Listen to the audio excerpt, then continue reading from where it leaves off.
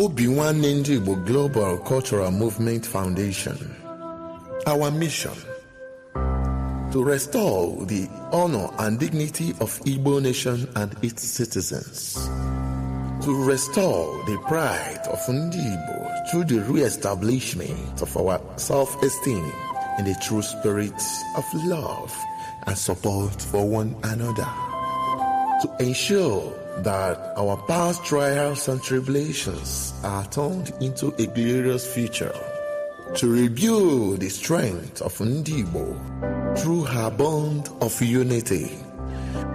To ensure that Igbo nation reinvent herself and get back on track in order to regain her pride of place in the world.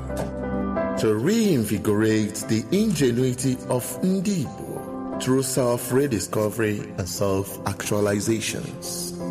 To see that no Igbo child or citizen is left behind in the grand scheme of things.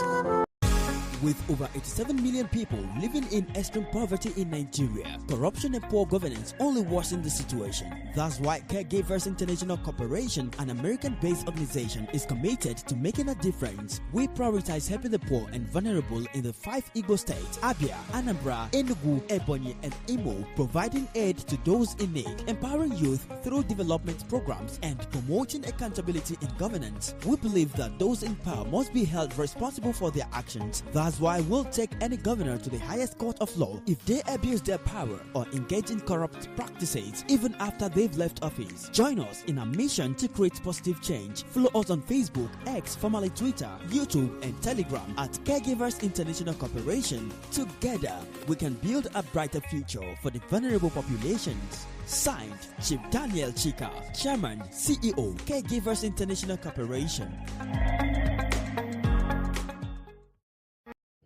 Obinwannem Global Radio. Ịkwalite njirimara na omenala ndị Igbo. Obinwannem Global Radio. Njikọta omenala na ọdịmma ndị Igbo. Ọma, ugbu a Chukwu am na-akpọkwa ka m na-akpọ. Anwachi Igbo ga-adị. Igbo ga-adịkwanụ. Onwe iberibe aha Bekee butere anyị, Chineke ekwere ka anyị na-ebu ya. Anyị ga-anọ n'omenala anyị, Bekee nọ na nke ha. Ụmụ anyị ga-agụta akwụkwọ Bekee, gụta nke Igbo. Onye ya agwa nwanne ekwu ya bụrụ n'Igbo gwa. Adị agwakwa ndị Bekee were onu Bekee gwa ha. Aja obodo na ha n'Igbo were onu Bekee gwa ha. Ọ bụ onye hụ nwanne ya achị fere, onye hụ nwanne ya fere. Ndị Hausa anaghị asịrị ibe ha. Yoruba na asịrị ibe ha. Emere ndị River na ndị ọzọ anaghị asịrị ibe ha. Bụta ọ bụrụ ndị Igbo ahụ fere. Ema onye na-asịrị ọnụ kwuru ma ọnụ. Chukwu anụ ma yọgụ. Ka omenala Igbo mụmụ ichie ụmụnna bụ ike na-akwado m ekwadochie ike ka ihe Igbo na-aga ọfọ aga esiri kwesịrị. Ugbu a ihe anyị nọwụ agụcha n'ọjọọ ọwụwa ya. N'ime ọwụwa ya achọrọ m ka Igbo niile, Igbo gburugburu bịa kwado ọmarịcha Igbo ka ọ na-aga n'ihu.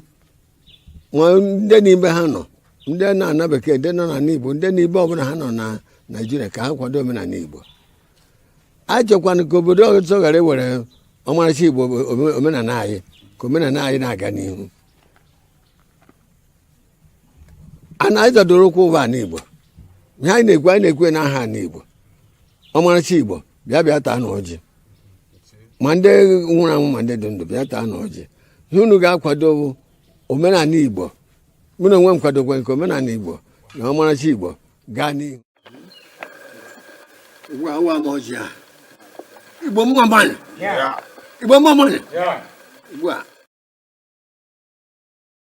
Ụmụ Igbo, ọ bụrụ na ị na-ege anyị ntị n'onu ma na-ekiri ozi ọma nke anyị na-ewetara unu na ozi ndụmọdụ na ịgbazi ọnụ nke anyị na-ewetara unu, biko ka ị na-esonyere anyị na YouTube, na-esonyekwara anyị na Instagram maọbụ na Twitter maọbụ na Facebook na webụsaịtị nke ndị Obinwannem, ka anyị wee na-ezinye abụ ozi ka o si wee kwesị dị na-adị, maka na oge erugo mgbe anyị ga-ebupụta ihe nke njirimara Igbo na asụsụ Igbo na omenala Igbo na ihe gbasara ndị Igbo niile n'ụwa niile ọkacha ihe anyị na-achọ bụ Biafra. Ị ga na-afụkwanye abụ ozi ka ọ ga na-abịa. Ị na-esonyere anyị, ị ga na-ama mgbe anyị tụpụtara gị ozi nke dị mkpa iyi amara, ma wee marakwa ihe ị ga-eme ngwa ngwa ka emeghara ọdachi.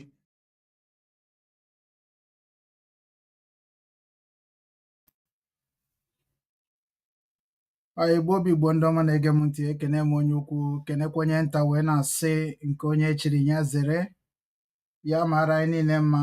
Ụbọchị tata bụ ụbọchị Eke Ọkụ n'ala Igbo,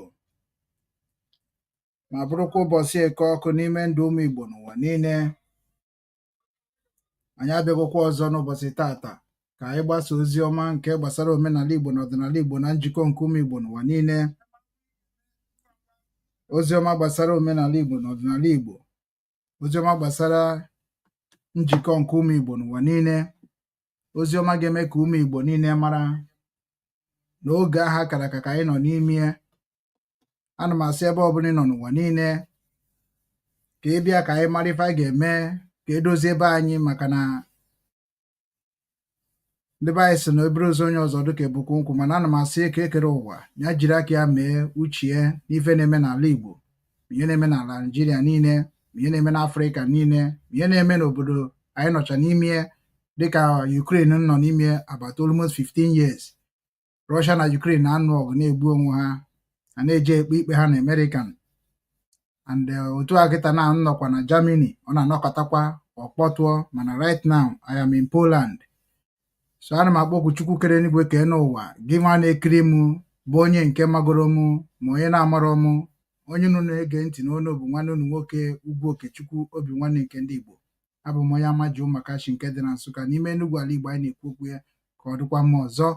Anyị nwa na-achọ ka onye ukwu ribe ka onye nta ribe, ka onye ukwu biri ka onye nta biri. Onye ka anyị na-ekwu n'ụbọchị taa bụ ụbọchị Eke Ọkụ, ka Chukwu Okike abịa ma kenye anyị amara, nghọta, ịdị n'otu na obi nwanne n'ikpeazụ. N'oge na-adịghị anya ka anyị niile mara ihe anyị ji etiri mkpu na soshal midia. Ife ndị a ka anyị na-ayọ kwere na ọ ga-abịa na mmezu n'aha Chukwu na ndị nọ ndị ana. Ise ise ise ise. Ndewokwa na ụmụnne m, ekenekwa m unu. Unu afụgonu ka o si ada. Unu na-anya okwu akpụrụ ọnụ ka anyị bịara ka anyị tinye. Gwa m na m ga-abịa, aga m abịa by 11 o'clock 12 o'clock Biafran time, ya bụkwa Nigeria time. Unu afụgo ka m sikwa na-agba mbọ na-etinyekwa ka unu na-aghọtakwa ife na-emenụ. Mana ọ kịta ka ihe eji wee mara ka fuchọ gị ga-adị. Kịta ka ihe eji mara ka fuchọ gị ga-adị. Ọ bụrụ ọba ịbịa kọba ọnụ maọbụ kpọba iyi maọbụ mebie ka ọ bụrụ ejoke. Kịta ka ị ga-ama ndị bụ ndị enyi gị. O nwere ike ọ bụ na mama gị bụ onye ilo gị sef, nwee ike ọ bụ na papa gị bụ onye iro gị, nwee ike ọ bụ na oyi gị bụ onye ilo gị, nwee ike ọ bụ na biznes partner gị bụ onye ilo gị.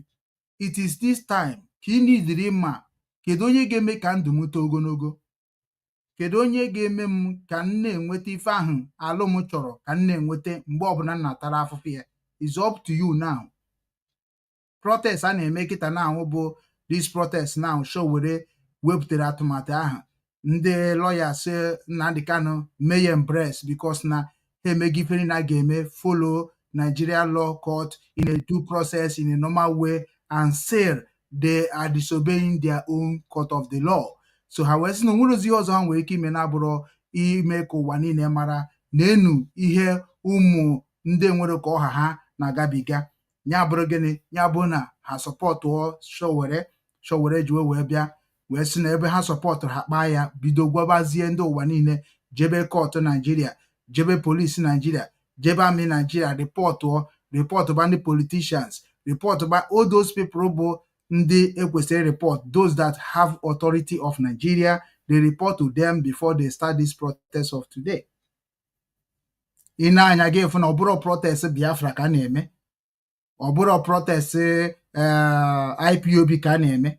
Ya na-emezi na protest, what are we going to do to stop insecurity, to stop kpai, to stop intimidation, to stop all those things that is happening in our land.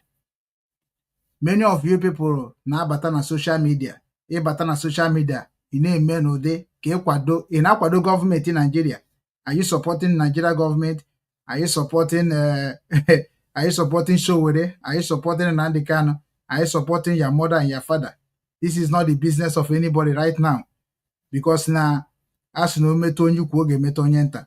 So yes, ka mbia n'ụbọchị tata ka mmekwa ka nya ka refresh kwa our brain, ka ndị anyị wee marụkwa na ife na-eme tata bụ ife anyị ma n'oge eme, mana ọ na-adị mma ka enwe ihe a na-akpọ evidence.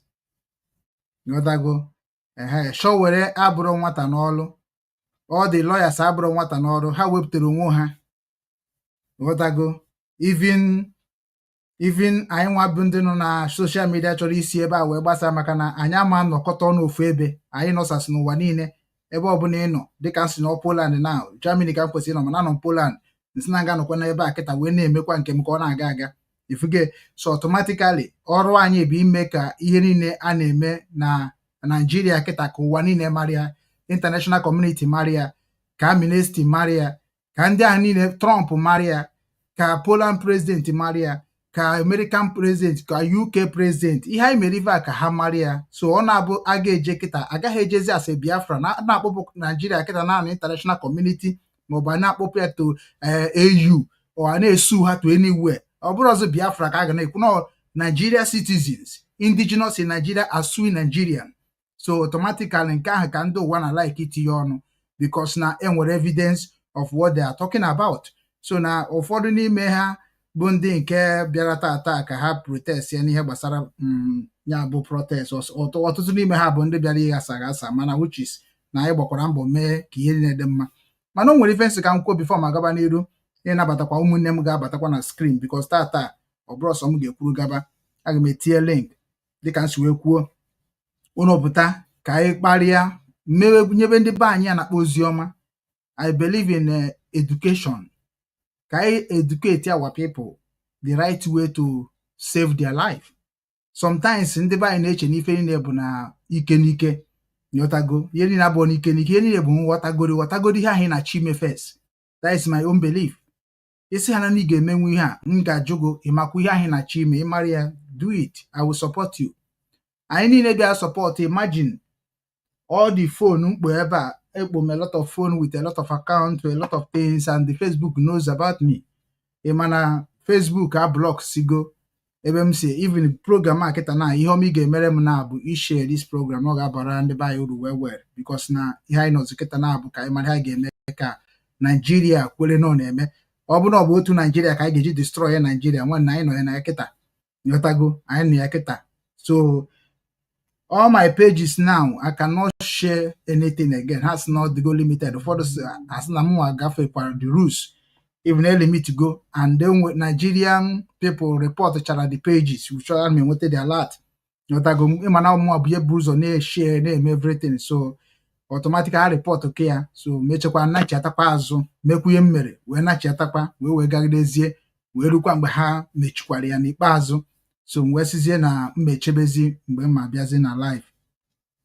So na ọ bụ na ịbụ onye nke chọrọ nnọọ ka ihe dị n'ala Igbo, ihe ọma dị n'ala Igbo, ka ihe ọma dị na Nigeria, ka ndị be anyị marakwa ife ha na-eme onwe ha, share this program, ọ ga-adị mma, because aga m ewepụta a lot of information anyị ga-eji kwuo okwu. So I am welcoming you to the stream. I am welcoming you to join this program. Let us discuss. Ka anyị kpaa nkata program a for ndị be anyị, because amara m onye ọbụla Yoruba supposing I take care of the Yoruba nwere a lot of media. Igbo enweghị media eji ekwu eziokwu gbasara politics. Igbo no get am, and that is the problem. Yotago ihe akịta mere kịta now, Yoruba medias niile agbasa anya, and that is why you will love kwa ha on their own way.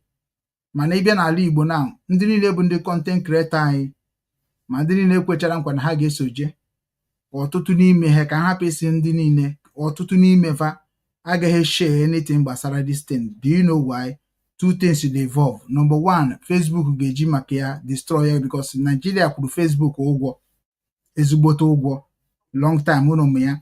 So anybody na share anything ga-eme affect of government policy, automatically ọ dịgo gị na Facebook enwego problem. So ndị a na-eme monetization agaghị like ka ha ka ha mee that kind thing, ka ha share ka isi share because they need the money to help themselves. Otu a Nigeria nwere ego a na-enyefa, nwere ego a na-akwụfa, so nwere ebe ọzọ ha si enweta ego na from that media.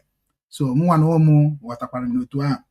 So enwere ndị m ga-anabata na the program today, nwe ụmụnne anyị ga-anabata ka anyị kpaa nkata maka ka ọ ga-esi wee dị mma, and marakwana ihe a ga-eme, marakwana ndị merụrụ arụ, marakwana ndị akpochiri akpochi dịka information rutechigoro ya aka, that na mmejecha na peji si ndị niile a na-eme protest. M ga-eje na peji Showere, m ga-eje na peji Aloy Ejimakor, m ga-eje na peji Barrister Maxwell, m ga-eje na peji Nwanne Nnamdi Kanu Emmanuel, mmejekwa na peji Sahara Reporter BBC. We're going to go there and bring analysis ka we wee kwuo okwu ka unu wee fụ ihe na-emenu for update. That is why media is very very good. Media mara mma.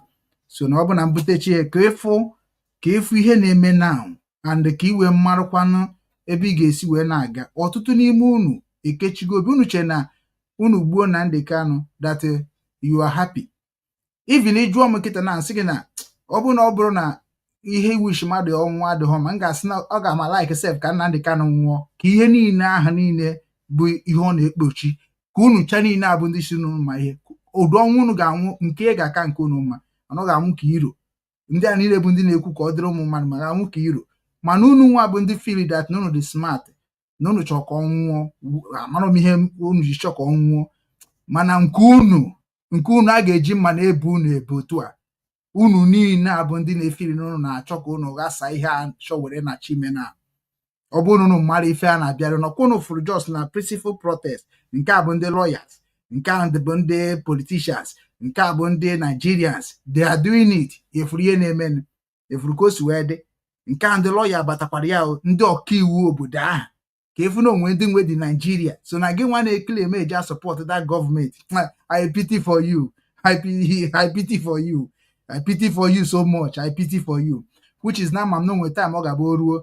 Nigerians youth will fight Nigeria youth, threaten Nigeria youth, going to house. Very time ogeru, because na munwa ama na achọ ka ọ dịrị m mma, gị mere eje na gọọmenti ya na adịrị gọọmenti ebe na-ekwu. Onwe time ogaboruo, we fight ourselves.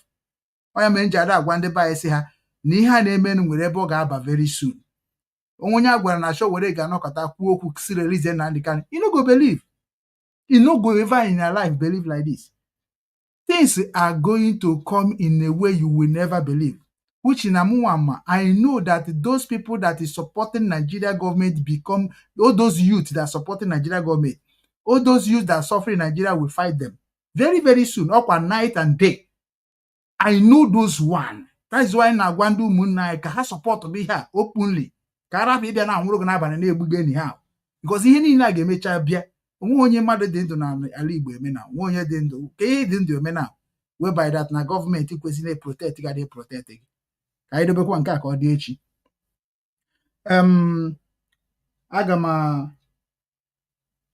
Aga m send link now to this send link na comment section. Onwe onye nwere ike chọrọ ịbata ọbata. Ịbata kọwa onwe gị, kpọọ afa gị, kwuo ebe isi anọnyere anyị. Then anyị agaba n'iru. O nwechara ndị sị m tinye na comment section. When ndị sị m tinye na mgbanyekwara ha, so mma ewechekwara ha na WhatsApp kwa. Because abịago maga m egbu oge, because ị na ebe a na-akọ akụkọ everyday, ma ndị be anyị aghọtabeghị ihe bụ akụkọ. Onwe onye amaghịzị nke bụ eziokwu na onwezi ya amaghịzị nke bụ eziokwu. Everybody knows the truth. So na ba asuri kwube much. So Facebook ya block go me a lot now, and the thing with them so much.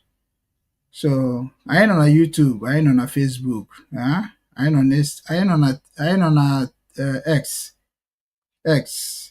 Okwa I know na X. Biko na wona miwe can check go do ebe I know before mana aga n'iru ka nnabata anwebata video ka o si wee kpọtụọ today. Then agawazie m ka m weta something and check one or two things.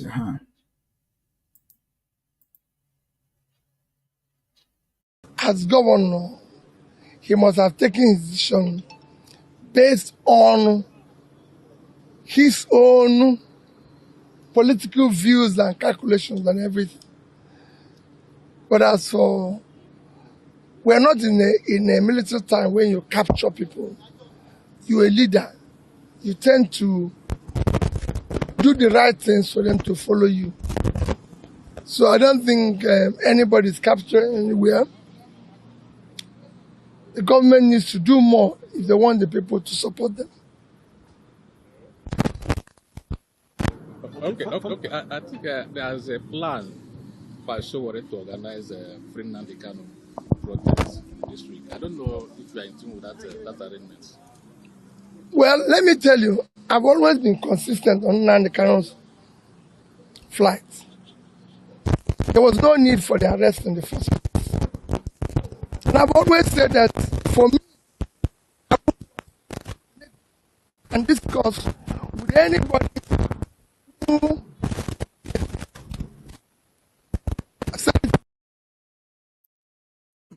Una anugo di ama m na unu amago ihe Peter Obi kwuru maka ihe gbasara this protest about free Nnamdi Kanu today protest, which everybody knows. The topic na-akọwa Mazi Nnamdi Kanu October 20th protest, and a national protest, yeah, a national protest, all Nigerians, and which is na nke a kita egbe na tear gas chụsasịafa. Information na-enwete, they are planning another strategy, so which is very soon everything will come out again, because Nigeria never even see the plan. The government of Nigeria never see the plans, and so those that supported Nigeria government never see the plans of what is coming. Okechukwu mana if this week abanye kita mande mana Nigeria niile o mande ma at all. So obo that na in plan is ime business mo ime travel ihe niile kechibe ngwungwu maka no mande dị easy at all. This Nigeria this week amande easy at all. Oge bụ ọ ga-abụ nnukwu nsogbu, ana ọ ga-adị mma na n'iso na-achụ udo, iso na-agwa gọọmenti egbuzi na-egbu. Kedu ihe bụkwanụ mmadụ ịdị na-ekwu release onye ji na mkpọrọ na ihe jie na o kwesịghị ịnọdị, na ọ bụkwa na o kwesịghị ịnọdị ngwagwa na ihe o ji kwesị ịnọdị. Enweghị Sunday Igbo hu ji egbe wee ihe niile o mere, mana onwe onye jidere ya emechikwara apụ ya. Nobody is talking about that one. Ndị Boko Haram na-eme nke ha na-eme, ahapụkwa ha negotiate with them. Nna kedu udo obi unu nwa bụ ndị nọ n'ala Igbo nwere, maka na mụnwa makwu na ọ bụ Yoruba bụ problem anyị, mụnwa masị na ọ bụ Hausa.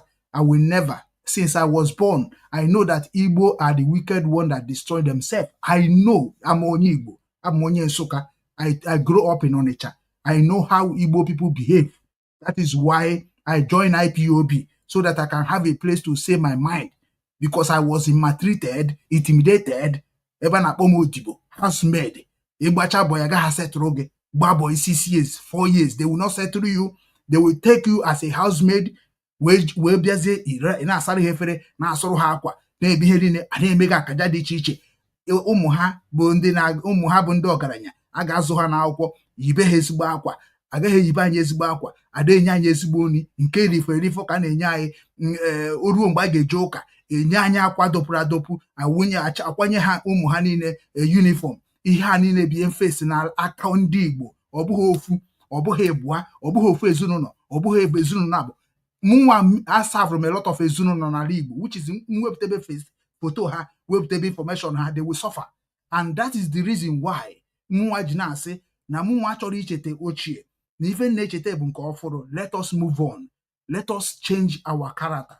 Enwere onye ga-agwa m na ndị Igbo bụ ezigbo mmadụ nkwe. Kemgbe m na-agagharị n'obodo oyibo na nna ata afọ na Germany n'ụlọ mbi n'ime bụ onye Igbo bụ onye tie m n'afụfụ ahụ. Ijekwa na meeting ebe ndị Igbo na-eme meeting, ifu na ndị Igbo wickedness dị ha n'ime adị ekwe ha gbakọ ọnụ. We need to be telling ourselves truth. That is why nji agwa gị nwa bụ onye Igbo na-ege m ntị n'onu. I don't need anybody to love me, because I am a child of Chukwu Okike Abịama, a truthful child of God. Ndocha love them so much. That is why they give me documents, give me everything. Ma nwaanyị nnụrụ ihe niile na-eme ọ na-agara m, mana ba anyị ihe niile na-eme n'obodo Igbo na-aga since almost 15 years. Mme na ba enwe ike ma ngwo kịta. So na anyị niile ga-apụta mee gịnị na-ekwu eziokwu.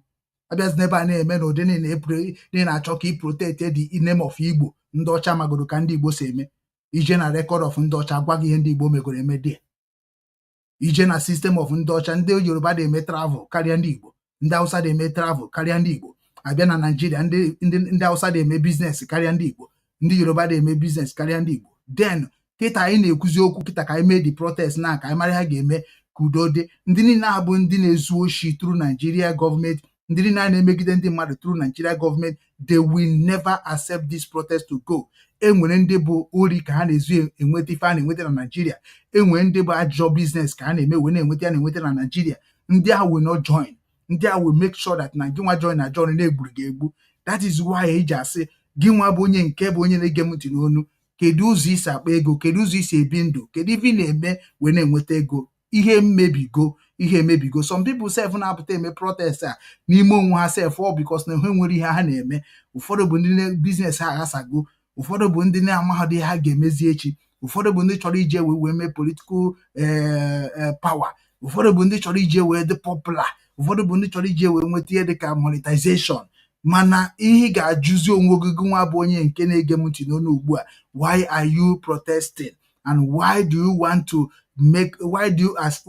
to support Nnamdi Kanu to be released? Ị ga-echekichie ndị a niile maka ndị dịka anyị Chineke gọziri agọzi na mmadụ na mmụọ eziokwu anyị na-ekwu na-ata ndị ahụ niile bụ ndị na-eme ihe ọjọọ afọ and that is why we are open etigo m link ebe a link a ntiri ebe a ọ bụrụ na ị nọ na Twitter maka afụgo m na Twitter at least anyị dị 19 people na watch na Twitter before ọ bụrụ na ị chọrọ ijoin this program then man ihe ga-eme bụ gịnị ị ga-aga na YouTube if I'm not mistaken from YouTube then you can get the link in ka m nwa ka anyị kpaa nkata because anyị ga na-ajụkọrịta onwe anyị ajụ ka ndị mmadụ wee na-amata ihe dị iche iche maka na a sị na agwọ na ka eke si ekwu n'olu Igbo be na agwọ ofu onye fụrụ na awa eke agwọ ofu ewu na awa eke a lot of things did wrong n'ala Igbo a lot of things did wrong so ka anyị na-abakwa n'iru ka anyị na-agakwa n'iru ka anyị na-aga n'iru dịka nsi tinye Peter Obi na-akọwa that na ọgwago ha na ijide Nnamdi Kanu kpochie bụ nnukwu problem ka ọ na-ebutere Nigeria ọma nkwufe n'ihe otu ahụ okwufe ya otu ahụ nwee problem the reason ihe akịta na the reason why Peter Obi did not agitate when they stole their his mandate. The reason Peter Obi say no, I don't want protest is what happened today. Peter Obi knows the kind government of Nigeria.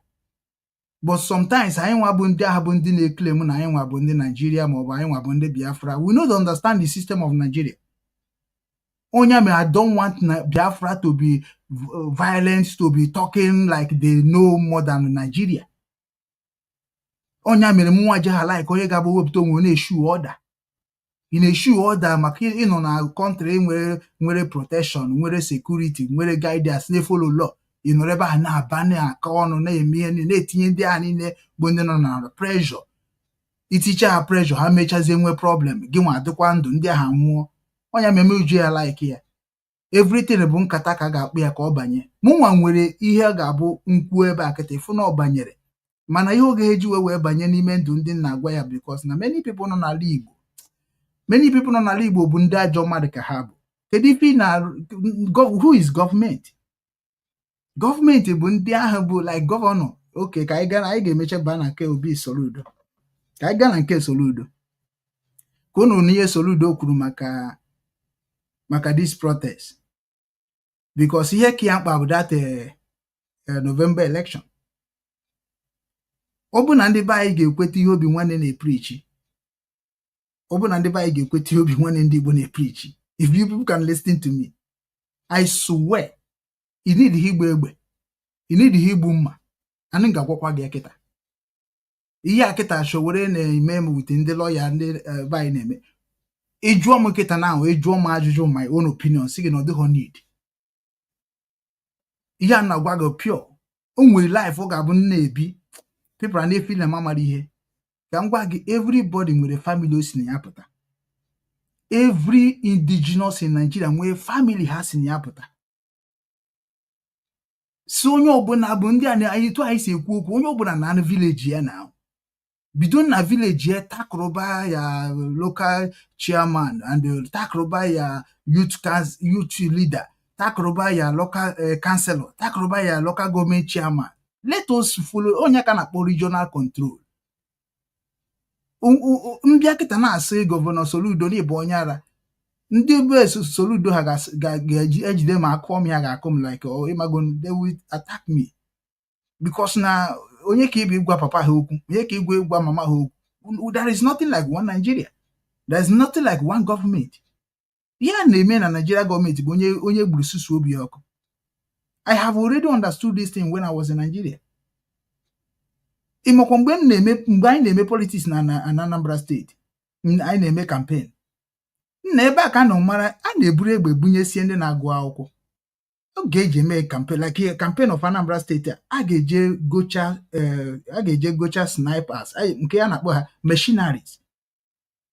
Ndị onye nke APC ha na-asị gị onye jenaje nwụọ ọ mago ihe ndị APC gọọmenti ga-eme ndị protesta. Afụrụ m ebe na-ekwu okwu afụrụ m voice ya onye nke MPC na-azọ na Anambra State wit Uche Ekwu n'ife agadi nwaanyị na-ada aka nka. ọ maghị ihe akpara maka this protest. Ọsị ndị Igbo na ya nwụgo too much ka ọ bụ ezigbo mmadụ ka ọ bịara inye aka. Ihe na-afụ ebe ha na-ekwu ọ dị ka because ihe ha na-ekwu ebu ka o wee favor ha because ha chọrọ anything ga-eme affect of their political ambitions. They don't care about your life. They don't care how you live, how you sleep, how you wake up. They don't care. But this is the job of government. Anything will happen to me. Photo na Poland nwere photo na this dog ị ga-afụ ebe edere numbers of police, numbers of fire service, number there. Anything will happen to you, call the one bụ ihe na-eme gị. In 2 minutes iwu ha wuchie. But ị na-afụzi ndị gọọmenti nke unu when we are reporting about ihe na-eme na bai ha da agbasa ha. Kedu ihe na-emere protest ya? Si release Nnamdi Kanu and so stop injustice. Okay, even for me now, the release of Nnamdi Kanu ekwugo me before. All the very important. But now when the GA will name political ambition, when the GA build the political campaign, even Anambra State, and name election like this. Hajeni mafia na-enye ego nyecha ego mgbe ha ga-emezi poli boot. Nwanne ha ga-eguje ha ata egbe na Army Barrack. Ha atacha egbe kwa nke mma ofuma. Ha atacha egbe. Ebunye ndị na-enwere ọ bụrụ polisi ka bụrụ security. Ihe afụnụ ka isi na-eme na. Ọtaga ebunyecha ụmụ youth. Ụfọdụ na-emechi abụrụ ewa. Ụfọdụ achọghị ije were ọrụ ele. Ihe na-eme na be nna gị. Otu Anambra State election na-abịa na. O nwere ihe Peter kedu ya na-akpa Soludo nwere ike ikwu na abụrụ the election ya ka ọ gaa. Mana ọ gị nwa abụzi onye ahụ bụ na-enwero maka na ọ gị nwa bụ onye ahụ enwero ka ọ ha gị bụ onye a na-ekwu ka ikunye. Ọ bụrụkwa ndị dị ka Bilod.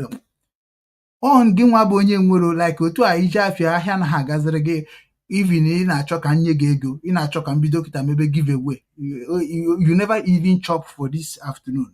You never this morning. All people like you we are talking about. Anya da-abịa ezi ndị dị ka Bilod okwu Obi Kubana anya na-ezighi ozi ọ bụrụ ha nwa ka anyị na ha na-akpa. We are talking to you na-akwa baro ọ na-afịazi arụ n'elu ahịa mbugharị ọ na-afịazi ahụ na-agba kọndọktọ ọ na-afịazi ahụ na-agba bọyị ọ na-afịazi arụ. You are the one that we trying to make you to come. Let us unite and make something achievable. Nwere sense juru eju na ọ bụ makwa nke ị ga-eji wee rụọ ọrụ. Whatever. We don't talk about those people that you see on tables. Anyị na-ekwu maka ndị ọchịchị. Ya anyị na-ekwu maka gị nwa. Ọdịgorogo ma ọ bụrụ ọdịgorogo ma just forget ihe akịta na na-ewetara anyị. Okay, Joseph Evangelist Joseph na-ewetezina na ihe a na unu si n'ọdịmma. Unu ewetezina ya. Onye nwe onye nwụọ. Mana unu chọzie ka anyị tibe ọnụ kwube okwu den onye ọbụla apụta n'igwe. Ịpụta n'igwe bụ onye ọbụla jee na village ya. Marụgodo ihe na-eme na village ya. Because I believe onye ọbụla apụta bịa na-ekwu Nigeria na enwere ihe dịka Nigeria abụrụ unity. Nigeria adịghị na unity. Nigeria enweghị gọọmenti. Nigeria enweghị law. Nigeria, so we are on risky hands. Ihe anyị na-eme ka anyị bịa nnọọ ka e were Biafra kpokọ ọnụ ka e were Igbo kpokọ ọnụ afụgo mie onye nọgoro na this situation about 13 years ọ bụrụzi nwatakịrị afụgo mie na ọma wọk because nna agwa onye Anambra okwu na-asị m onye ka m bụ even nna agwakwu sef ụmụnne m okwu sef a na-asị m onye ka ị bụ. Imagine awụ onye na-abụrụzi nwanne gị otu ihe na-asịsị rerizie na dị ka ndị Anambra gasị onwe gbasara ha dị even some ndị Abịa sị na ọ gbasaghị dị ha. So ịhụrụ that na ihe ị na-eme bụ ihe enweghị isi. Ụfọdụ na-eji ewe na-ejọs ka iwe mara ha ka iwe fụ na ha bụ ezigbo mmadụ ka ha wee nweta ihe ha chọrọ echi. Otu a protest a mere kịta it can be na ha ga-emekwa ya everything na dị ha nwa n'aka maka na ihe gburu IPOB na protest ha mere eme peacefully with a card and with a flag. Enweghị onye nọ na Nigeria nwere ike protest again ka arapụ igbu ya and ka egbuchakwara IPOB gbucha ha mgbe ha bụ kaadị buru flag nwerukwa ya na-eme anaghị akpa iyi Nnamdi Kanu na ha asịkwa gbuo polisi nwanne gbuo amị nwanne mgbe ahụ bụ give us a date of referendum we was talking. But now egburu anyị gwogwo and ke ndị gburu anyị ndị Nigeria Army na Nigeria Police nke ndị Amnesty International confirm ọ dị na documentation ha.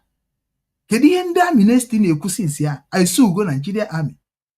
You need to understand the system of this life. Donald Trump amaghada aka ekpe na aka nri na America. Ewezuga egbe ahụ ha na-arụ ha jiri aka ha wee kọọ nke n'ụwa na-arụ ya nwere ihe dịrị ha n'isi.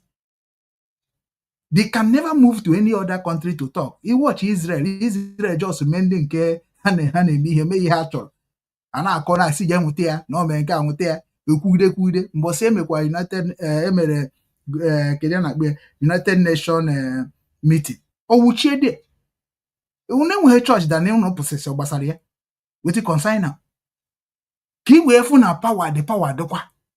I respect power. That is why nji agwa gị na ọ baghị uru na anyị na-eji ndụ anyị etekwa risk. I have been teaching my people in this struggle. I have educating them private and publicly. Nwanne ka anyị were ka anyị gbanyere onwe anyị. Let us go back to our root, mean let us go back to our village and begin to dare to do any political things. Ibido na village gị na-eme ọ na-ama mma, especially ndị anọ n'ala Igbo. Bidogo na village gị ịnọ n'obodo onye ọzọ then mee ka ị kwesịrị ime banyere ihe ha na-eme sizi ebe a kwuru ọnụ gị bịaba dịka Simon si wee nọ na Finland wee zọọ ọdụkọ local government local government or councilor ọdụkọ councilor Simon Ekpa win chịrị ọchịchị na Finland. So nyanwa feel na that mentality ahụ ji wee chịa ọchịchị na o mee ya apply na Biafra struggle n'oge abalị uru ifugokwa na ọbịakwana na that Biafra struggle na-achọ igbu karịa ya. So we need to understand what we want and how we want it. Structure is very good to structure before you make a move. Some people nọ n'ụwa na-anya agụchakwara n'akwụkwọ amarakwa ihe agụrụ. Some people na-anya nọ n'ụwa na-asụ mkpokpo Igbo amarakwa ihe ha na-asụ. Sometimes ị na-efolo wrong channel. Ọ ndụgo ka m mma, ogologo ndụgo ka m na-eche. Ka irie ka ibe gị si eri ka m na-ekwu okwu ya. Then ka anyị baa na ihe mere tata. Ana m echekwa ụmụnne m ndị otu m mere invite. Ana m echekwa unu. Onwekwa na ihe ụfọdụ ịbịazi na-ekwu okwu na platform na so ụfọdụ ịma na onye mere ya bụ nji like ya Metusedek now. Metusedek bụ inji like ya bụ all the willing to debate with anybody, and that is why we love our leader Mazi Nnamdi Kanu. Ndị niile na ya na-ekwu babababa Nnamdi Kanu pụta kịta ha eju oyi dịka azụ. Nnamdi Kanu mgbe ahụ ọ nọ na redio na-asị everybody come and debate with me. Nwe ha ajụjụ jụrụ ọ na ha asa. Mgbe anyị na-eme IPO kedu onye na-akpọkwa m ya agụ I'll you have to come to this program. Because I don't know program. Don't know why. No program no na bom. Mama. The bag of chopper no ya no program. Na bo no no program ko bi. So una nesu kwa no mad. I did live. So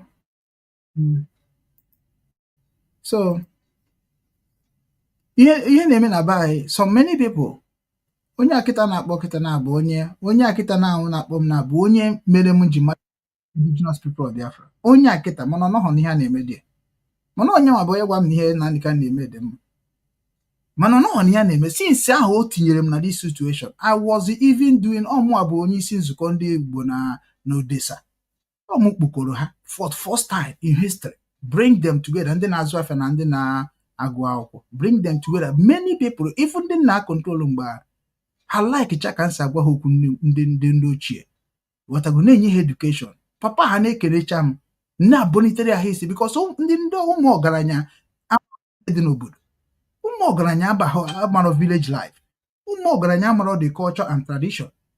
So I was educating them, enlightening them. They love it. Immediately I bịa kwu okwu Biafra ha nchaghị na-egbafusi.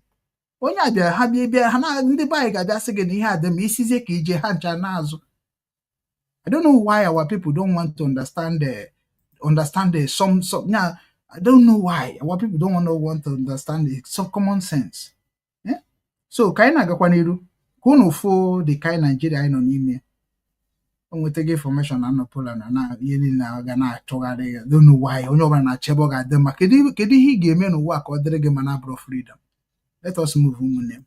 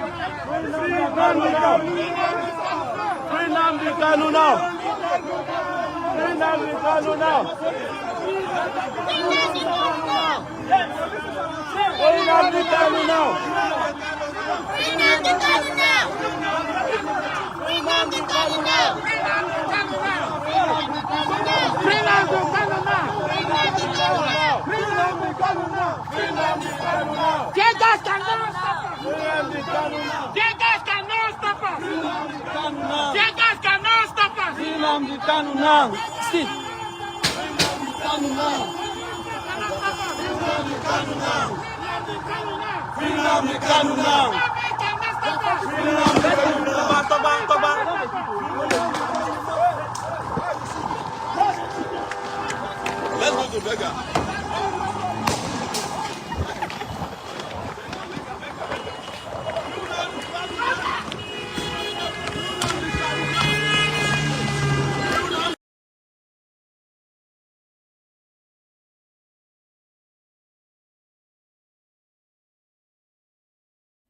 Ndewokwa na ụmụnne m ndewokwa na ekelekwa m n'ọzọ unu afụgo ka o si nke a bụ nke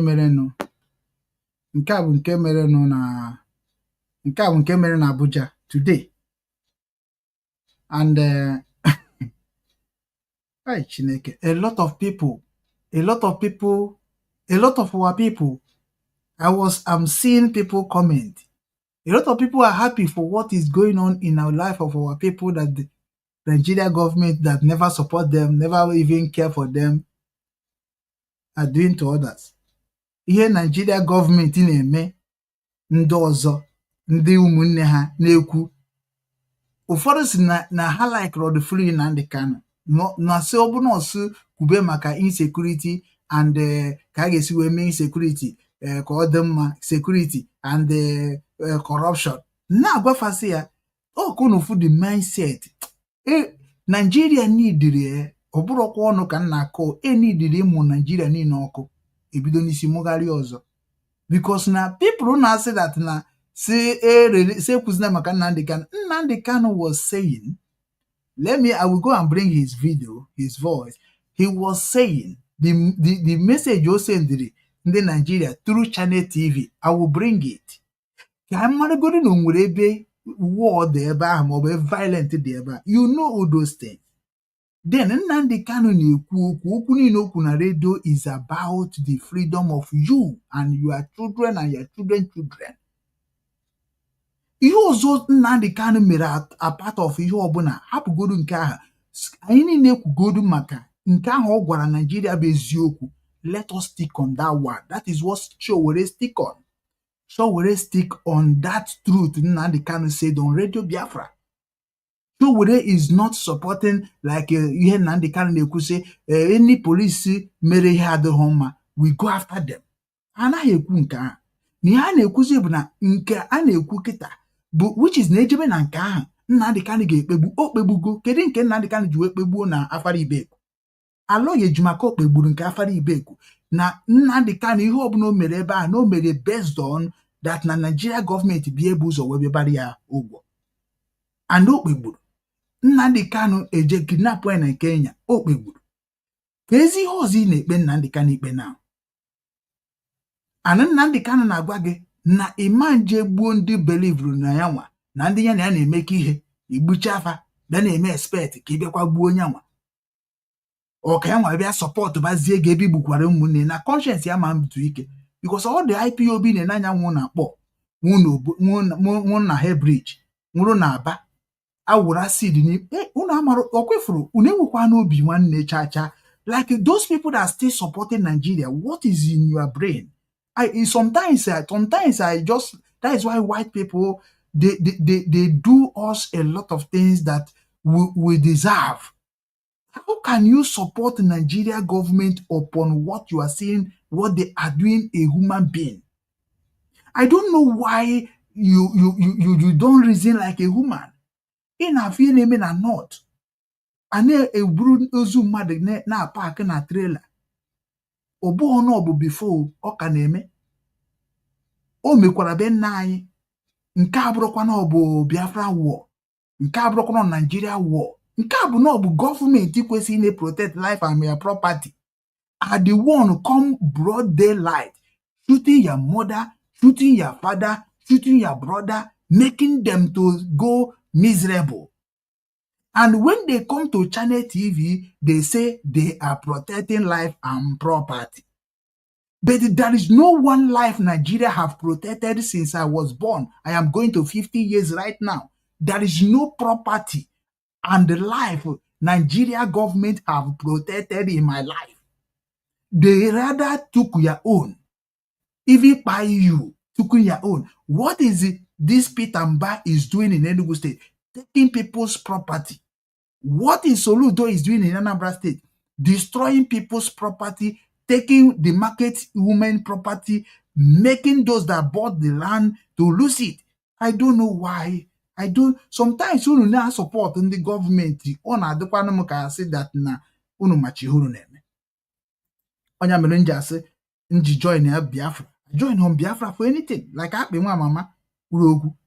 Batago bete okwu ni na akpe nwa mama na-ekwu ntinye gị video akpe nwa mama kwuru okwu maka Biafra.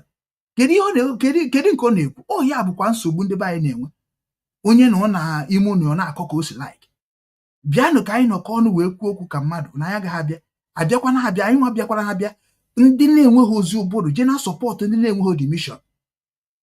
Iwere onye na-amaghị gọọmenti na-amaghị leadership unu ewere emere onye isi chọfu Biafra nye ọ na-emebisi afọ anyị na-emebisi Biafra name. Because onye ahụ ijere nye unu onye unu na-asọpọtụ onye mere unu na-eheti m onye ma unu feel unu hate m. I am a very, very successful human being that always stands strong. You are supporting an illiterate leadership. How can you support somebody that na onye achibeghị ezinụlọ ya na-agba yaga onye achibeghị village ya onye achọrọ like Sowore? I can give Sowore a support more than any Biafra leader apart Nnamdi Kanu and Nwachineke. and Simon Ekpa. Because the reason why I give Simon Ekpa credit is because Simon Ekpa have already read Ndocha. And Simon Ekpa nwere mindset o ji wee na-enyere ndị ajadu ha aka na be ha. Enwere m information nji a support Simon. Mana gwagodi m onye ndị ọzọ na-eme ihe Biafran leader chigoro be nna ha, chigoro youth ha, chigoro ndị ọgbọ ha, chiri ndị Igbo in any aspect. Or nwee the knowledge of the leadership. But because o nwere ego, ha bịago kpata dollars. Ha were ego nye onye ahụ bịazie sibasi na onye ka ịma. We will die with onye. Ọ na-asụrụ gị oyibo bụrotere na Oxford. That is when you will say na onye ama ihe a na-arụ, ọ ga-anọchite nwere anyị. Agụrụ m oyibo one wee nọchitere ndị IPOB na South Korea, register ha na South Korea, karịa about almost 4 protests in South Korea. Uru akwụkwọ one ka m gụrụ. Eji akwụkwọ eme ọchịchị. Eji akwụkwọ ama ndị ma ihe. Unu ga-ebidogodo mara ihe bụ leadership. Wee mara unu ga-esi na support onye ọbụla bụ leadership. It's good to support somebody. But onye na-adịghị capable, why are you supporting the person? Ichere ogini na-enye ese okwu na ya na-eme. Isi ka ịkpọba afa kwubo na onye amaghị m. Asịbaje Rossi. Isikwana ka inye fat and figure. Asịbaje that you want to take power. You see what you are doing yourself.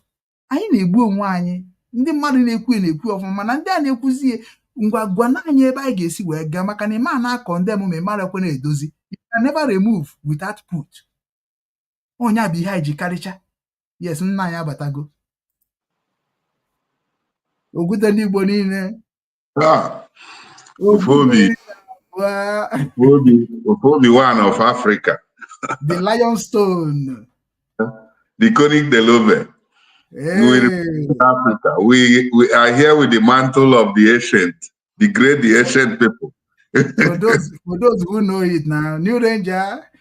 Lion can play. New Ranger. Lion can play. Lion can play. New Rangers. One for all for one. Eine for alle. Alle for eine. That is the stream. That is the spirit of Africa. That is the slogan that Africa needs now like never before. Exactly. That is even in Obinwannem. That is the slogan of Obinwannem Ofuobi. Ofuobi, whenever you talk about one for all for one, I told them in one meeting, in one program I did, I told them that it's the same mindset all of us are using to create a group or a family unity. It's the same mindset everybody use. One for all for one means Ofuobi. Yes. Ofuobi Africa, which is in like Ofuobi Africa. I was trying to do Ofuobi Biafra. I'm not dedicated. I don't know anything. Ofuobi Ndi Igbo. Mane maro gishimaro pacha.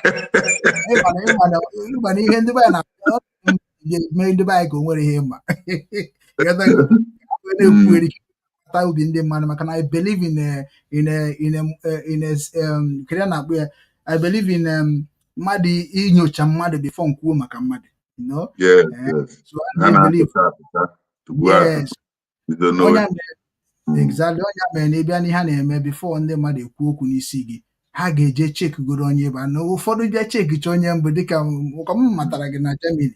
Ịghọtago mgbe matara m na screen before I bịakwa Germany, ihe niile wee dakọsi ya.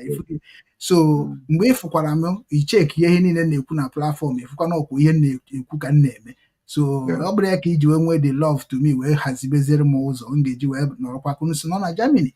Ịghọtago mana ndị ọzọ nwere ike na-afịa n'ụdị ọzọ, mana anyị asị na onye nọ n'ọgbọ na-ama ihe ndị ọgbọ na-akọwa. So ana m ekene gị wee na-asị gị kene ụmụnne gị gwafa onye bụ and topic anyị tata bụ ihe gbasara ya bụ Mazi Nnamdi Kanu October 28th protest to ASO Rock, you know, so which is na mkpamkpa na-akpa there. I would go tear gas the egbe chusasi ha nchari n'ime anọ na asnoma now asnoma and after then you can echazie kwuchara obere okwuzi ya dịka ebe maybe 5 minutes ya ọtaganye wee bazie n'ihe ndị ọzọ. Ndewo. Igbo mwakanu Igbo kwenu Igbo kwezuonu.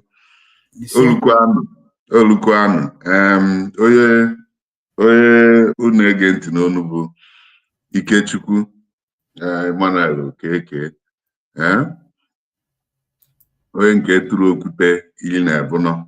Okwute 14 bụ okwute agbamndụ. Okwute 14 bụ the symbol of unity. So okwute 14 na-egosi ihe ịhụba ama ndị anyị bụ. So ihe na-agwa unu ụmụ Chineke bụ unu kwado ekwe ha sịrị ọdịnọgwụ gbarụkọm n'ọkpa. Onye dịkwa gba ihe yiri shu ya, yiri traza, yiri shet ya, mee gịnị kwadowe ọsọ maka ọsọ enigwe ka anyị na-agba. Enigwe bụ na ndị dị ndụ. Unu chakwa ntị na-anụ mmadụ ezikwa unu dịka tru na ya dowe n'elu mee unu pachawata jee n'ihe. Ihe ọsọ enigwe a na-agbaba na ndị dị ndụ. Kingdom of God is in the land of the living. God asịrị anyị kpọwe mana ezigbo efe ndị ahụ sịkwara anyị kpọwe recognize ma ọ bụ anyị bụ ihe Chineke kpawara ọfọ n'aka ya ka eji wee recognize ya na the supreme being na efe bụ Almighty Chi. Ọ dị na the secret book Chi. So Chi ahụ mụ na unu na-akpọ efe bụ Chukwu Okike Chineke. Ọ bụ ekere ihe niile a na-afụ ya. Ọ bụ na ịgbara nna nna anyị ha ndị mbụ na ndị egide ndị gboo. Kama na ọ sịrị anyị ghọrọ ụmụ atụrụ furu ụzọ anyị amataghazi ndị anyị bụ. A na-atụrụ anyị na-akọwarị anyị dịka weze jere mba na-eri nri a na-atọgbara eji. Mana oge o ruru weze mata na weze ka ya bụ ọkwado chita ga-ana be nna ya. Ọ jufutere n'igwe. Ndị Igbo ka anyị na-akpọ oku ivute ụzọ kịta. Chineke mere ihe na ndị ọbụ anyị na-ahapụ ụmụnne anyị shikwa na egburu anyị wee mụbaa maka ọ sị na nna amaghaziwa nwa amaghazi nna. Ọ bụ ebe ọ dị dịka ife ajụ ege na-enweghị nene ngeneta waghachi ugbu a nụchi eze ọsọ ndị agwụ ike. Ọ sịrị na anọ m ife aza ege. Ọ bụ dịka ada aza eze azọ n'ọchị na-eme eze. So ihe m ji abọrọ ya unu ndị Igbo bụ unu nee ya na region of bondage Nigeria. Ndị kere anyị egbe jidere anyị n'okwu ya bụ British. Ọ bụ ha bụ mother of all hypocrites. Ha bụ ndị soro okwu ọnụ m esokwa omume m. Ha bụ ndị kpere ihe na-ada. Anyị ji waghachi unu gbagote ebe ndịrị azụ ike okwu n'ọnụ ya. Unu bịa na-anọghị na anyị ka unu na-anụ ihe na-adara azụ ike na ndị ọrụ ya. Landlord na-abakwa mba na oruonu mgbe anyị ji anaba anyị n'ugwu nsọ. So mmalite iji ya bụ nke kịta usoro ihe a Nnamdi Kanu mmeri. Ọ bụ iji ọkpa ndị amụma. Unu cheta bifo jewe ebe ahụ ọ sịrị unu na ya ga-eje na ga-ejide ya na njide a ga-ejide ya ahụ ga-emezi ka ụwa nụrụ onu anyị. Ebe ọ bụ na ha ekweghị anụ onu anyị. So ọ bụ ebe na ha jiwere ụmụ ihe a niile na-ete shape ka o si gbatakwuru kịta omega expose gana that dictatorship regime Nigeria. Avọgoghị ike oke ifufe efego. So Chineke ka anyị na-akpọzi ka ọ bịa bụrụ onye isi ụgbọ. Unu hụ ihe bido tata bụ Monde. Ọ bụrụ ndị na-esonyere anyị na dịka New Jerusalem Voice TV, TikTok na Emmanuel Ikenna Facebook, New Jerusalem Voice too. Unu ga-anụ our main topic kịta ọ kpọrọ German lesson at bondage Nigeria. German lesson at bondage Nigeria bụ nọ na-egosi na script anyị ihe mere anyị na bondage Nigeria bụ 101% the same script ihe mere na Germany. Maka ọ bụ ndị extremist led by Adolf bụ ihe fụtara na Germany mgbe ahụ wee mislead ha. Ọ chọọ na ya chọrọ ịchị ụwa niile. The same thing ndị extremist na-eme kịta. Ha chọrọ ịchị ụwa niile by fire by force. Ọ bụrụ through dictatorship, through invasion, through raping people and forced religion, which Chineke kere anyị ya free will. Ya na-edowe anyị blessing na cost n'aka anyị.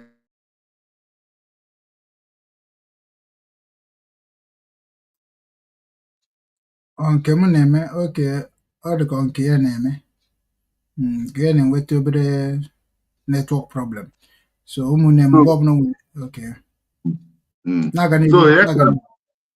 ya ka ọ ji asị anyị unu hụ na ọ bụghị coincidence na ihe movement a dabara na Monday, and ozi anyị na-ezi those who are for us will not be against, and those who are against are not for us. For us, we're going to try to achieve the kingdom so that every other thing will be added to it. Maka kingdom achieve with the prophetic last kingdom, United States of Africa. And ebe she may achieve ebe mkpọrọgwụ ahụ iji fute ome. Mkpọrọgwụ ahụ bụ ihe the enemy na-target nke eji ụwa ji bido. Because now man ị target osisi ije gbufu mkpọrọgwụ ya osisi ahụ adago forever and ever. Ọ bụ ebe ihe eya ha na ike ha niile jide n'ebe ndị Igbo nọ. So iji kọwara iwu na ọ bụ maka unu na-amata ndị anyị bụ na anọghị n'ihu ajọ ego bụ na ndị bịara hijack anyị bụ Britain mere anyị achịkọta ekwe ọnụ na 1914 kpoko the whole region baa anyị efu illegitimate name why na-ewe authority why na-eme inherit the land bara anyị fashi anyị zaba Nigeria mbụ late Flora Shaw eyiwe anyị late Lord Lugard ihe suggest refa ekwetere anyị na ọ bụ ha anyị ji eka anyị kwetere. So eje ashịrị na anyị kwochi anyị aba na ihe mmadụ ekweteghị na enuchi ya na-anatara ya. So anyị ekweteghị n'ohu a na egbe ahụ ekere anyị 1914 orukwe 1921 ha mee census gosiri na ndị Igbo dị approximately 4 million, ndị Yoruba dị approximately 2 million, ndị Hausa na Fulani combined together dị approximately 2 million, ndị Bini na-azọchi na ha egetu the approximately 400 and something thousand.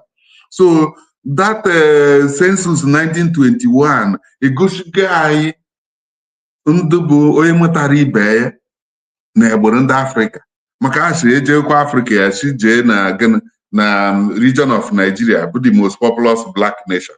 Ịbịazie na Nigeria ọ bụrụ ndị Igbo bụ the most populous maka anyị wa bụ that prophetic east bụ mkpọrọgwụ Afrịka niile ji wee mụba spread there out. Then n'agbanyeghị ihe na-emego ka anyị ghọta bụ na Afrịka niile bụ gana one bloodline okwu ọbara jikọrọ anyị ịghọtago. So anyị si one offshoot ịnụwu ihe edere n'akwụkwọ nsọ ọ sịrị gịnị ka a na-jiri abịakwa n'ukwu cluster grape asịghị weta ga-eto uchekwe na ya na-akawara ihe dị mma n'ime.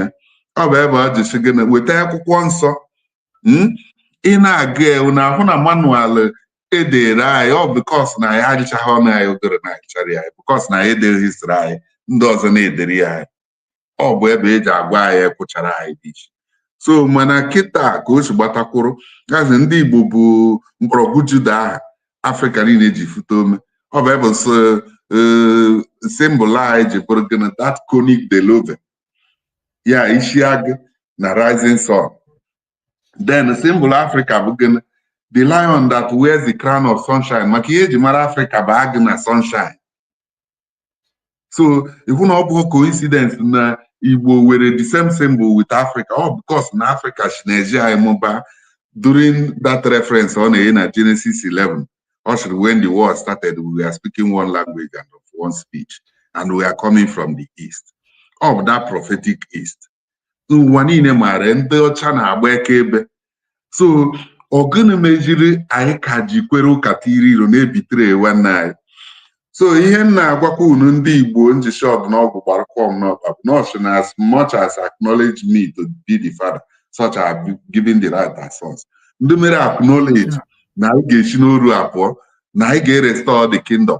Ọ bụ ndị ahụ ka ana ga-echekwebe mana na-agbọpụ the land vomits ọ na-agbọpụ ndị ọbụla kwere ka ha bụrụ willing vessel iji wee dị against this movement of ụmụ Chineke to freedom.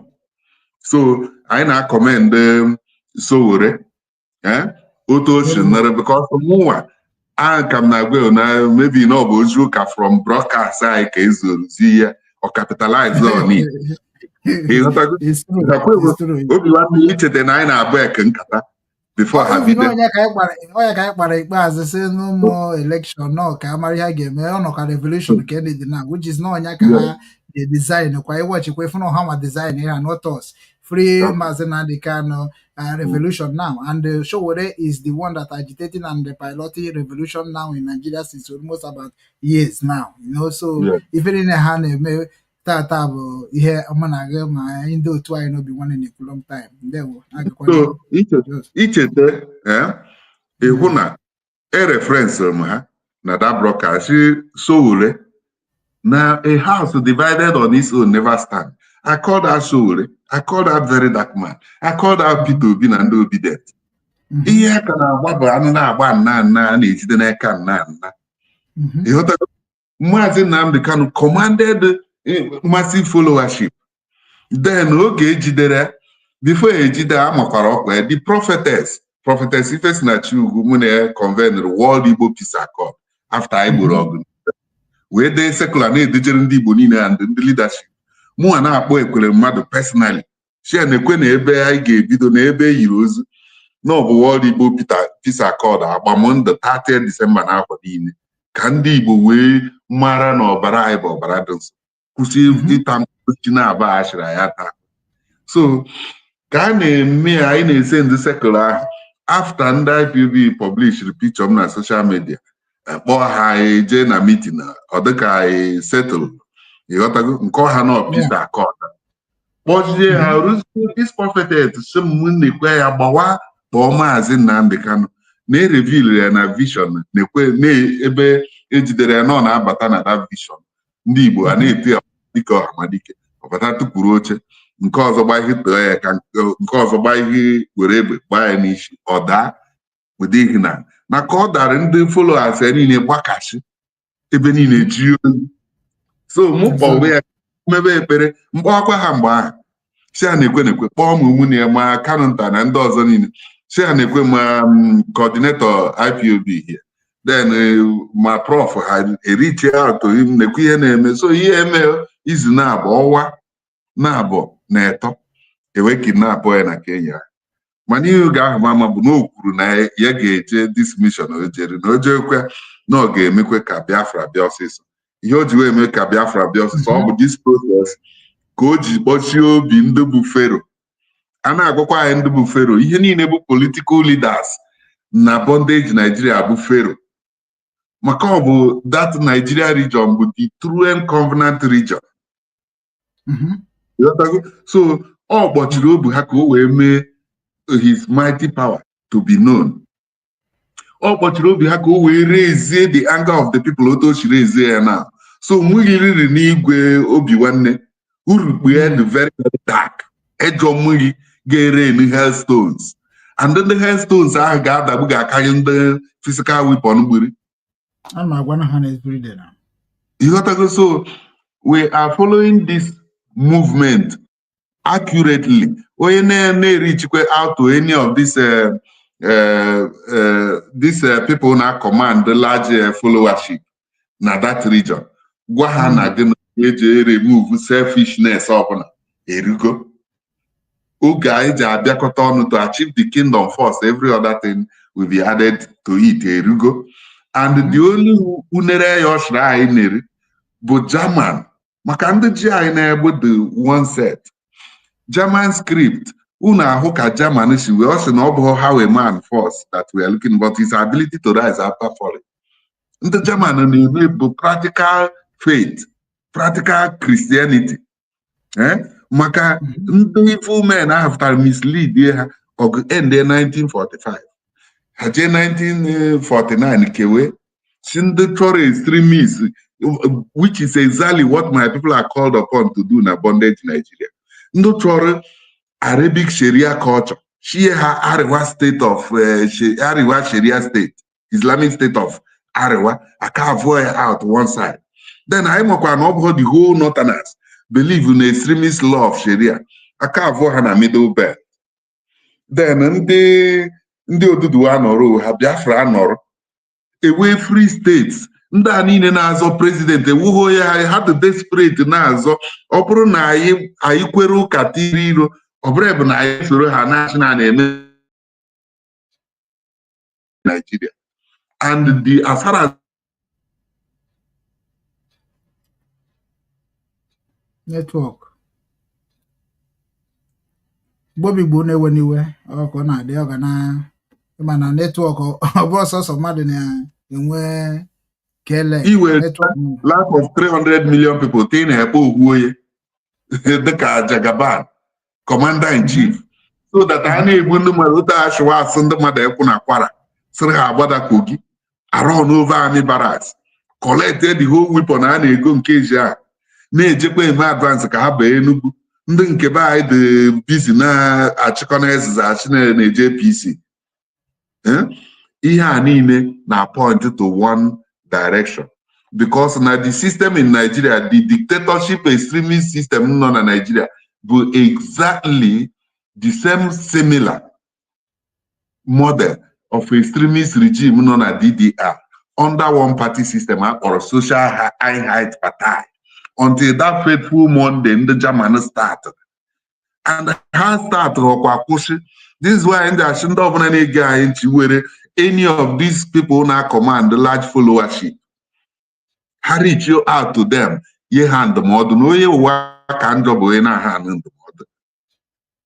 Okwu ha ikwuru anyị gwara ma Sowore bụ a sịrị ha na anụ na-agba anana na ọ bụrụ na ọ continue na-eme revolution na nọọsụ ya na eme ime achieve ka ọ bụrụ one giant president of one bondage Nigeria.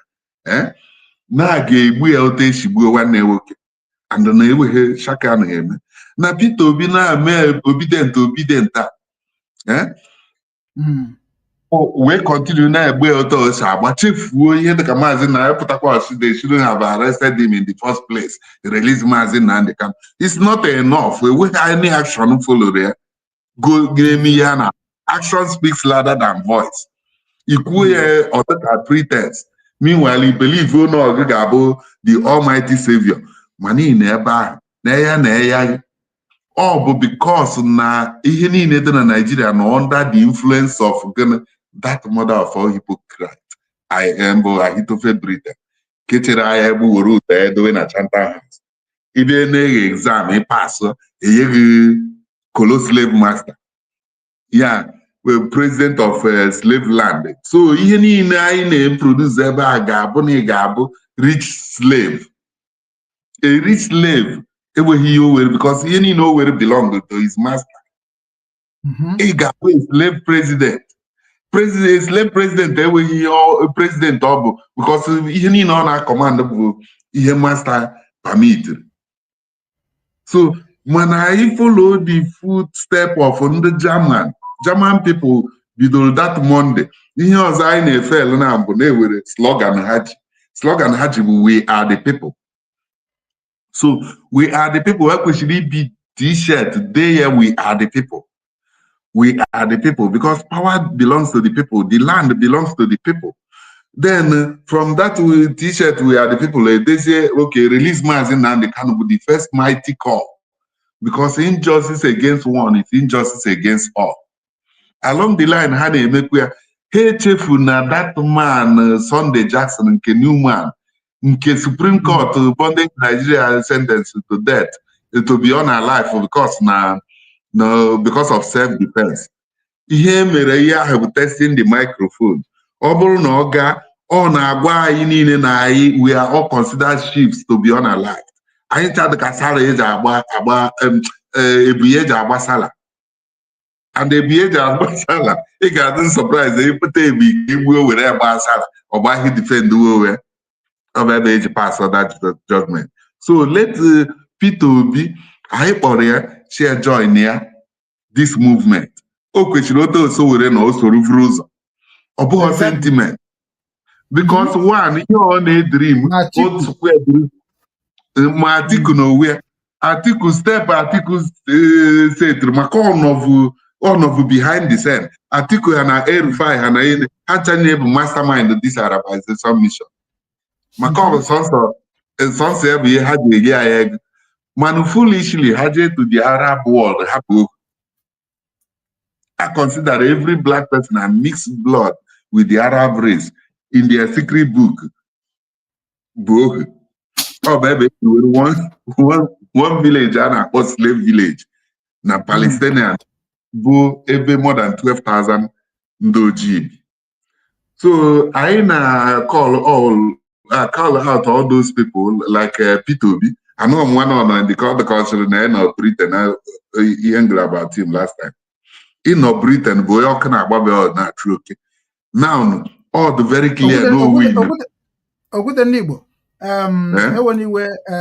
eweniwe na court okwu nọ na-achọ m ka m nyekwadebe ya update ịma na ihe anyị na ebe a because of the same today protest in Abuja right now. So ụmụnne anyị dịka nsi wee gwafa na information erutekwana m na ha batakwana na ha bagokwa on air again, ha ebidokwana protest again. So automatically right now o nwere ka anyị ga-egodo ka m nga stream ka m bubatagodu ofu onye na-ekwu maka ya bụ protest no life na ka ifụ ihe na-ekwu mara na ihe na-ekwu anyị ga-esi ebe a wee tinye ọnụ so ka ha marakwa. Keep frustrating people where they say now one Nigeria making life miserable for the youth. You know the better for Nigeria president. You know the better for any hand where Mazi Nnamdi Kanu and they release bandits for naught. You know the better for them. All these police then go suffer. Then they will go say Nigeria and a country where person no get freedom of protest, peaceful protest. You know go better for Nigeria government. You know go better for them. They go continue either they acquire all of us.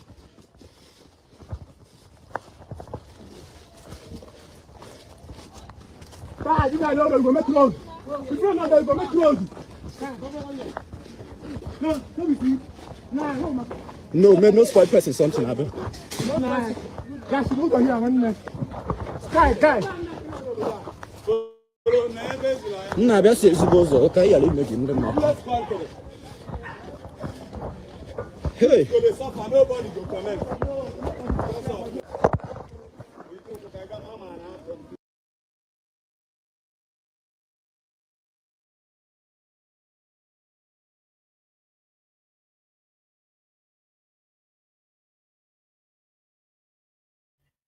Unu ewenara m iwe emuturu m ya unu n'anya unu ga-afụ na the protest ka na-aga n'iru dịka nsi wee gwa unu information dị ha na dat na ndị mmadụ abatagbo even show were gara live on 15 minutes gakwa live on 10 minutes before mgbe rush kwa ozugbo wee bazie online wee fụkwazie nwanne anyị nwoke a because ana m follow kwa ya since o bidoro you know. So unu n'anya fụ na almost na ha skata na-azọ isi onwe ha ma na-atrai ka ha mee ka ebumnobi ha n'ụbọchị tata hapụ ịbụ ihe na n'iyi ịghọtago anyị ma na onye ọbụla ji isi ewe na-achụ aja afụkwana ya ka onye ara maka na sometimes ndị mmadụ onwe ndị ga-etukwu na comfort zone na na-asị ndị a ji ndụ ha egwu egwu ndị a ji ndụ ha egwu egwu gwazienụ m ndị ji ndụ ha egwu egwu na ndị na-alụ ha ụra Boko Haram abịa ebe ahụ wee kpụrụ ha bee ha ka ọkụkọ.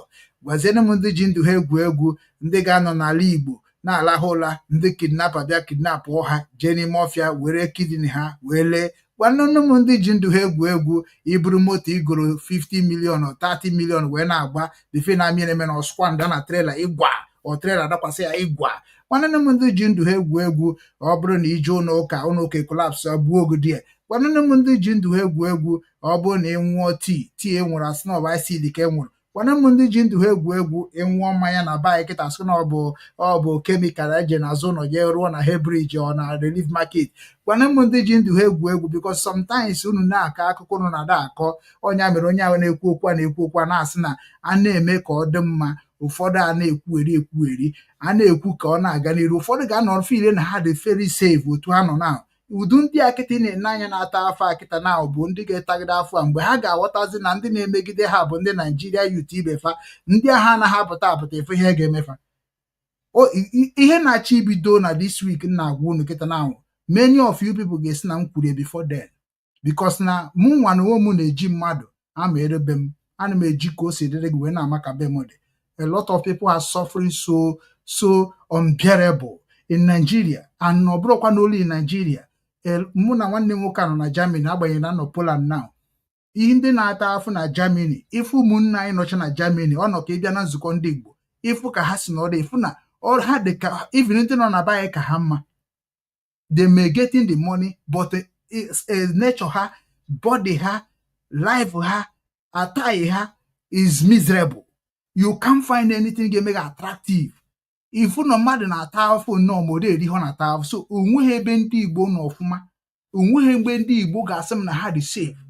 That is why wherever you are, afụkwana na ọka ndị ga-anwụje nwụọ, maka na ndị a ga-anwụọ dịka anyị si wee bupụta IPOB na-emie mgbe ahụ. Nwanne anyị nwoke bụkwa part of IPOB na Hamburg, uche o welitere isi ya na Nnamdi Kanu ekwugo ya na ndị niile na-anya bụcha ma gọvanọ ma kwere mmadụ ma ihe niile ma Enugu gọvanọ ma Peter Mba ha nya na ndị a onye akịta na-anya kịta ha na ha ma onye na-anya kịta na anwụtụrịkwu nso echiche ka ndị Naijiria ọka Afrịka, ọ bụghị obele mmadụ, ọ bụghị ọnụ na-eme onwe ya otu a, because na sometimes ọnụ ka m dị otu a nọ ndị na many people ask kedikwana ihe Obinwannem bụ onye ma Obinwannem who know, because you know they share the truth of what I'm saying.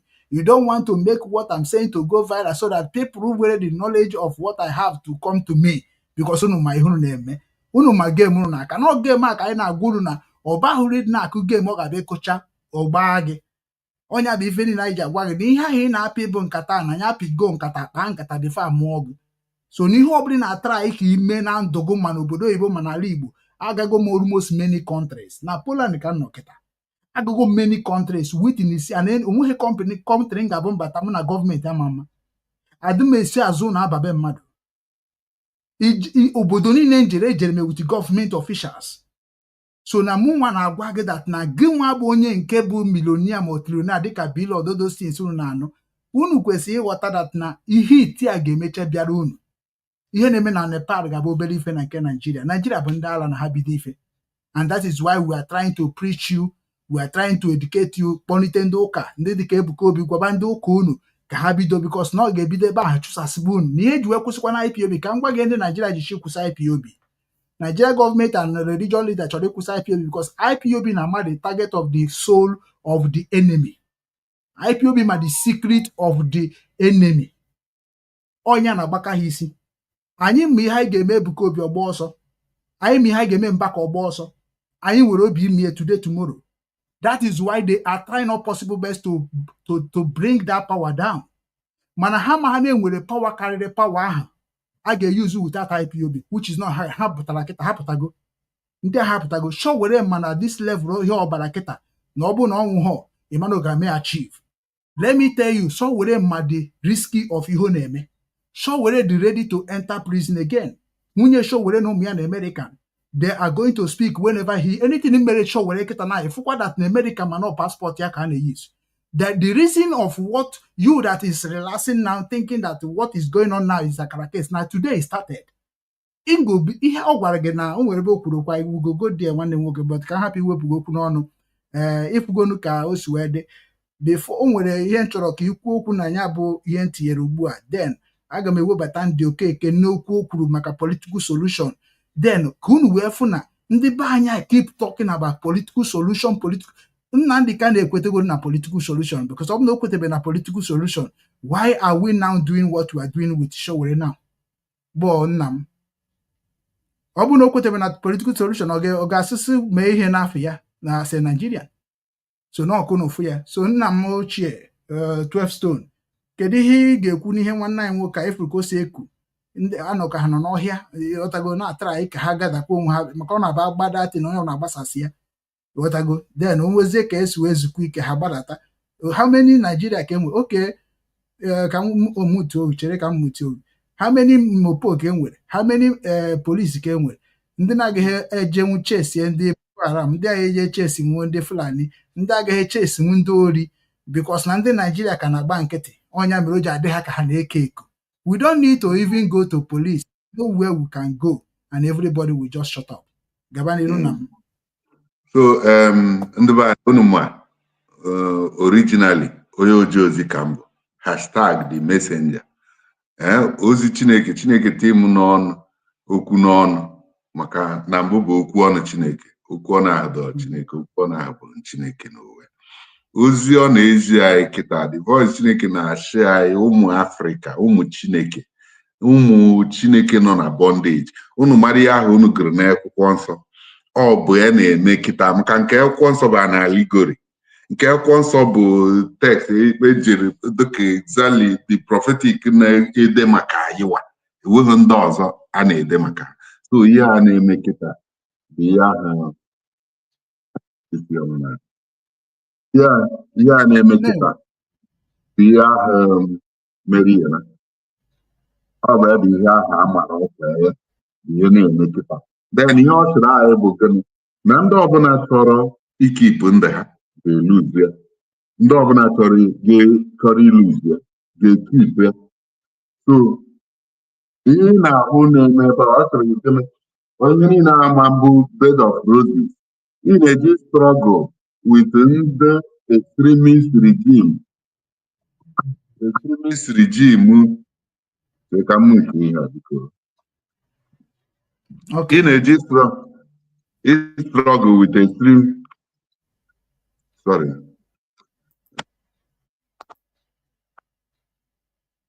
ị nwere ike na-eme ya na-agakwa n'ihu. emitugo m ya. So ị na-eji struggle with ndị extremist and ndị extremist bụ gị na ha sị na na-adịghị mma bụ uru ndị nze. Ndị extremist kpọchiri obu ha, then ndị na-enyekwe ha advice na-ekuziri ha ihe ha na-eme code ha ga-use in this situation bụ ndị Britain. All the same people NSAS maka NSAS ihe a na-ajụ ihe dere anyị na-ekwe nsọ ha bụ n'ọsịrị mgbe ọbụla ị hụrụ ụmụ Chineke dị ajikọwa ọnụ gị ma na oge a na-eze oge erugo oge eji eme achieve that kingdom. So ọ njikọ ọnụ aha ndị iro ya bụ spiritual movement. Ndị iro were kampụ nke ha wọchị ha na ya eme step in the right direction, ha bịa wefute ihe ahụ ha ji eyi anyị egwu. And ọ bụ ihe ahụ bụ ihe lesson ọbụsese bụ ihe mmụta kacha ihe mmụta dị n'ihe Christ, message of Christ. Na ọ bịara gịnị iji gosi gị ihe mbilite n'ọgwụ gosi ga-atụkwa ọwụ egwu maka na onye dị ndụ kwere na ọgwụgo na ọgwụgwọ na ọ ga-adị ndụ mana onye na-aga n'iru mana na onye wụrụ kwere na ya ga-eme gịnị ga-adị ndụ ọzọ. Then onye dị ndụ kwere ga-adị ndụ ama nwa akụkọ ma ga-adị ndụ ebighị maka ọ sị na nwa maara na ya maara ndị ichie. Ọ bụ Chineke bụ ike ndụ na ike ọwụ dị n'aka. Ihe ọ na-asị anyị bụ gịnị mgbe ndị bondage Nigeria Egyptian army ya bụ ore ha ihe ifere because all these our youths nọ jerubanye Nigerian army dupe gị jee wọchịa ụdị ihe a na-enye ha ga-abụkanụ abịa ịzọfụta gị maka ha so na ndị anyị na-azọfụta ma ndị nọ na amị ma ndị nọ na polisi ma ndị nọ na navy ma ọ bụ any force ịnọ na ọ bụ ebe ihe this movement ga-eset free maka anyị niile nọ na bondage. So ifere ga-abụ egburu nke oyi aha ndị egburu ya niile na mkpọrọgwụ ya niile na-aga ekpochefu ana na Chineke anyị na ana aha ekwere anyị na nkwa bụ ihe malitere ikwe agha. So ihe ọbụla anyị na ozi anyị na-ezigara ha bụ gịnị onye adakwa na mba na okwukwe ma ọ bụ isi na agbarịta gas ka egwutuwa anyị ka onye ọbụla naba cheke. Ọ sịrị anyị were example ndị German ebidoghị ya taa ọkwụsị taa kama na a na-eme every Monday. Ozi a ka ọ ga-abụ ruo so were ntị ruo ndị ọzọ niile o si n'obi pụta then gwakwuo ndị ọzọ ha join. Ọ bụ na ha join ma na gịnị ha dị against the land and the land will be against them. Onye ọbụla dị against this movement bụ gịnị ndị ekwensu ji mere ngwa ọrụ ndị iro ji wee na-ebuso anyị agha. And not only na the whole masses, the whole people, the generation ụmụ Chineke bụ ndị eji na-egbe a ga-adị against such person. The land itself dị against such person na mkpọrọgwụ ochi na-efute ome.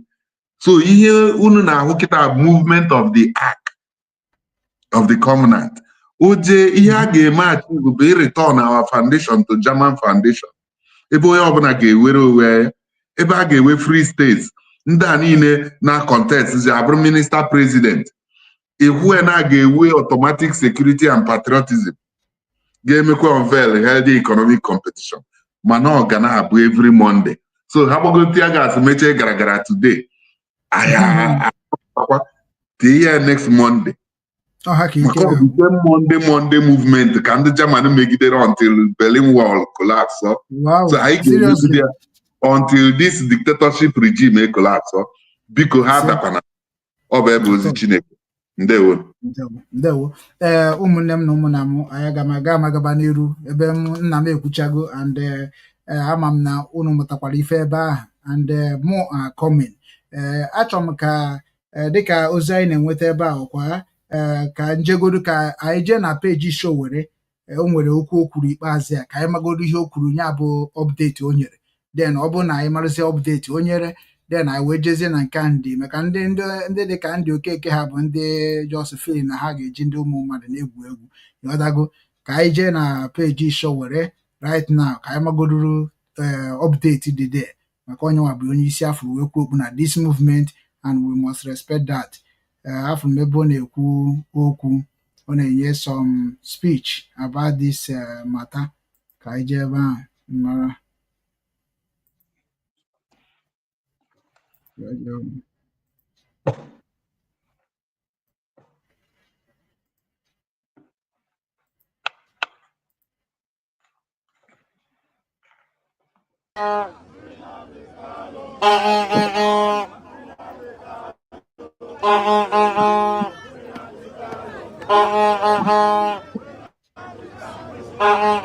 Aga m eme ihe fast word ka ndị show achọrọ m inweta ebe so were kwuru okwu I think so.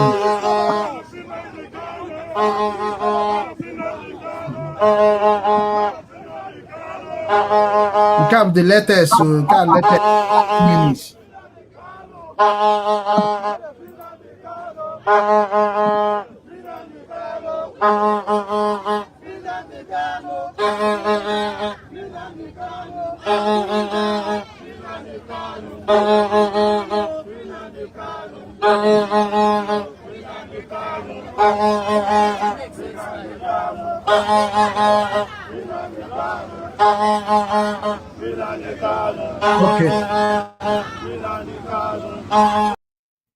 Okay, Igbo ekelekwa m n'ọzọ. Nke a kịta na ahụ bụ nke a bụ the video na-afụ o mebugo ya before. Nke a bụ nke o meburu before ịghọtago. So kịta ihe niile ha na-eme bụ ha ka na-agagharị, so they are still moving as unstoppable. Ndị nne bụkwa ndị arụrụ ana bụkwa ndị ordinary citizen that is supporting Nigeria government because of the hate they hate Nnamdi Kanu, because some of the Nigerian unbelievable souls just be against of this protest to change insecurity, to change corruption, to change injustice. The reason why they are against it is because of Nnamdi Kanu, releasing Nnamdi Kanu. That is all, which is very, very unbelievable. So let us now go to Andy Okeke. Onwere okwu ha published ihe o kwuru, onwere video mere ikpeazụ ebe 1 hour ago because of those protests. The topic of that protest, the topic of the program means like Kenneth Okonkwo demands Nnamdi Kanu release, seek political solution, which is not ihe ha na-emekwa sense ụwa, but ka anyị nabatakwa ya ka anyị fụ ihe o kwuru ka m wee mara ihe nna m ga-etinye okwu na ya, because ọnya bụ ihe ga na-eme ka ndị be anyị na-aghọta analysis anyị ga na-eme ka ndị mmadụ wee na-ama exactly where they need to join, because ama m n'ihe na-eme ndị be anyị kịta na nwezo ya ma ebe ọ ga-akwụ akwụ, you know. Ọ bụ na ihe mee na ihe nna gị ji akụzikwanụ gị ihe bụ ọ bụ na ihe ike eme ihe tago ihe nna gị ji akụziri gị ihe bụ ọ bụ na ihe ike eme ka ibido ebe ọ kwụsị. So let us now join Channel TV that interview Kenneth Okonkwo. Was able to make it to the studio this morning. Mr. Kenneth Okonkwo joins us this morning. He's a lawyer, columnist, and public affairs analyst. Good morning and welcome to Sunrise Daily. Good morning, Maupe, and good morning, viewers at home. It's my pleasure being here again. Shall I say that I am relieved to see that you were able to make it this morning, but I do not know what was on your mind, knowing that this protest was going to happen today, and we do know that when protests like this are happening, people tend to be cautious around, on their way to work or around even their businesses. So what was it like for you making it down here? Well, you know, as a man of faith, I've always believed that God will make a way, even where there is no way. Okay. And Nigerians every day are subjected to a whole lot of miseries, hardship, and sufferings. Whenever you're going out to do anything on behalf of Nigerians, you have to take yourself as an ordinary Nigerian. And you have to subject yourself to the risk that every other person is taking. Nothing is going to stop me from doing what I've made up my mind to do. Well, I'm glad that you're here. It is the grace of God. What do you and the make? Determination to keep moving no matter the circumstance. What do you make of this protest, though? The Nnamdi Kanu protest. There are those who are saying, look, it is legitimate. They're well within their rights to protest. It is enshrined in the Constitution. And there are those who are saying this protest is premature. The matter is still in court. There's progress being made on the matter in court. It seemed at some point that, yes, there was a lull, especially after he was brought back from Kenya. But then there are those who are saying it seems that new vigor has been given the case. Just last week, we heard from the Nigerian Medical Association that he's fit to stand trial. And it does appear that the justice system is now determined to take its course. What are your thoughts on the protests which seem to want to ground the Federal Capital Territory today? Well, first and foremost, the Constitution is very clear. Section 36, subsection 5, that every Nigerian citizen is deemed to be innocent until proved guilty. A nation that detains a human being more than 7 years, and you have him in your custody, and yet he couldn't even reach a judgment as to the culpability of his crime, is a nation that is failing in the dispensation of justice. Justice delayed is justice denied. When it comes to the issue of crime, the Constitution is very clear that the accused or defendant should be judged within a reasonable time. It is very unreasonable to keep a man in detention for almost 7 years. In DSS, what are you judging? Not even prison. This is telling on the judicial process of Nigeria. I tell you again, in the Constitution, they say the Attorney General, while making any decision as to charging anybody, discontinuing or taking over any criminal charge, should have regard for public interest, the interest of justice, and the need not to abuse the legal process. For me, in the case of Nnamdi Kanu, the legal processes have been abused. Nobody will remain sane to be in jail for more than 7 years, that a case is being tried. People are frustrated. People believe that if you do not find anything against this man, release him or reach a political solution. That is what is bringing all these things. It's a result of frustration that there is no interest of justice served in this. So diligent prosecution is one of the pillars of justice in a criminal offense. I do not see that diligence. And the federal government is failing on all fronts. Remember, we have pleaded that this should be treated as a political issue and settled out politically so that every party will go home in peace. And then you are the one who arrested him. You are the one who put him on trial. You are the one who is delaying for up to 7 years without giving clear justice. So the federal government is failing on all rounds. And as they keep failing, they are making their matters worse. So do you think that this is really, you've said this is a political issue. Should be a political issue. It should be. Yes. But is it? That's what I'm saying. When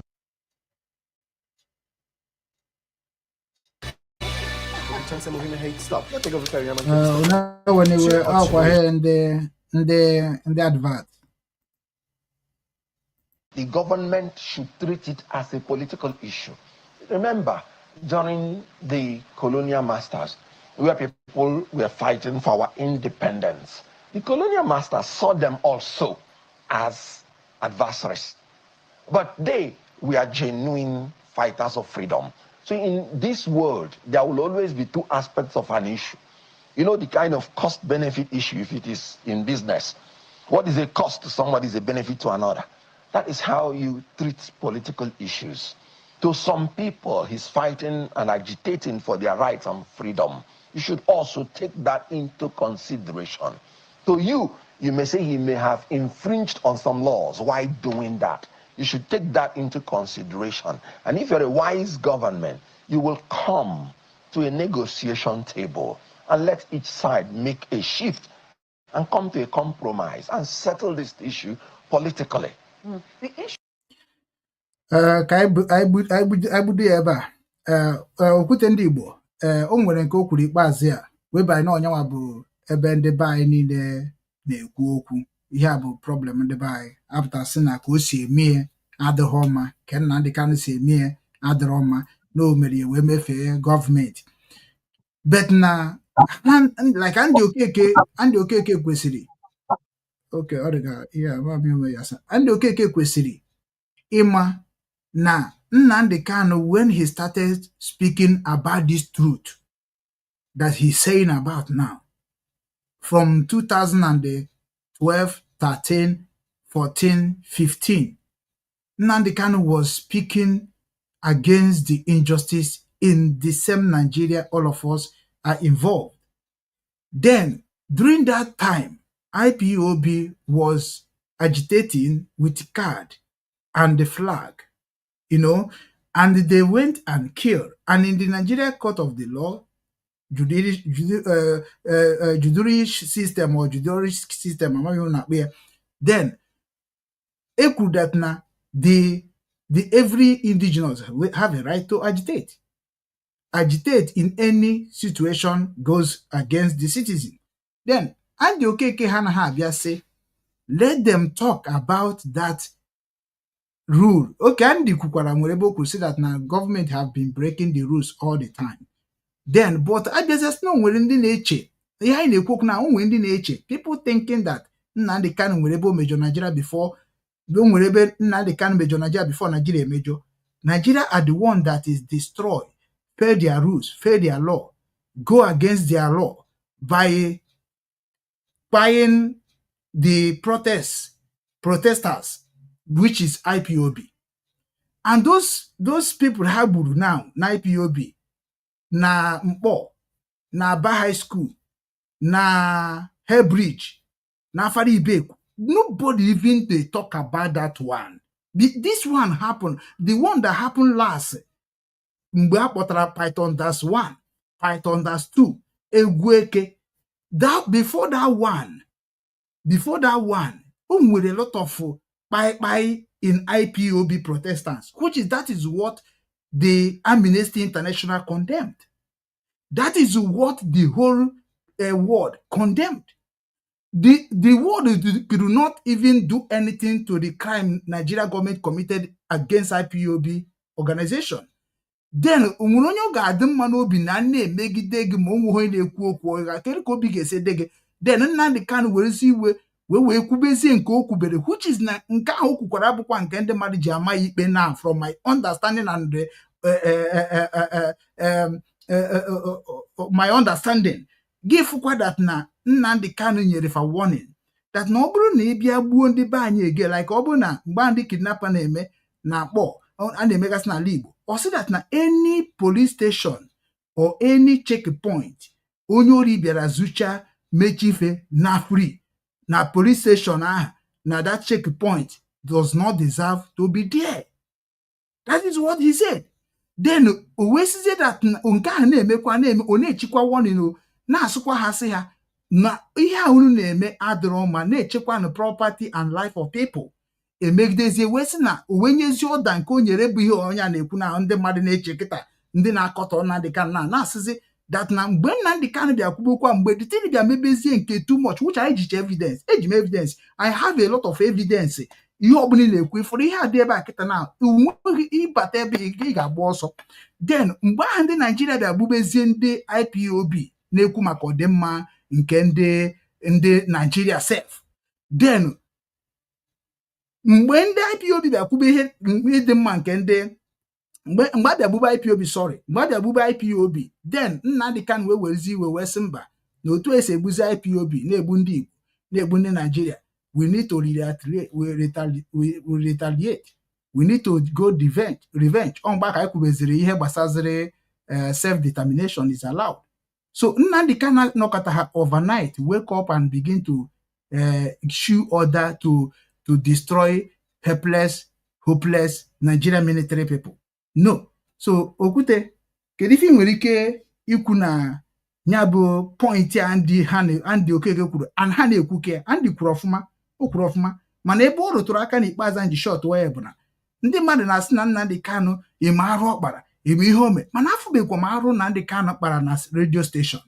Na oles na nwere arụ ọkpara na-abụrụ na radio station, na okwu niile okwu na radio station nwechara ka o si wee bido kwube, ana asa onye na-esi ya ọfụma bụkwa emembe ya, bụrụkwara active listener ya. Mụnwa bụ I can volunteer, I can go defend Nnamdi Kanu in any part of the world.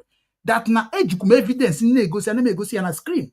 When Nnamdi Kanu started, mgbe Nnamdi Kanu ji wee si je gbuo police just like that, onwe mgbe o ji wee si gbuo ndị amị just like that, Nnamdi Kanu nwere reason o ji wee na-asị na ebu na ama chekwa nwizibe anyị, let us protect our land, which mgbe o created even this ESN, ndị Igbo niile supportụrụ ya, ọhaneze ndị Igbo supportụrụ ya, Igbo World Congress supportụrụ ya. It is not only him. So ka ị nwere ike ikwu nna anyị Okwute. Ndị na-ege anyị ntị, ihe ụwa bụ ọbịara okwu jidekwe ntị ya ka, mana ọ na-atụ njọ ndị a na-ajọ ndụ ezo ya ha. Mazi Nnamdi Kanu and all those called for the purpose, like in the order of Moses na akwụkwọ nsọ, ka ha bịa mmegide, bịa zitere ndị Fero ozi na-abịa from Chineke. Ọ na-asị ha tọfụ ndị a unu ji n'egbe. So ndị hụrụ na-akọcha Nnamdi Kanu sịkwa Nnamdi Kanu asị bụ ka ndị ụmụ Israel ahụ, spiritual Israelites, ndị tamuru against Moses na wilderness. Chineke sị ha na ọ bụghị against Moses ka ha na-atamu, na ọ bụ against ya bụ Chineke ha bụ ihe ha na-atamu. Yawa mere miracle a niile n'isi ha, miracle of 20 pounds, miracle ime ka anyị bụrụ ndị anyị bụtara, na ya ka ga-emekwa ọzọ. So ndị niile tamuru amahụ that promised land. The mystery otu ha ọ sị na ndị niile tamuru ahụhụ the promised land. The mystery bụ na na-ekpochefu ndị dị against ana itself. So ndị na-atamu against our freedom bụ ndị dị against our existence. Exactly. So and ihe ọzọ unu ga-amata bụ na Nigeria Egyptian Army bụ akọrọngwa n'ime ọchịchịrị. Nigerian name bụ akọrọngwa n'ime ọchịchịrị. Ihe a bụ the tool of the enemy, of the wicked. Ndị a na-asịkwa colonial masters, independence, nwere onwe, cheke from ndị colonial masters ahụ ndị ọcha nọ with dictatorship mgbe ahụ ha na-ecolonize. Oruzi oge the people rise up kwuo maka nwere onwe ha, ha wa na onwe ha resist kwere, because na gana a na-adịghị mma bụ uru ndị nze ha dị ka ndị na-abịa ịnafụ power. And ihe o ji erite bụ na power ha na-anụ ezi ọkụ, power ha bụ extreme power, power ha bụ dictatorship power. So ndị mmadụ chọọ iwere onwe ha, ha pretend on hey ya independent. Ewemeghede oge enyere ndị Igbo, ndị Africa independent, especially bondage Nigeria. So ndị anyị na-deal with bụ mother of all hypocrites, Ahithophel Britain. So imagine now the same Britain na-play double standard. Ọ bụ ha bịara wee kpọkọọ mbụ ụwa niile fight against Adolf Ndote bụ dictatorship regime fụtara ebe a. Mechie surprise ha ka emeride ọgụ. Ha ebe a, then ndị German mechie risezie finally iji free onwe ha, because ka ekewechere Dutchland, ndị other country ka dịkwa influence had upon Dutchland as ndị emeriri. So ha mechie oge gana that dictatorship regime na-eme exist mere ha impoverish the same way o ji mee impoverish ndị be anyị kịta. Maka gana na ọ bụ na dictatorship nọ may allow terrorists, may allow bandits, and rape rape virgin, change names, impose the tax, away double standard, away double government over a people. So all we cause poverty because the question the matter Ugwu egi we dị n'obodo. Ọ bụ people, the people ji wee na-echezi echiche ọma ka a ga-eshishi n'oge a wee were ụwa anyị. So Nigeria, the same dictatorship regime dịkwa ebe a, ha na-enwe similarity ha bụ na gị na anybody na-ekwu against them, ha na-ejido ya ha ada na-egburu ya ma ọ bụ na-eji etinye ya na prison. Oge ndị a na-emezi isi na DDR, e were nke ha bụ na ha were one star a na-akpọ dịka both nke a na-akpọ ebe a a whole city ama apụ out n'ọbụ prison city. So onye ọbụla ị na-ejekwa ebe ahụ ịma na prison ka ị na-eje. Ikwu ha against the government je ebe a, ikwu against the government decentralize gị na the whole system. Ma ụmụ gị ma ihe niile ama eje akwụkwọ. Any benefit na ihe na they just completely disenfranchise you until this Monday demonstration wee bido. And of Monday demonstration I have bidoro kịta. Exactly. And oge o bidoro a ga-ewe resistance ọkacha na ebe a na-akpa animal kingdom. Maka ihe eji akpa animal kingdom bụ na amaghị m onye ndị ọcha ji akpọ anyị udefa ọ dịka akpọrọ anyị asị. No, ọnụ akọrọ ịwa bụ Chieka akọrọ. Ọnụ a na-akọ bụ ka ị mara ihe ị na-eme. Ide eme ihe ka mmadụ. Ọ bụrụ na anyị bụ ndị na-eme ihe ka mmadụ ma ọ na-eche eche ka mmadụ, wọchị ya na ihe niile chọrọ ọ na-ekwu okwu esi Mazi Nnamdi Kanu ji kọmanda. Gịnị ka ọ kọmanda? Ibe anyị ka na-ajụkwa bikos mụwa bụ okwute iri na abụọ. My brother, asịrị gịnị practice what you preach. You got the out of the abundance of the heart the man speaketh. Ebe m na-ezi ozi ka m na-akwụ unu mkpụrụ osisi na-aba ashịrị ya atakwa. Nke a bụ ọ bụ o mere involve ọbara. Nke a bụ gịnị point of renewal, that marriage bond emekwa adulterate. Then nke a bụ point of shedding blood, shedding innocent on a life in innocent red water. Maka ka for ihe na.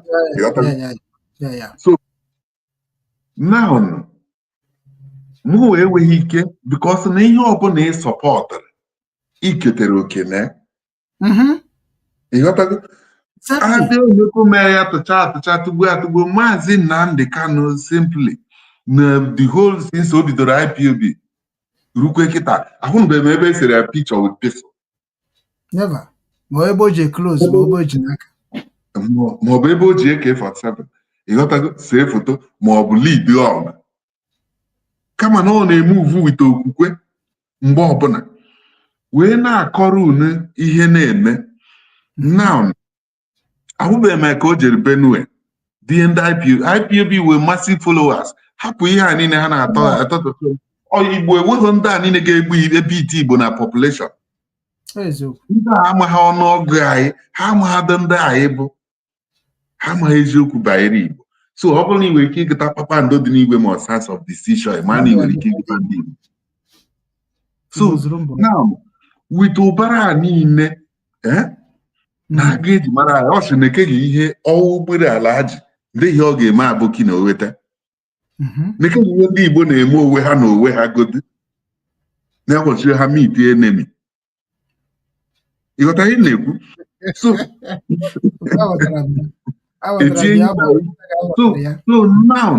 now Mazi Nnamdi Kanu ahụ na-akọmandụ ụdị massive followership ọ na-akọmandụ. Ewere onye a niile kwụrụ ọdịka Bello Tuji ihe ha na-eme bụ gangster organized crime, ọdịka ndị Boko Haram ma chikawu ma ndị otu ha na ihe niile. Ewere onye ha nwere ike ịkọmandụ massive followership ụdị Mazi Nnamdi Kanu command of the late giant of Arabization mission enweghị ike command ụdị followership ha.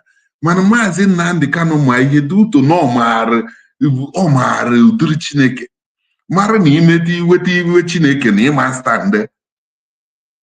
So this is why believe no use that wisdom and he managed to maneuver. Now go has on Kebeju and now go call Mandon marry the secret na Nigeria Egyptian army abụghọ for purpose protect ndị Nigeria.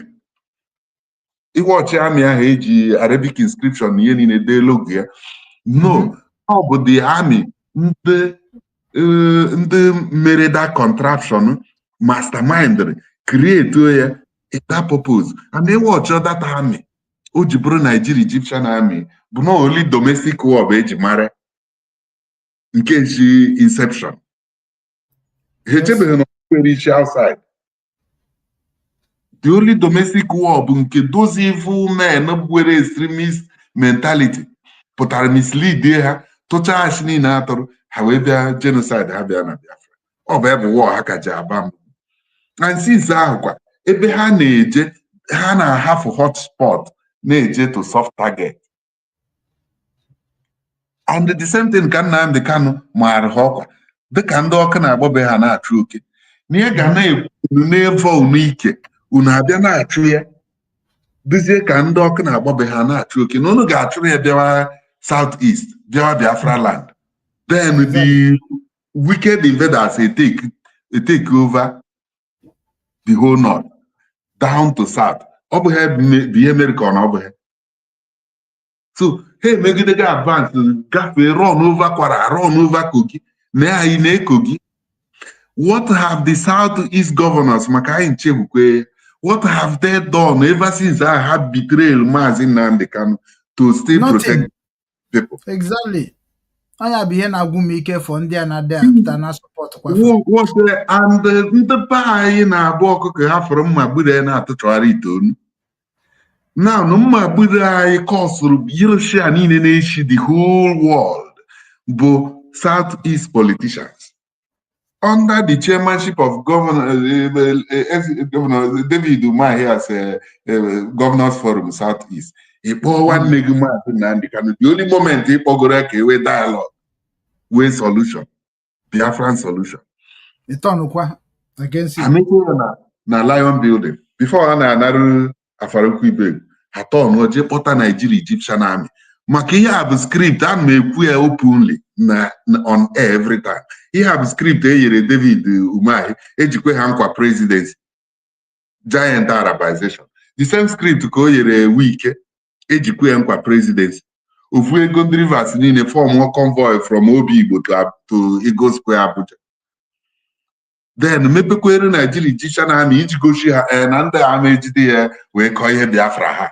Ike nne bụ na ka nna anọ abịagbuo onye niile egbu n'obi okporo ndị okporo Erufai mepere ụzọ oje dọmpụ ha na Kaduna ha ka dọmpụrụ ebe ahụ up to today.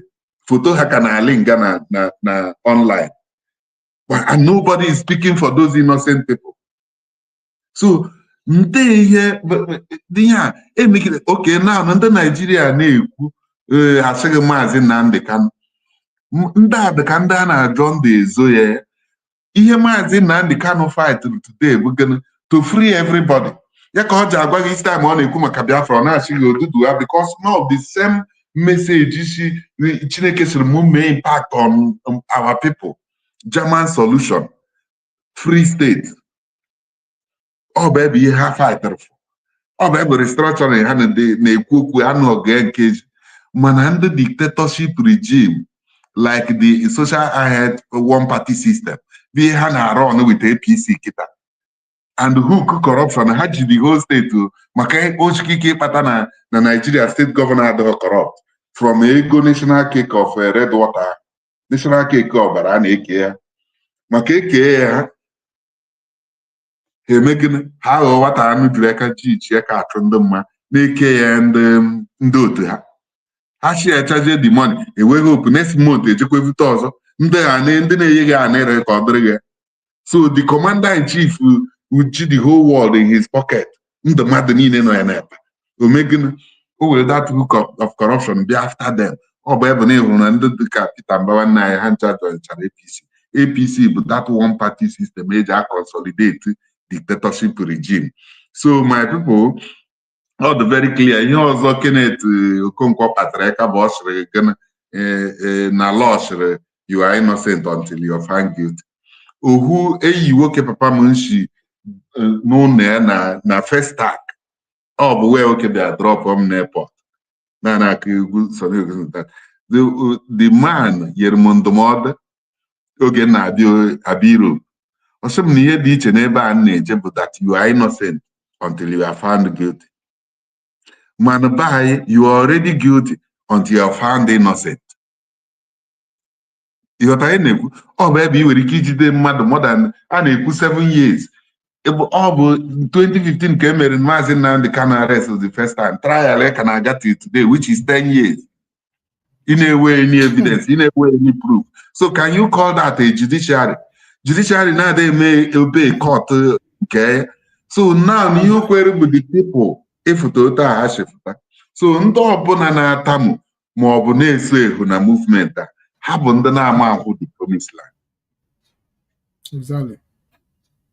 So ka anyị jiri nwayọ na-efori ya Kenneth Okonkwo na uwe ya ọ na-atara akwa mana ihe ụwa bụ ada amacha ihe ụwa amacha then ikwu amakwa ibe ejie ma ya nwe Peter Obi o soji maybe n'ofiri n'ụzọ adọ mụnwa na onwe m na-enekwa ya n'ụzọ adịghị ebe Peter Obi na-eje because agbaghị aka achụ ihe na-ata ịghọta ihe na-ekwu then ọkacha mgbe anyị dị divided. A house divided on its own never stand. Ọ bụ ebe na-asọsiduru si na-achịrị mandate of the people na 2023. Ya mandate Peter Obi. Then ndị niile conspire wee si na-achị wee dee that result bụkwa ihe bịara because no favor ji ha. Ha na-agba mbọ ime Q. Ha na-agba mbọ ifọm alliance ADC. Ọ bụ ha bịaputere Peter Obi ka ha fọmara ya kpọwa Peter Obi n'aka jewe ihe na. Then we wefteji revealzie the true result of 2023 election. Na ha mara. So nshi ha na chiefu. So all such people capital big believe na ha ga-ewe alliance. I make it we wrestle power from Egbe AGI. No. The only way out of a join na movement because na gana o metete ya o metete imi metete ọnụ onye mo ya. And the people saa kwụsịkwana ọ bụ ebe ihe ozi na-ekwu saa kwụsịkwana emeche nke today next Monday call kwa again until they release them Mazi Nnamdi. They release them Mazi. Oh yeah, sure. Then how release them Monday demonstration a shigba ASO were na ntị. Very dark man na-eme anụ na ọ go businessman teje buru na China. Oh yeah, tell like so Jimmy advice people Africa ada mata that away you na away hand vrozie inichi were okwu akpa everything. Chineke bịara push you remove take to limelight. You ga na command such massive followership. Now ihe na-ebe ịgafe nke ga-eji chase cloud. Chase cloud abụkwa na chase ọ dị normal na ị ga-eme such demonstration like the fish magnet. The land they all posted the whole use so everybody after. They those now. Oh, when it matters most. Now is when it matters most because no under the justice for under them. Exactly. Open demonstration. So now the same thing with Peter Obi. Each way foreign land after in front of that demonstration. Buhari Kobo. They must come back. If not, they may say 2027 had a hope. These people, the masses, and the masses, equally hana to many other election in Nigeria. But gonna exactly. So the only solution, this peaceful revolution on me every Monday. A release Mazi Nnamdi Kanu, a tikwe Sunday Jackson. Upper Sunday Jackson came in a year further. He released I bidozie the main revolution. Makoko Monday. Makoko German script cash I follow. The main revolution Buziken Anaba Maso everybody mukeke muka. Mobilize who ye hana umwai nei no meka. Nda nevrai in the 9 months. Can no more occupy government house to share enough is enough. Onya mere ha chọrọ ihe ikwuru kịta now. Ihe mere Nigeria agaghị achọ ka erelease Nnamdi Kanu. Because ha ji Nnamdi Kanu wee jide anyị n'onu. Mana ụfọdụ ndị dị ka anyị ghọtara na ihe eji jide Nnamdi Kanu bụ na ọ n'ọnọdụ ka mmadụ ịnwụta nwa gị nwoke ghọtago wee sị gị na ọ bụrụ na idobeghị ihe ahụ ọ na-ana gị ọ gbagbuo nwa gị ahụ. So o dobere nwa gị egbe n'isi si gị nye ya ihe ahụ ọ na-ana gị na inyere ihe ahụ ọ na-ana gị ịma na nwa gị na-ana. Either you take it go o take nwa gị ọ ihe ha na-eme Nnamdi Kanu to us. Ha na-eme na ọ bụ na ime anything ọ bụla stupid ha egbuo Nnamdi Kanu. That is all. And that is their target because na all Nnamdi Kanu the main person bụ onye kwugoro ihe ahụ niile bụ ihe ha mere. And na ọ bụrụ na Nnamdi Kanu dị ndụ wee pụta idefend ihe ahụ again ịma na ndụ ha mandịsị ka ọ dị kịta. So na ọ bụrụ na Nnamdi Kanu si otu ahụ kịta na ha si jide naba ịma na ha nwa na onwe ha ga-enwetanwu nwa obere ikuku wee kwutọpụ nke fọrọ bifo ha na-anwụsịsị na-agakwa n'iru. Ewere okwu ekpere aka kịta ọ bụ ebe ihe nchọrọ ime ka ndị be anyị ghọta ebe yiri ozi na ihe na-adara ijiribe ebe dị okwu rekpere isi bụ ụwa na imetiri the point that is exactly the card they want to. We know. Mana mmụnwụ ha amaghị na mmụnwụ anyị na mmụnwụ ha abụghị mba anyị ji onwe nke anyị ji karịa ha na. So the script ha chọrọ iplay ọ bụ na unu cheta late Obinwannem Elafia. Late Obinwannem Elafia was the former governor of deputy governor of Central Bank in Nigeria. Onye Southern Kaduna. Oge ọ hụrụ ihe a na-emekwa udu mmiri riri n'igwe na udu mmiri na-achọ ịma ha wee bee ọfụta wee kpọkuo ndị middle belt niile si ha look na ha dara eda ha mere mistake mana mmadụ ada atọ ebe o mere mistake. Mistake ha mere ije join ndị a extremist regime wee jegbuo ụmụnne ha ndị Igbo. Ha bịa ka na ha ga-eje megide ndị Igbo mee atonement ụmụnne ya egburu n'agha Biafra. Which is not bụ ihe anyị ji wee mee apply of atonement na IPOB. Thank you. Na ha ga-ejere ndị Igbo mee atonement ka ya na nwanne ya dozie na ka anyị jikọọ aka ọnụ wee fight against this one common enemy. Na ndị a batago n'ọdụ too disastrous na ha were privileged information. Si na from 2022 n'ihe unu na-ahụ ga-akarị ya Shinop. Already na agha na-ada already na Nigeria, but people ama ha. Because the country a na-attack every day. Nego the plateau. Nego the ekwa ha na-ebe dem. Benue. Nego the ekwa ha na Zamfara. Kigio ha everywhere. Everywhere. Agbaite n'ụtụtụ 50, 100. And ọ ga-eme ka drama. And mara mgbe ndị a na-abata ese ha video. Ụfọdụ asị na ha bịara awure marriage. Ha bakwu innocent poor people. One bụ na ndị all the news outlets ndị media Nigeria ahụ edekwe the most evil people. Ịbụkwa ndị America, one American lady pụtara bụọ ha asọ because they don't report what is happening in Nigeria. Also ndị dịka this the English Alaji amam ka o si eweta information mana ọ na-pass ma video ma everything na-circulate. Ndị a na-emuvu ka ikwurube line ya up motorcycle ihe karịa 300 500 each of them higher chain ebe ka ha ndị na-eweta weapon illegal. ya bụ ihe ndị be ya ha anaghị ajụ aha. I don't know. Anọ onye bụ ihe ahụ nnada agwụ mụ na gị nnada agwaba gị sometimes na ndị be anyị from information nwetacha from north and some south be anyị ndị be anyị amaghị that na ndị ahụ kịta na-achọ ka ha merigoro gọọmenti first. Ọ bụ na ha merinwo gọọmenti kọnka gọọmenti na speed ha ga-eji gbadata na be anyị otu a ha si ebu that machine na moto ahụ na-aga na forest otu a ka ha ga-esi wee pụta na korota ndị gọọmenti tere wee na-aga state by state na-eme ife ọbụla ha chọrọ dị yotago which na onye ka Nnamdi Kanu ji wee nye ha that message spiritual message si ya na-agbagokwu n'okirikiri na-ejidegokwu unu na okirikiri agbara unu bụ number 1 na eji gọvanọ niile unu n'ọrụ. That is okirikiri number 1. okirikiri nọmba 2 bụ na ndị eze unu niile ascom go to them. Onya mere that man ha gburu bụ ndị nke North aha bịara leak the secret na very soon a ga-egbube ndị eze ndị igwe na-ekwe ha, which is na-emere n'Imo steeti. Watago na onye igwe ọbụla bịa si ya surrender to that slavery documents na okwero na ga-egbu, which is hope ụzọ dị ma fulfill there for them. And that man leak that secret bụ onye North egbughe ozugbo kwuru okwu egbuo. And ndị be anyị anaghịkwa enwetakwa the information ahụ niile ndị mmadụ pasachagoro ma ndị ji si ha wee chụọ aja wee pasa meseji ga-abara future anyị uru na-aga n'iru.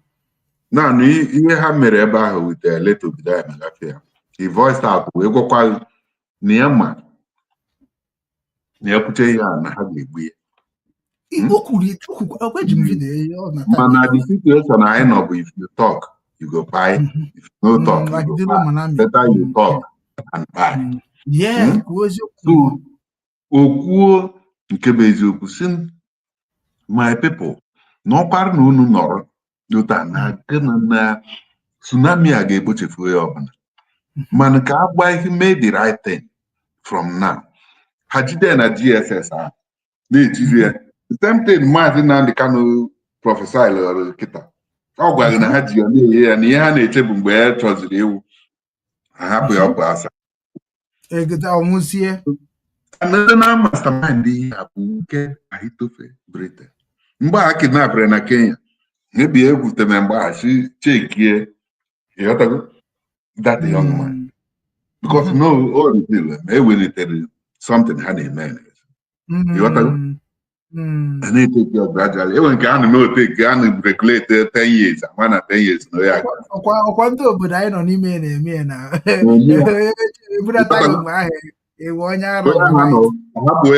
Oh, but the wickedness and so had the Late Obinwannem Lafia. Jigide oru mgbe ọ ga-eme the same day I have I think no way people know MNK Rush junkyard, national junkyard of hospital. Apple national hospital. Ebe a ka Late Obinwannem Lafia give up. The same thing ka ha na-eme with Mazi Nnamdi Kanu. Ya ka aja asị na ha ma no ụmụ nwanyị na mụ ha bụrụ. Because one bụ na ebe a ha na-ame agba mbọ ije wee kpochefu bụ mkpọrọgwụ ha si na-ewe fute ome mana duto na nwa Mazi nna amaghị nwa ha na-eme ka kedu onye ga-ekwu. So my people, ihe dọrọ anyị bụ gịnị ka anyị hafụ ịbụ ọkụkọ hafụrụ mma gbiri na-atụchọgharị itoolu ịhapụ those people though no mekwere ya ihe a niile ọ na-eme bụ ike wefute ife ịhapụ especially in the Southeast governors ha na-ayịsha ngam wee not only na ha mere anyị impoverish, they have corrupted the whole system. Bụrụ a very bad role model to our generation because one ha na-kpụrụ mma gbuo nwoke gbuo nwaanyị gbuo ihe niile ka e wee bụrụ iligote na that position. Then anyị were go our traditional heritage, our Igwe stool, yeah, the heritage of the kingdom, and our tradition. We corrupt politicians. Then Marakwa na gana Igwe chief na by high priest in the order of Melchizedek. So also ani name people are no okwevuru ọzọ a na-eji na chief okpu mmemme a na-ekpuwe echie ya n'uduru under that own altar and the authority of the ndị Igbo ndị mbụ na ndị egede bụ ndị natara ọfọ from nature of Abamundo from Afanana and these 4 components all the more potent than priesthood a na-eji na church na mosque. Exactly. I feel you now. So mana now mmiri ibido n'isi gbarụwa na ịkpere ndị abịara ọrụ bụ gịnị that altar, sacred altar of the high priesthood in the order of Melchizedek ka iwe ote n'aka ndị ozi nọọsụ ndị ozi ga na-ama na-eji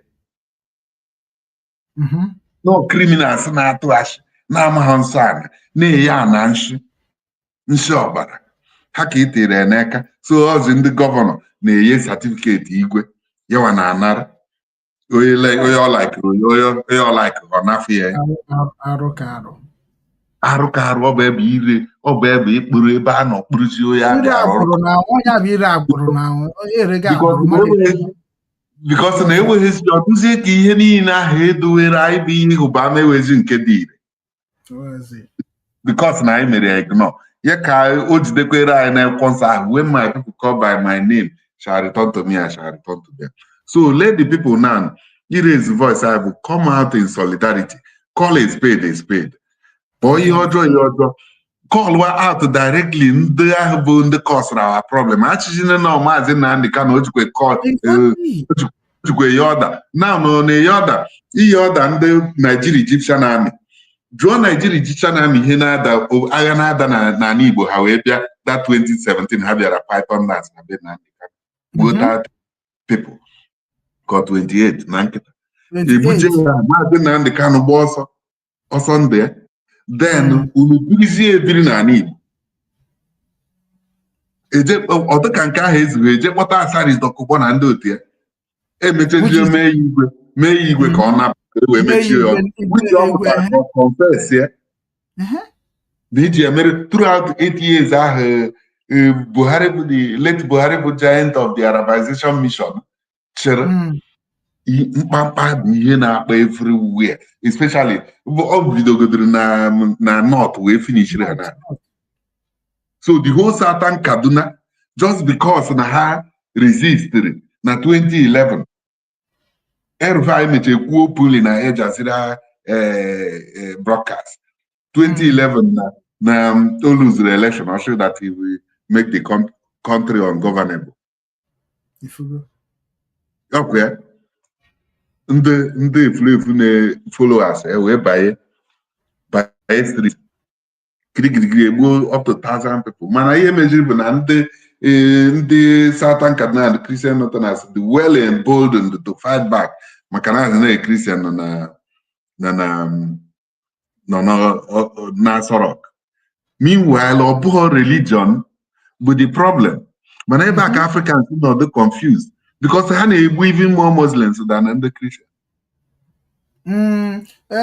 Ịma na ndị nke na-egbu ndị Muslim ndị mmadụ ji ekwukarị na ọ bụ religion problem because ndị Boko Haram na-asị na ha need Western education ka number one and na ha need anything and ịma ịbịa na anything concern Western education you get religion because Western education bụ na ịkụziri gị agwa fa na akpa ka ha si eme omume so that is where people always say no bụ religion problem. So ịbịakwa na be anyị ọkwa ndị religion bịa ebutekwara anyị education because ikwu asị gị na ndị religion bịa kụziri anyị ka esi eyi akwa ka esi anya moto ihe niile bụ nkụzi onye bụ ndị butere ya bụ religion ahụ na education bịara tụrụ anyị inu and ọ na-adị ndụ tụrụ mmadụ inu kọwarịa onye ya tụrụ inu kọwarịa ma na ego eji nụrụ na n'iyi inu ahụ a na-atụ akọwarị ya bụ na gịnị that covenant ha gwara gị bụkwa ihe dị n'akwụkwọ nsọ bụ nna nna m na ha natara ikike ahụ n'aka Chukwu oke na mbụ ọ bụ ebe ọ ji bụrụ usoro anyị bụ the rightful way and the other natural things original before that incident ihe agbamndụ ahụ mere ha ji wee nazie Egypt wee degherie ya gụzie ya may adopt this system of things that now is eji agụ n'ụbọchị 7 days in a week mana ihe dị in a week bụ 4 days bụ nkwere na aba ya bụ ihe iji hụba ama agbamndụ eji ebe ugwu ọnwa bụ ise ka ọ yes ọ bụ ebe omenala anyị ọ bụ ebe ụbọchị zuru oke ọ bụ ebe usoro nature zuru oke then o were ihe na-anọ ahụ bụ ihe bụ the authority ọ sịrị na mgbe ọbụla iguzosi ike na that stone altar mkpume a n'obe ahụ bụ ebe ọ na-ekechi bond ya ọ sị na all powers in heaven and on the earth has been given i decree ihe ọbụla that must surely come to pass.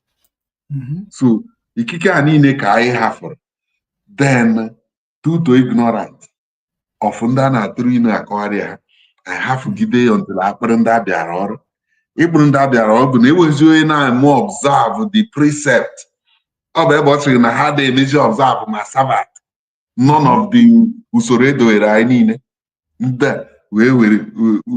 wee chekọrọ everything now na ndị agha kụziere ya kwehụrụ ka ha ji erive ndị kings that are not kings dịka Queen England na ndị be Iwe na-ahụ ka any prime minister na Britain na-eji ha tatagharị ọnụ no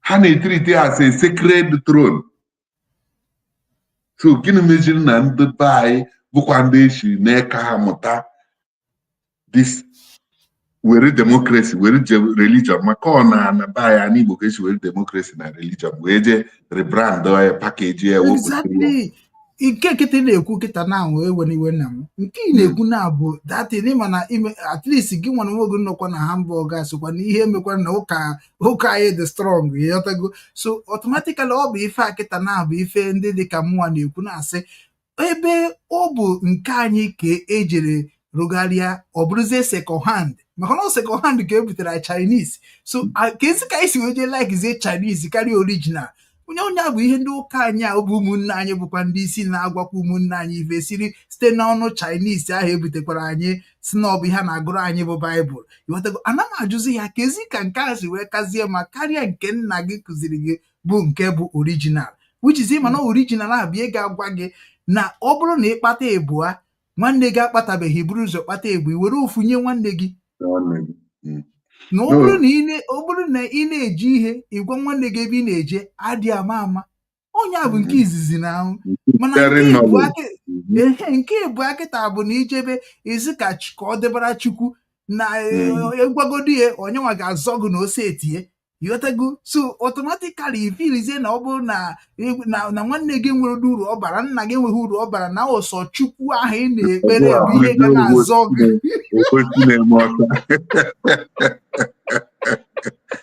ọ bụ ebe ọ dị na ndị nke m na-ekpochepu dute enweghị amamihe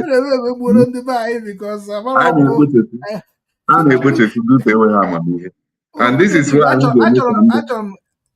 be anyị mara achọrọ ka m weta Soludo ka ịnụ ihe Soludo kwuru ka ịnụ ihe Soludo kwuru maka this protest a na ka iwe wezie conclude maka ma m na nwere ebe ọzọ ị ga-eje dịka esi gwa m so at least ka m dị sure na anyị conclude everything ka m si chọọ so ka m nabata Soludo ugbu a ka m na-anabata Soludo ana m ekelekwa ezigbo nwanne m ya kwa nwanne m blood m dị ife a kọmentịrị ebe a kịta Ejofọ Emmanuel Ejofọ ana m ekene Ejofọ na ana m ekene na-asị gị ndewo daalụ oteena dịka anyị si aga na anya bụ ịnabata Soludo ka unu nụ ihe ndị be anyị ndị anyị nyere ọchịchị maka na ihe na-esekwe n'okwu a bụ na iwere ọchịchị wee nye onye na-amaghị ọchịchị nwanne ọkwa onye ọbụla zọbụ isi onwe na ihe Soludo kwuru na ihe gbasara ihe ji ịga n'iru election na-abịa na Anambra State because election na-abịa na Anambra State ọkwa he people like nna anyị nọ na 12 stone ọ sị n'ọkwa people ahụ ị na ha achọ ka imegide na-abịa ga-atụnyere gị mana ndị Naijiria sị na ọ gbasara ha na ha tụnyere ma ha tụnyere emeghị ihe mere n'oge nke obedient. Let us go. The leading candidates in the race and the man who calls his blueprint the Soludo solution. Professor Charles Chukwuma Soludo took office in 2022, promising to make Anambra Africa's next digital and industrial hub, pledging jobs, roads, and peace in a region too often scarred by insecurity. 3 years on, with the 2025 governorship election approaching, how much of those promises have been delivered? And how much remains rhetoric? Dr. Soludo and the candidate of ABGA in the November election joins me now from Oka, the capital of Anambra State. Your Excellency, Governor Soludo, welcome to the program. In the advert. The advert. I can hear you hand that I wouldn't matter. Is you quite ekwe ka ha na-enweta ego nwere ihe ọzọ na ọnya ka anyị nwaja download mana nkịta na ebe m nọ mma download m sharp So, thank you very much, Shane. It's really a great pleasure to have you. Thank you. As always, it's a pleasure. Thank you. Let's begin where every public office should: accountability. Governor Soludo, when you took office, your Soludo solution promised 130,000 youth employment and to be empowered, 1,000 kilometers of roads, and a digital industrial revolution. Those were the things you promised 3 years ago to the people of Anambra State, and you were telling the voters that if they vote you, these are the things that you will do for them as part of your Soludo solution. 3 years later, what are the verified numbers, not intentions, but the outcomes? Can you give us, in these 3 areas that I've mentioned, can you give us figures, an action point on what has been delivered so far? That's it, you. Thank you very much, Shane. And we promise even much more than that. The Soludo solution, the People's Manifesto, had a 5-point agenda. I mean, our promises were in 5 key buckets, and with a vision to turning Anambra from a departure lounge to a destination. Our vision was to recreate Anambra to become a livable and prosperous, smart megacity. That's the context in which you put it. And so our promises, our manifesto was based on 5 pillars, okay? Each of them has got quite a lot of breakdowns leading to this.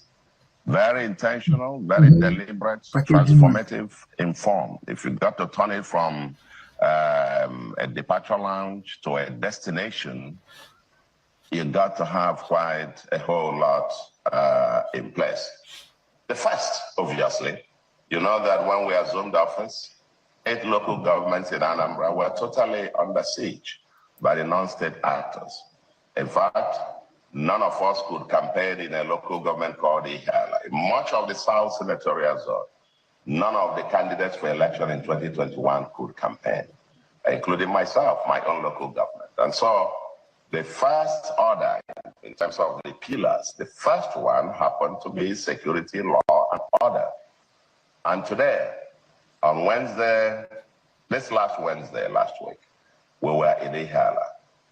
And back again, all elections that have been held in Ihala. The 8 local governments have been retrieved from, rescued from these non-state actors. Are we there? Absolutely. Are you there? Yes, I can hear you. You are there? Yeah. Okay, you can hear me. Okay, because I think I'm not seeing the screen. So, on Wednesday, we had a celebration. It was not a campaign. It was a massive rally that we could have in Ihala. And the Reverend Father testified there that all the communities that were on the run are now back. The churches are back. Everybody back in their communities. That's just it. I mean, if you call it a case study of what has happened in security. And Anambra is today adjudged one of the safest, if not the safest state in Nigeria. And we can come back to the numbers. We've smoked out these members who have kinetic and non-kinetic approaches. We've declared amnesty program for those non-state actors, and thousands of them have surrendered. We've been able to retrain them, put them back in society, as it were. Now, of course, that's not to talk about, now that I talk about thousands, we promised empowerment of the youths, and we are having one that like no other in this country. And that is where we have trained in a peculiar Igbo apprenticeship system. About 13,000 youths, empowered them with at least 4,000 or 5,000 of them now profess themselves as young millionaires. And even they themselves employing others. In fact, when the president came, one of them that spoke said he now employs about 25 persons. So we are deliberately creating the new and future millionaires out of our youths. We've just empowered another 8,300.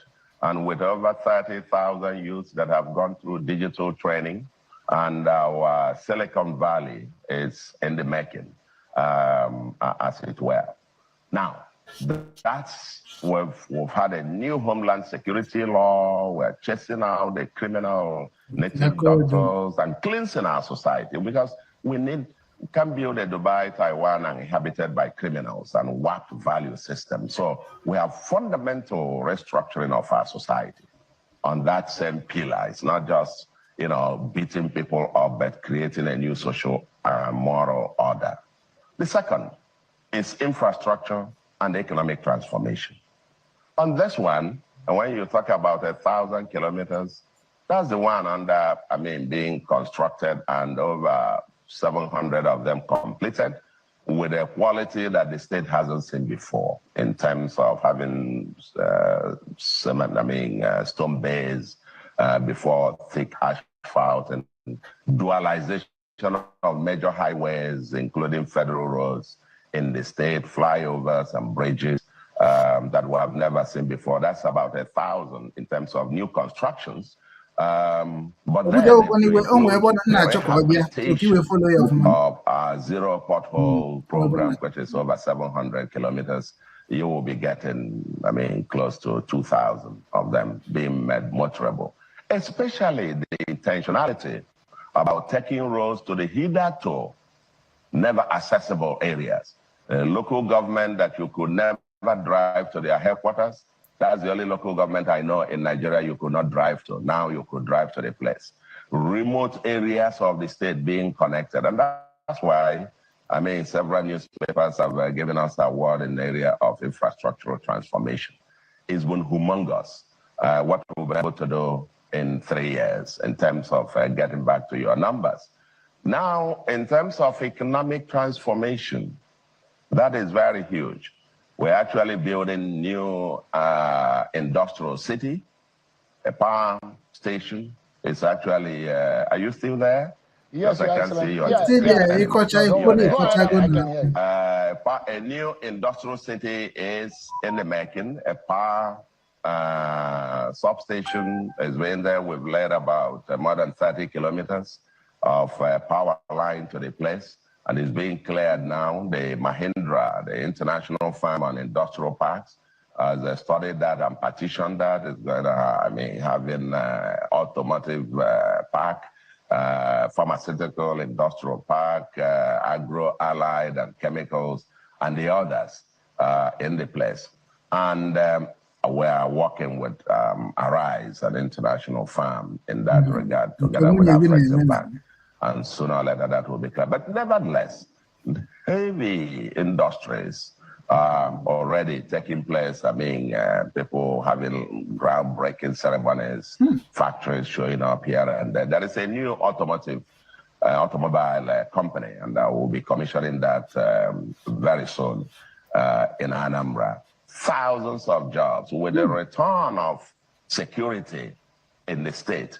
Hotels getting filled back again, new jobs, formal and informal sector, factories back, and the societies abandoned before getting back. And people are very industrious. And you see the jobs getting on. Now, in the area of human capital, now because you talk about tech and so on, technology stuff, that's where we are building a fundamental foundation for the future of our society. When we have free education from kindergarten through primary, through secondary, SS3 in all public schools. Public education was abandoned for over 3 decades, and they were just the wretched of the earth, if you like. But now, our public education is not only back, but winning awards nationally. The President's Award, the World Teachers Day 2 weeks ago, I think Anambra came back with about 9 prizes out of 15, with the best overall school in Nigeria. I spoke with the Minister of Education, was excited about that the overall best school in Nigeria happened to be a public school in Anambra. And, 6 of those 9 prizes went to public schools. And in fact, from WAEC, the best school performance in sciences in Nigeria happen to be an Anambra in terms of chemistry, physics, biology. I'm from an Anambra public school. Because we started off by recruiting 8,115 teachers competitively across the country. It's not the best that we could find in Nigeria, from 18 states of Nigeria. Because what is best for the Anambra child is to be taught by the best teacher in the world, not by the incompetent one from his village. And there is no school without qualitative teachers. And with that as a foundation, I'm putting them back, and we're going to even be recruiting more. We've prioritized education first rate. If you want to evaluate the quality of education of any society, you look at the quality of teachers.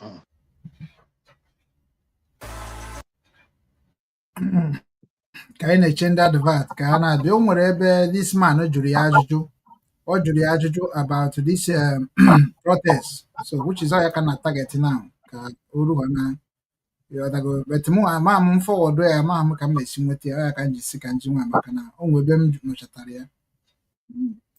Yeah, just let me let me cut in quickly, because I'm going to take it segment after segment, and I'd like us to look at the major areas that you have promised and the reason why you think that you deserve a second term from the people of Anambra State. But first and foremost, let me ask you, you promised about 1,000 kilometers of new roads. But when we're tracking, what we understand that have been done is about 400 kilometers.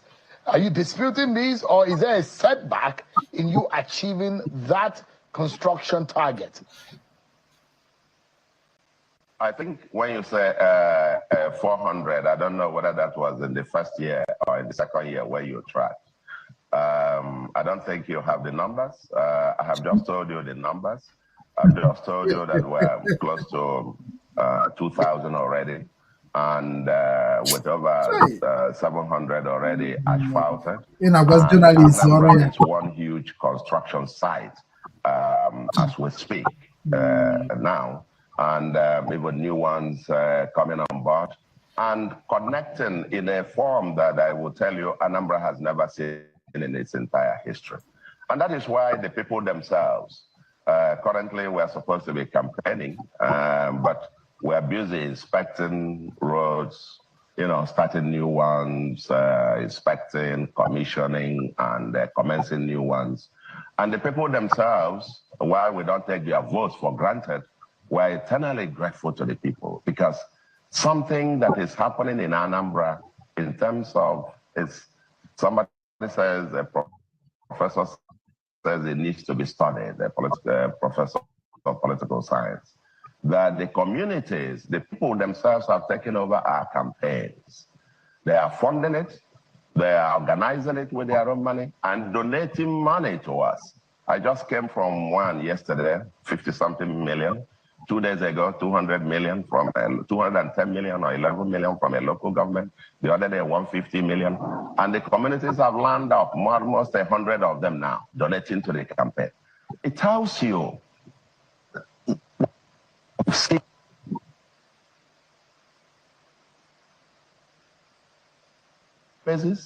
in terms of the roads that passes through all the nooks and crannies, connecting communities that never seen third road since the creation of Adam and Eve.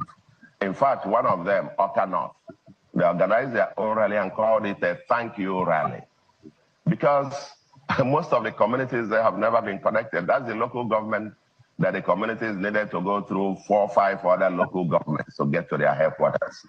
They're now so connected with almost 60 kilometers of road in 3 years, you know, connecting the communities, compact communities, that they have, I mean, they said, just to thank you.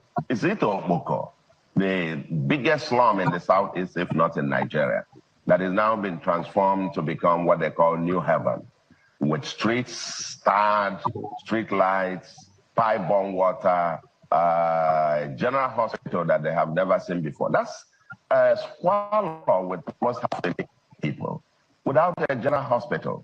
And they're now experiencing it. So the people themselves are rejoicing. The people themselves feel it. You know, landmass are yours. 1,000 kilometers of road, and by the way, for context, no government in our history, even in 8 years, has that record. Because you got to put in context. All right. So let me speak of what we have in 3 years. Yeah. I just wanted you to clarify the figures So because to clarify that your figure is wrong, your figure is wrong. Ya na-akọ rọbish ihe niile ọ na-akọ ndị Anambra wee na-ebe na-etisi wagaji na-asị ya na ọ ga-achị ọzọ ihe aka ọ na-akọ ọ bịa na el na-akọ nọnsens ka ntinye na achọrọ ebe m chọrọ bụ ihe gbasara anyị nwa ihe mekwu na ọ dachi ọfụma sef ọ bụ na ọ mara ihe 25 14 20 26 okay 26 24 this region of the country, which impacted on the economy largely. It was every Monday people stay at home, and it's pretty much like 3 weekend days that you have out of the 7 or 8 days. You have Friday, Saturday, Sunday, Monday in the Southeast region. Monday reduced to a no-work day because of sit-at-home issue. And now there are agitation for the release of Nnamdi Kanu. And I'd like to know, are you going to join, are you joining in that campaign for the president or the federal government to release Nnamdi Kanu? There will be protests in many parts of the country tomorrow, as we understand. What is your view about that protest and the agitation for the release of Nnamdi Kanu? Watch here. Sharon, I think we should be discussing Anambra and forthcoming election. That's what you said this program is all about. And you're not going to drag me, get me to, if you like, get us distracted from that focus. I get on to Monday sit-at-home thing, which is very unfortunate. We've made it very clear. People, if you are protesting or agitating for anything, you are holding yourself down by now killing your own people under the pretext of Monday sit-at-home.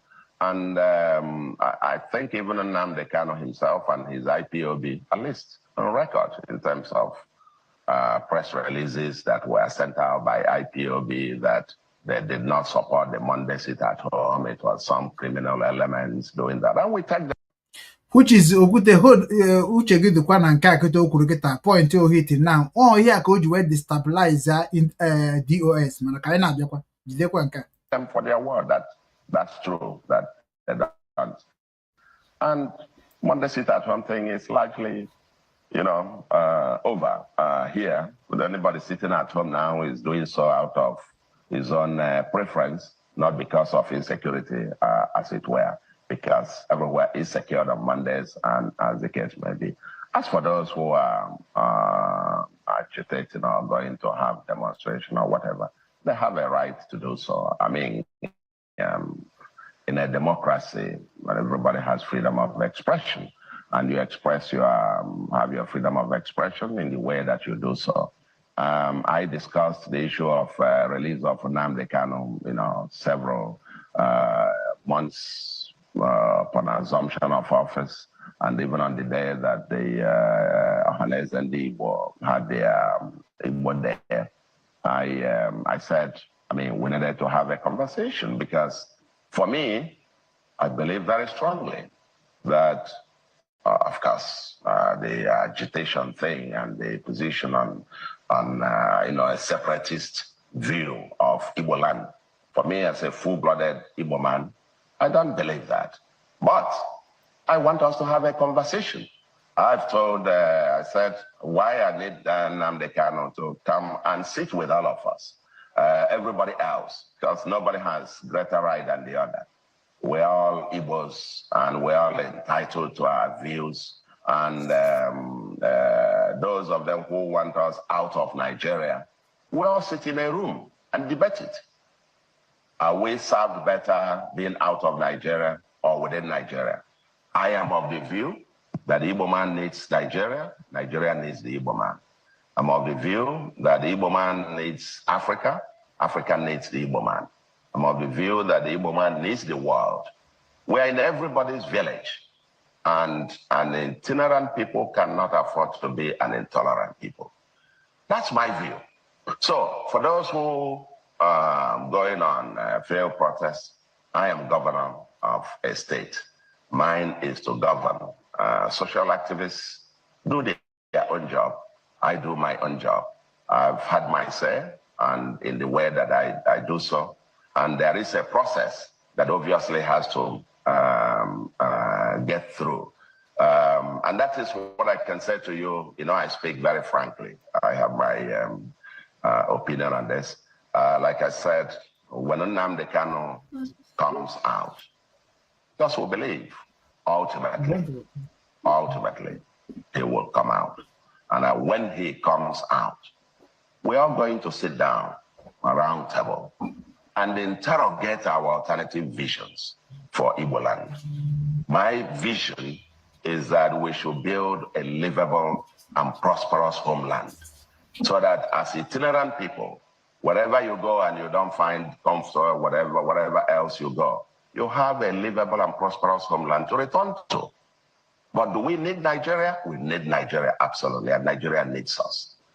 That is my very deep belief, and I canvass it with no apologies, and I hold that. And I'm prepared to debate this with anyone, that the future prosperity of the Igbos, God didn't make a mistake in putting us together as one nation, and we must exploit all the opportunities available to that in a fairer Nigeria, equitable Nigeria. The Igbo man has a great future. All right. Give me a moment, Governor Soludo, because we need to go on a break. The Soludo solution was promised 3.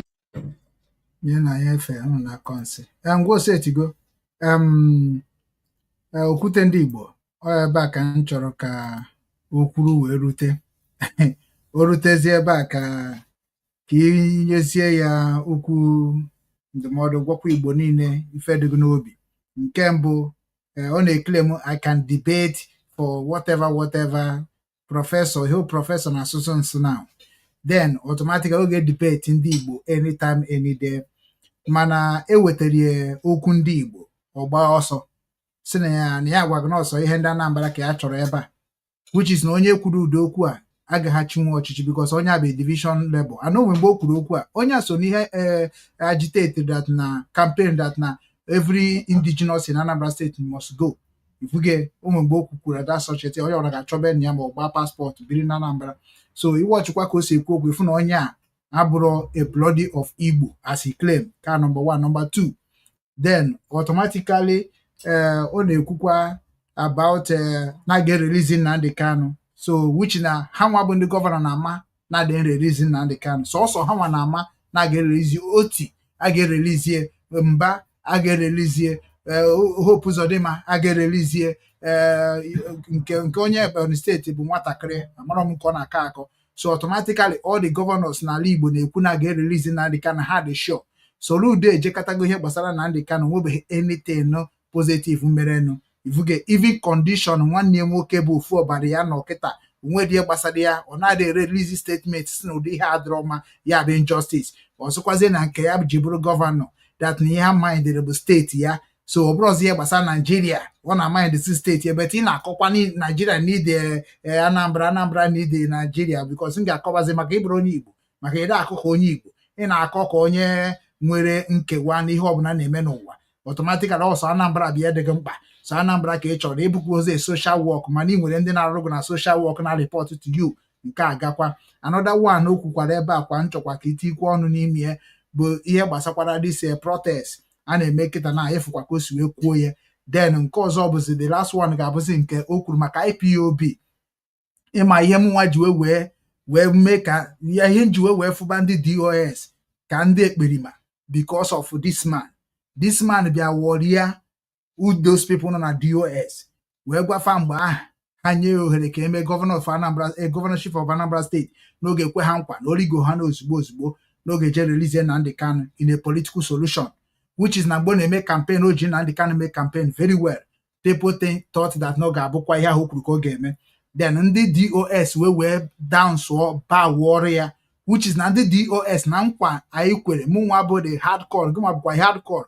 DOS, we agree from the beginning, we shall never negotiate with the government of Nigeria, we shall never work with the governor, but DOS work and negotiate with the governors. Age of Asino Makana they can fine and good, it's not a bad.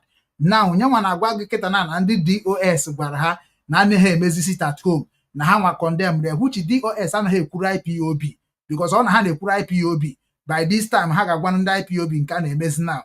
So na gị nwana nwoke kita na anwụ bụ onye gere ntị n'onu gwazie ndị Igbo niile what you understand and kedu ife furu n'okwu ya and kedu ihe na-enye ndị be anyị advice because ndị be anyị na-eso ndị kwesị na-eso and ha na ha ekwu ihe kwesị na-ekwu mgbe o kwesị na-ekwu maka ama how many years this man a na-akpọ Soludo dị o je kwuo ihe ọ na-ekwu na the whole world. Even Anambra State, the whole state, in the also one question. Kedu ihe megoro na this city irigoro now? Na call gonuga ko ekorobaga agbagi korobada agbada in aru janglova in aru flyover in ebi Obinwannem Nnamdi Kanu in ebe makodo onweghị anything a ga-asị na ọ bụ ife a ga-abịa ejide aka kịta asị na ọ ihe rụrụ a ga-eji wee mekwa gị second tenor ịkọchi ihe ndị anyị na-ekete na-abịa ka ị bụrụkwa gọvanọ ọzọ mana udo dị okwute ana mara apụrụ gị oche kụzie imechazie esi manụ nchịkọzie maka na ya nọ na ndewo.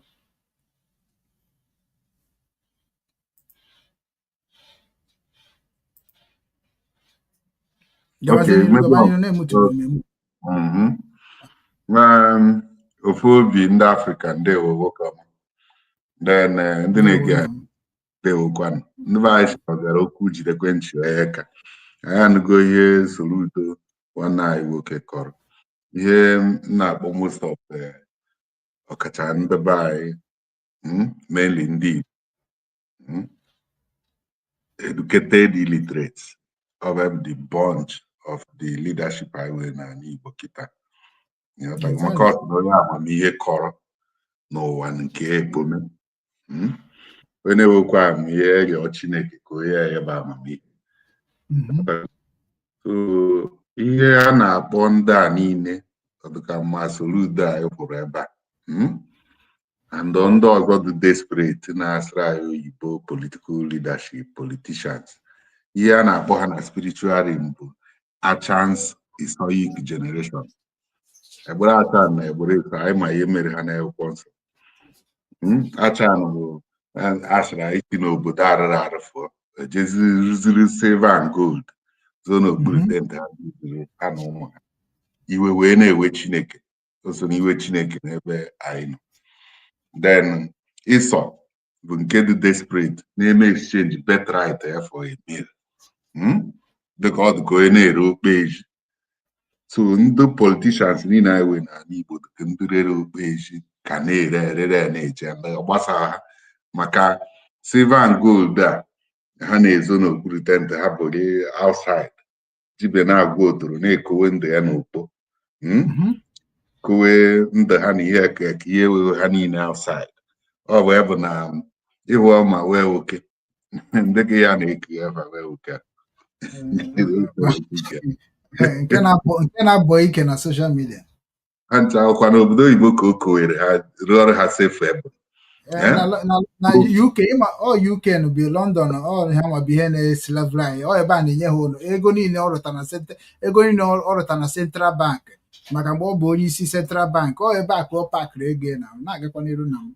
So a sị na oke bute mgbere mara ka uche ya ndị be anyị eji agha chịrị ihe ugboro ole ka ihe ga-eme mara ihe ndị nke maọbụ ndị nke che na ha ma ihe si na ọ ga-eme ugboro 3 na 4 ọ bụ nke ọdụdụ bụ ihe chịrị ha na nke mbụ mere na amaghị ama na nke ịbụọ na mkpachara ya so ugboro ole ka ihe ga-eme ndị be anyị mara ihe.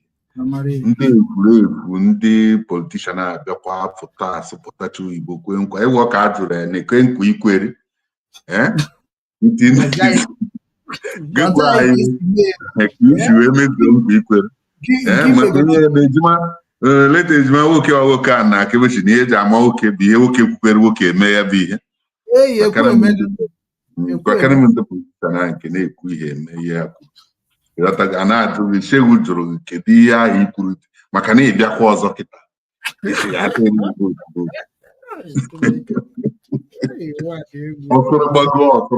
Ọkọrọgbago ihe ọ na-akọ bụ ma ndị nri isi aka odo na ihe niile ọsọ gbara na everything na ka eji bịa so ụmụ ihe anyị na-enweghị onye nwere ike ijide ihe ọ na-akọ aka maka mmadụ mkwuo na ihe na-achụchụ okwu ihe ọ na-achọ ka ọ bụ na ohuru m ama na elu ntụba isi na nkwa niile a ekwere na ya mezuo nke a go and verify ya emezuo nke go and verify brebe na na-ege ya nchịkịta na onye amamihe kọrọ ọkwa ịchịkọta ha chekwe ha niile the same ụvụrụ ka ha were because ọ bụ ugbu a ha nọ n'ogbu kovu ihe njesi ewepụ anything against any one of them mana ihe anyị na-akọọrọ ha maka ọdụghọ Chineke ọdụ atọ Chineke ọdụ adịghị Chineke mma na ọwụ onye mmehie kama na ọ na nchegharị na mgbaghara nke ndụ so ihe anyị na-akpọ ha kịta bụ chegheri one na anaeze na-abịago nso ha amaghadị ihe bụ Biafra ha amaghana Biafra bụ Igbo ọgbụgba ndụ ha amaghana Biafra bụ religion anyị na-ekwu okwu isi na Biafra ga-ana ọ bụrụ bụ na akụkọ religion niile ana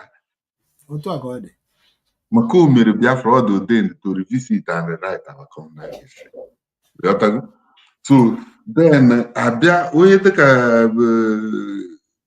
Soludo prọfesọ ọ gbahiri chi ebe a wee jee Amerịka aka Adam echekwa okwu ahụ echefu wee si na 99.9% of ihe niile a na-ekwu na Igbo n'ọbụsọ ndị Igbo na-egbu onwe ha ọkwa eziokwu na ndị Igbo na-egbu onwe ha ka bụ ikiri na-eli anụ onwe ha anyị ji akpọrọ ha oku opi ike ahụ na-ada n'ugwu nsọ 30 Disemba na ahọ ego na ego na Orie na Peter Miachima n'ọwa na anyị ga-agba na ndụ ka anyị mara nsọ anyị chetakwukworo ha nsọ anyị 30 Disemba a ga na-eme as World Festival, greatest festival. A ga na-eji ya green anyị ji akpọkọnata maka ewe time eji askata stones and time eji agada ha o bidoro 2000 ndị ogene na-akịrị ya ha na-ete ka egwu soro ha ma na ọ egwu mma ndị Igbo gbakọnọ n'oge erugo ọkwa bụ ebe mgbaba ebe ga-esi efuche all this efu ihe efuru na-akụ gị ndị egbere achansi historic generation ndị nkata tara ọbịa dara n'olu so ihe ahụ o jere kwu na Amerịka defend because ka m gwu na ihe niile ha na-ekwu ụta ịsọcha adụ desperate ka o wee defend porridge ya ma ha na-eyi ụta ka ha niile bụ desperate so ihe ahụ o mere o kwuru na Amerịka ka ịbịa bụọ asọ n'iyi ndị niile wụrụ na akpa Binimbo ndị niile erepụrụ ụmụ agha niile erepụrụ na ha mụfu ụzọ ụwa ha jupụta in their tens of thousands more than 100,000 of them ka ha demonstrate na-agbaru n'ọtọ n'iro ha na-erepu nne unu erepu nwunye unu erepu ndị ada unu ọ bụ sọnsọ Mazi Nnamdi Kanu ahụ dịka agụna-eche ọba ịghọta ihe na-ekwu dịka agụna-eche obodo ọ bụ ebu sọnsọ voice orezu sọnsọ ike niile okere bụ ihe megodiri egwu kaja atọ ndị iro ma ndị Fulani ji enye testimony na ala Igbo bụ ọgba agụ owuru n'ime eba ebe ahụ otu iche ababe ndị ịghọta ọ bụ sọ Mazi Nnamdi Kanu gosiri na mmadụ gosi na mmadụ nọ n'ụlọ na anyị wabụ ndị kwere because ndị ọbụla bụ choosing ones mara onwe ha ebe ọbụla ha ihe na-akpọ ha bụ discover seed ahụ Chineke soro n'ime and don't let anybody silence your voice ikwuru n'eziokwu bụ mesie ya ike eziokwu truth bụ ihe na-ala asụ forever mana okwu asị na-eme expire and otu o si eme expire bụ otu the wicked ji eme expire so the wicked ekwuru niile a kiriwe ha ka iji ekiri ha otu isi kiri fero ha na-eme expire maka ha dịka ndị isi zọtara ụdara n'ọkpa agịchịcha nke ha zụtara eje zọta ọzọ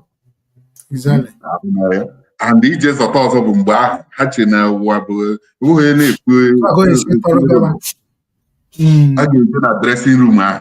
Dressing room ka bụ sọnsọ 6 feet ndị na-ajọ ka ha buru ụwa niile n'isi wee naba mmụọ awatara ha si dịka ibe ji 6 feet ka ha buo n'isi chiweke n'otu ahụ Kraịst eze ebe ji chiwe ya wee fụta ka anyị maa na ọ bụ obu Chineke kere the righteous mara ihe niile wee nọrọ n'ụlọ na-azụ oke ọrụ mmadụ eginamụ n'ọgbụrị.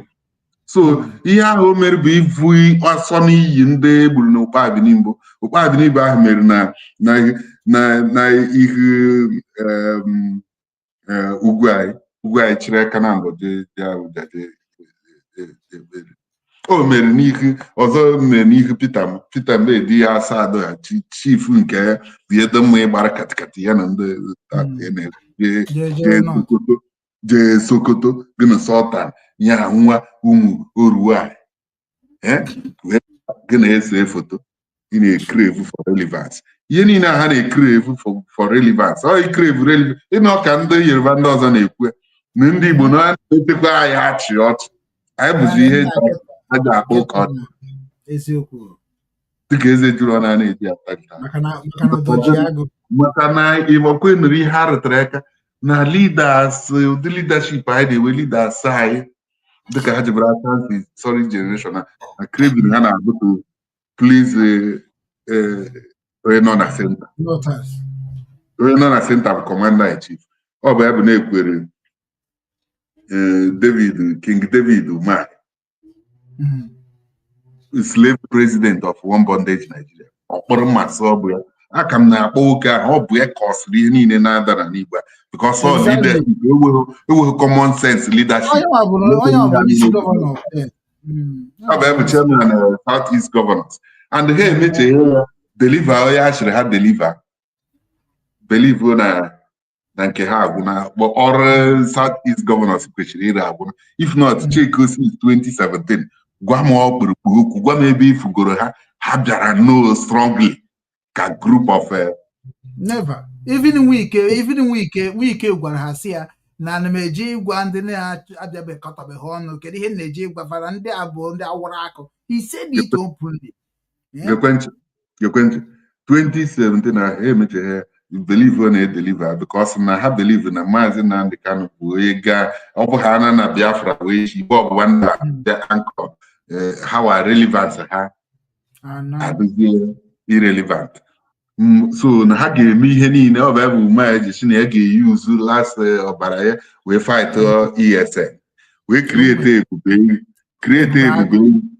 ebube agụ one bụ ọ bụ maka agụfụta na-ekwu na energy anyị mana ewu makwa ihe ebube agụfụta ekwu ewu ma ihe mana ọ bụ ebube atụrụ bụ nka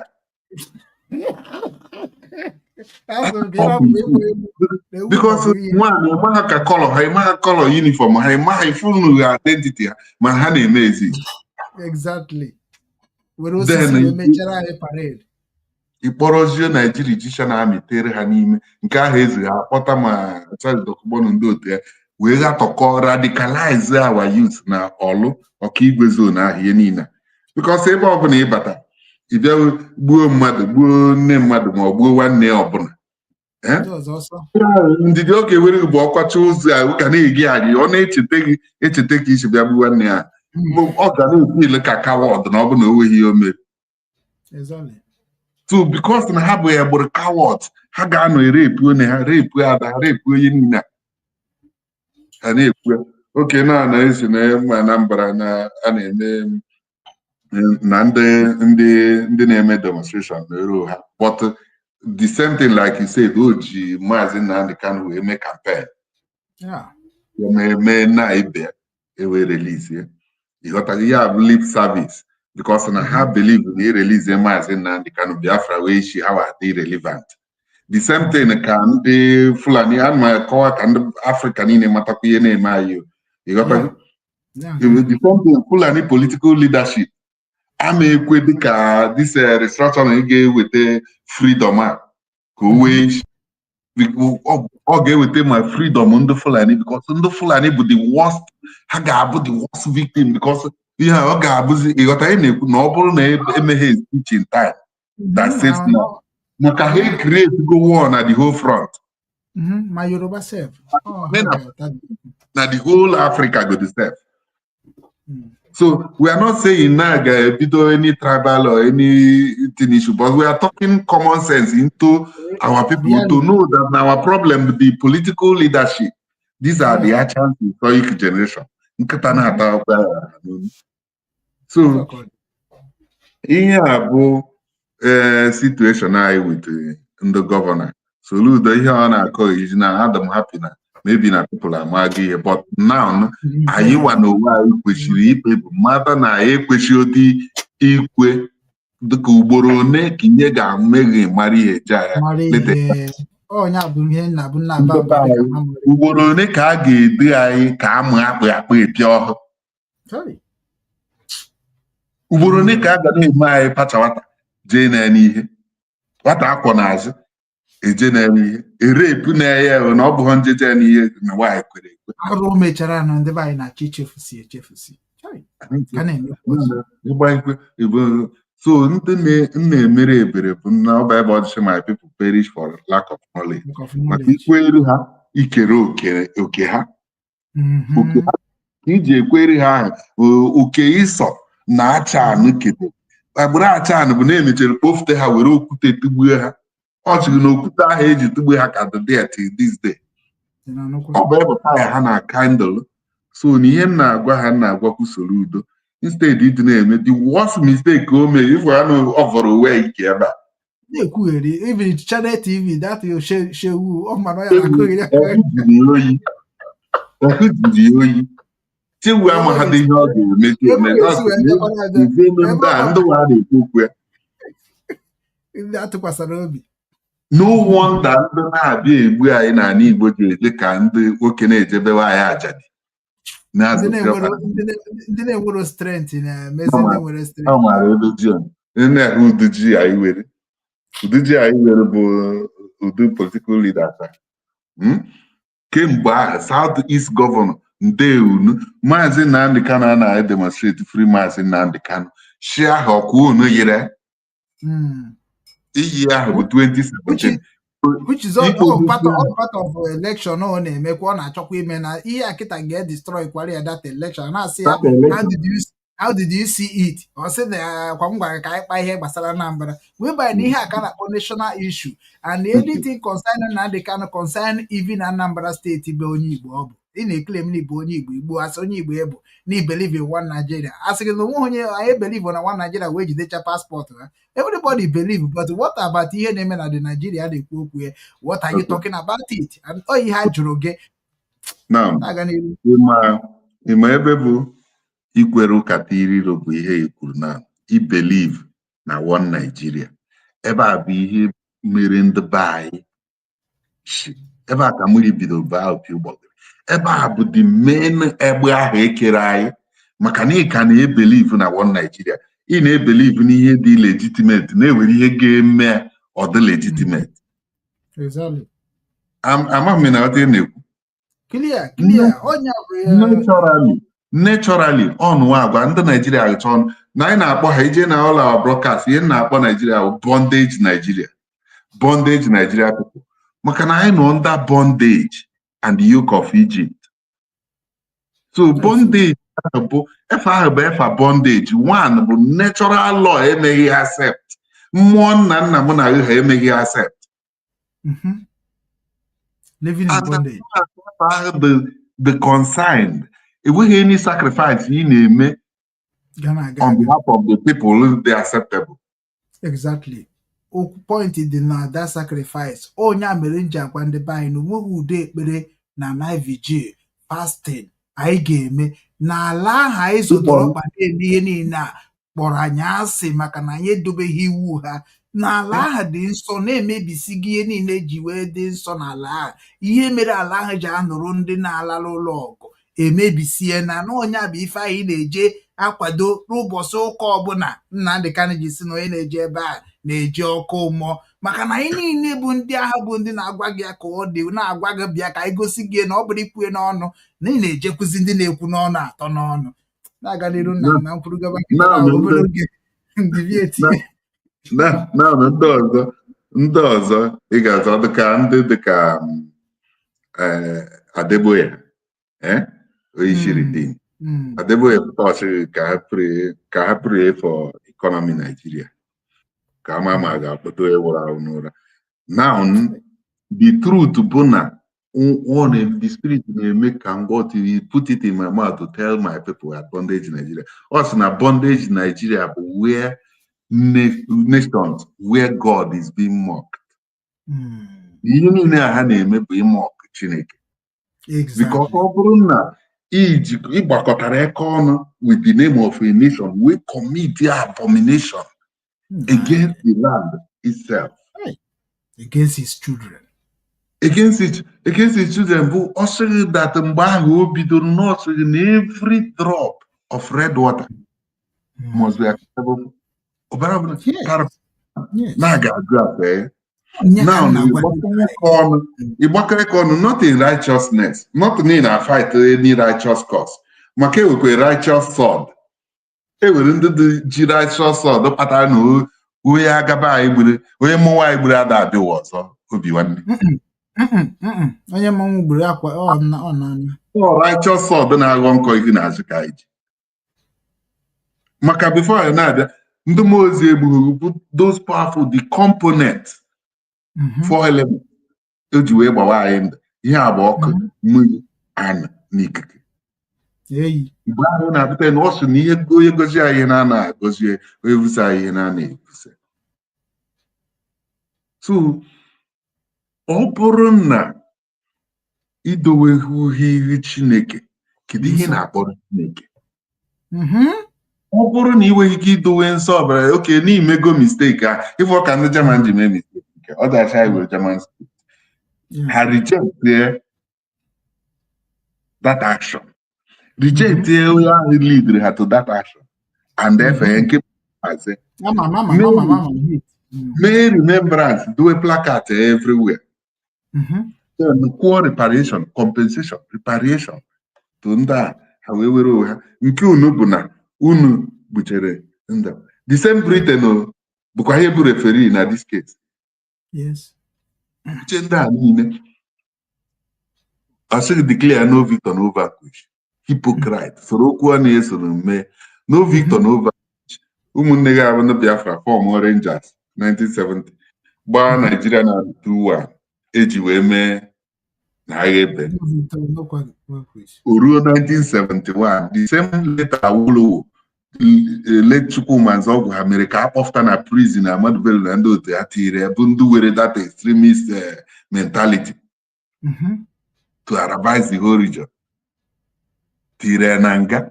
Then Chukwuma Nzọgwụ accused her was primarily ka release later Awolowo from nga mee president na ka agha ahụ bidoro the same course ka iwefu the same pattern, the same course Ojukwu fighter but the same course Mazi Nnamdi Kanu na fight to free the people. And each time they betray the same people, the same way they betray Christ. They are to free the people. So Ojukwu was fighting before declare Gwara Victor Banjo Ngwaburuzo and liberate our brothers na Yoruba land. Go and enter ASO Rock. You are unstoppable because here now no go full soldiers. Yes. The wicked, all those evil people. Oh, yeah, Ibrahim Traore Gwara Trump. She on a koi, on a koi. Yeah, but an African. No, they know that to a bomb. We're not to try because whatever goes up must come down, and we be in control. So now, I been a foot soldier. Oh, boy, Iowa. Also, I deal with ASO Rock. They were marching direct to ASO Rock. Without no, and the army command that they disobey. Suddenly, late Victor Banjo, Kedu Mafia, Ifajin, late Ifajin, are making her pushing over for no reason. No, late Ojukwu Bajirumba wait here na radio funk.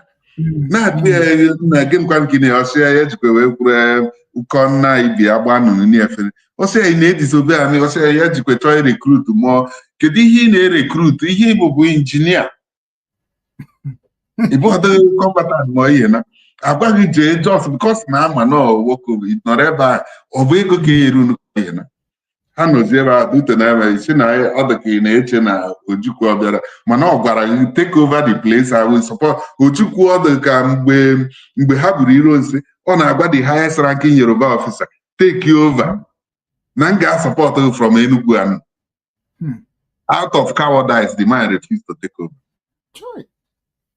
Ọ dịrị ndị a because ndị efurefu mechiri ihe anyị na-ekwu ndị kwa evil men tita Nigeria ma late Murtala Muhammed ha na ndị otu ama Buhari everybody ha ma adịghị ihe ha ga-eme na aka anyị ọ ya ka ha jide kpọpụta dula ada a na-akpọ Jack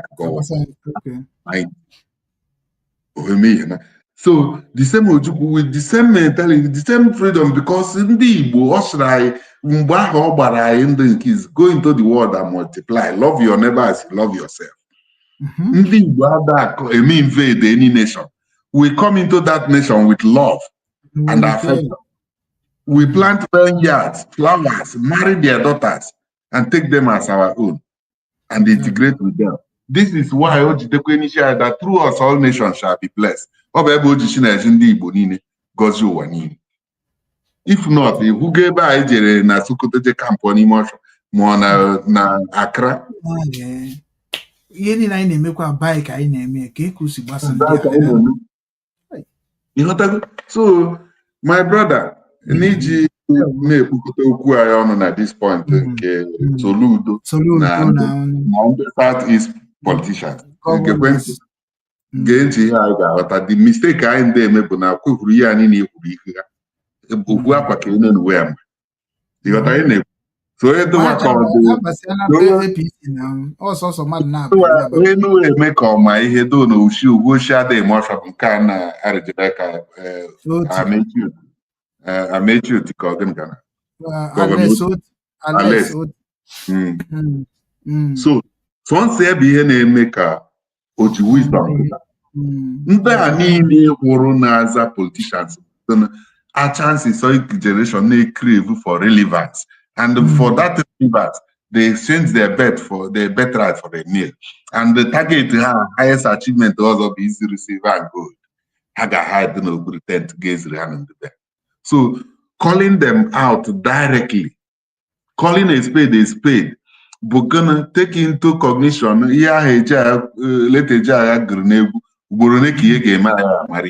that is when we stop discussing about politics with them. If any one of them, campaign here, if even on a Meru campaign, draw shit area for election. Shit,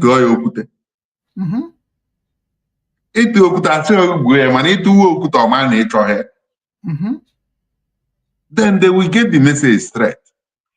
Because na-emetega ihe ka anyị ga-amara ihe. Now the same thing with other governors. Ọdụwa ka Hope Uzodimma ịma 8 years ndị ha ka ọ bụ till thy kingdom come. Hope Uzodimma 8 years agwụgo. Ọ nọzi na Abuja efere aeroplane aka na-achọ ebe ọ ga-efeje. Maka ya gbahakwa ya dụkwana ka ọra mpe ga-eyihe n'ochi. You understand? Unless my repent kita so we support all this movement you get to free the people. The same thing with my David Uma in our coastal highway to heaven. All hand in a cause the problem.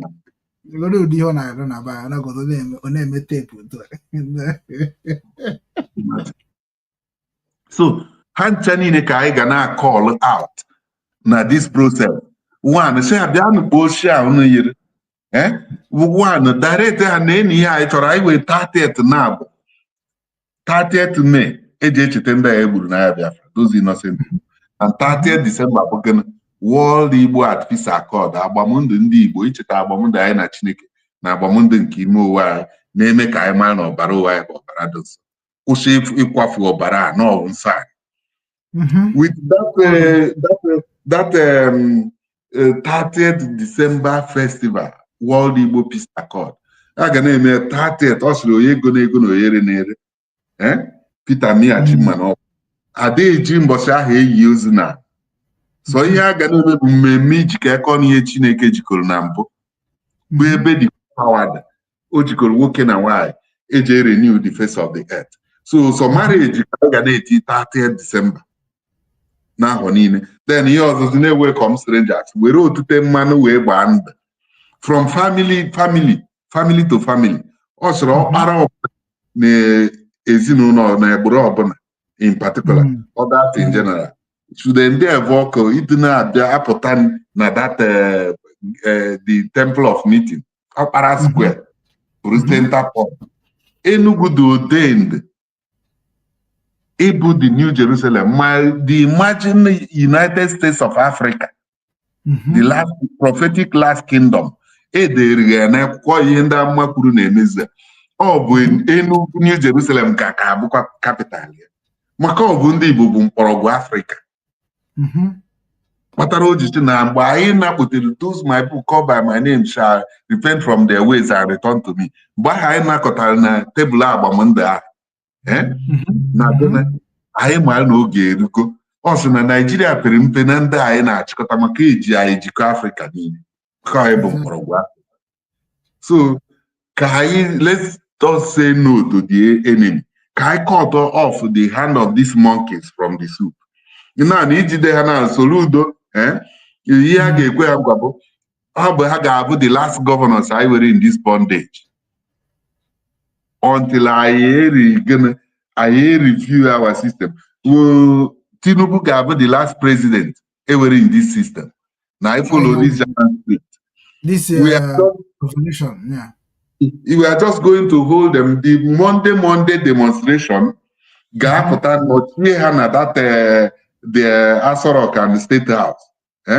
Then ndị nke nọ na diaspora may occupy the whole embassy every Monday. See ha na ihe a chọrọ bụ gịnị transition to free states, just like Germany.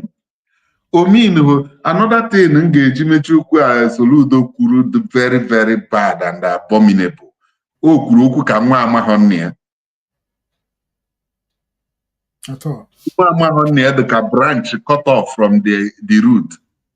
Maka ọ bụ nna ya anyị na-emekwe our viewers advice. Onye ọbụla ya na nna ya were okwu na jee gba mbọ reconcile ya because ị dị ka branch a cut off from your root. N'udo ọbụla o sikwedo. Reconcile ya, then ị mara na ị na-achịgota ha ka eji akpọkwa anyị oku n'Igbo ka anyị reconcile ya with our maker to our root. Ekwu ahụ o kwuru bụ ịkpọ na ndị Igbo bụ Biafra bụ separatist. Akwa ịnụrụ ebe o kwuru na yene ya. Biafra abụghị separatist. Ichi na Biafra bụ separatist dị ka mmadụ ichi na mkpọrọgwụ bụ separatist from a tree. Echedị na onye ahụ prọfesọ ka ọ bụ sef mana ekwu echefukwa niile. Mkpọrọgwụ ada abụ separatist.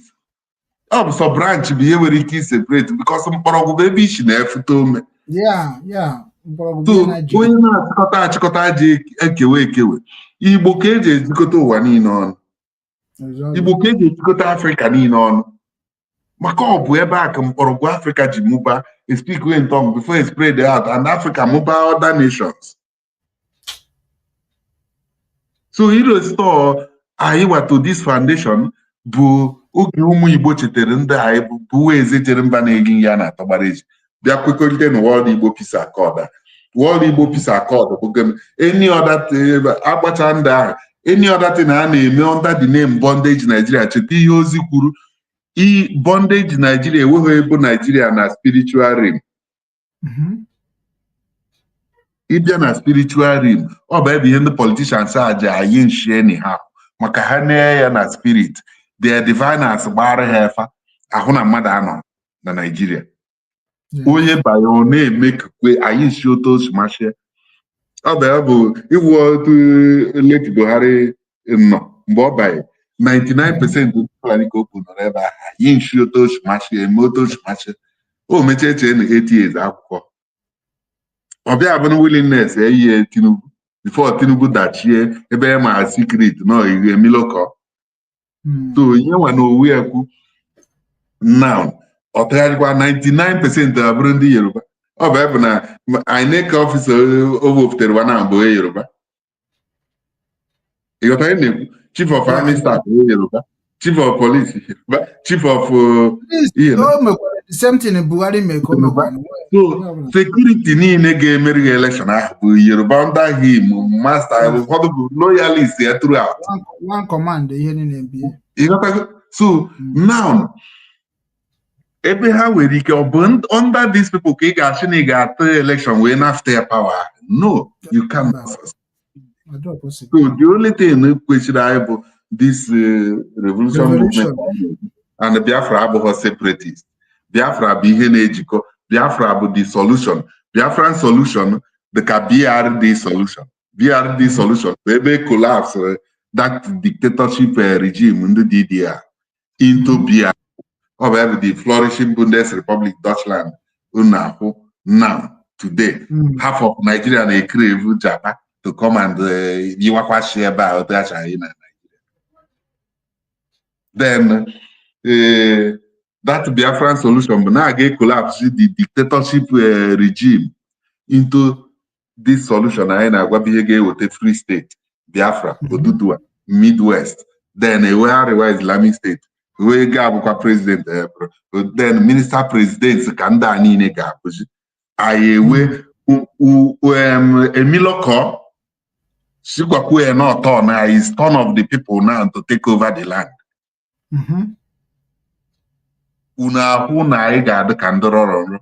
We go about the bridge gave few men or also no one without on our life. Man, women we made on our life. Man kebel ọ bụrụ na ebo onye na-eme ihe na ogoji onye ahụ na-ekwu ihe a na-edere ya bụ onye ga-agwa gị bezo ya gbana. So ndị Igbo ka anyị mara na ihe Soludo erigo wee Anambra na-erechikwe Anambra again. Ọkọ na enweghị anything ha ga-emere anyị chi. So onye nwe ha akọ o nwere before ị na-ekwu okwu ikpeazụ o nwere message bịara nụ at least ọ ga-adịkwa mma ka ị mara ya show were tweet because of this protest of today which is even Nnamdi Kanu tweet kwara ya. So ha na-akọwa that na the Nigeria police team deployed to brutalize free Mazi Nnamdi Kanu now protest arrested Nnamdi Kanu brother, which is Emmanuel Kanu, and his lawyer, which are lawyer Jumako, and as well as innocent bystanders. They were beaten and taken to the FCT command. The police must release them immediately. So here can have the latest update, at least for this protest of today. Automatically, now when Nnamdi Kanu and lawyer Jumako, the legal chief of Nnamdi Kanu, which is now no 2 ages here. I'm not age, this is the lawyer. When you get it, with the radical, that means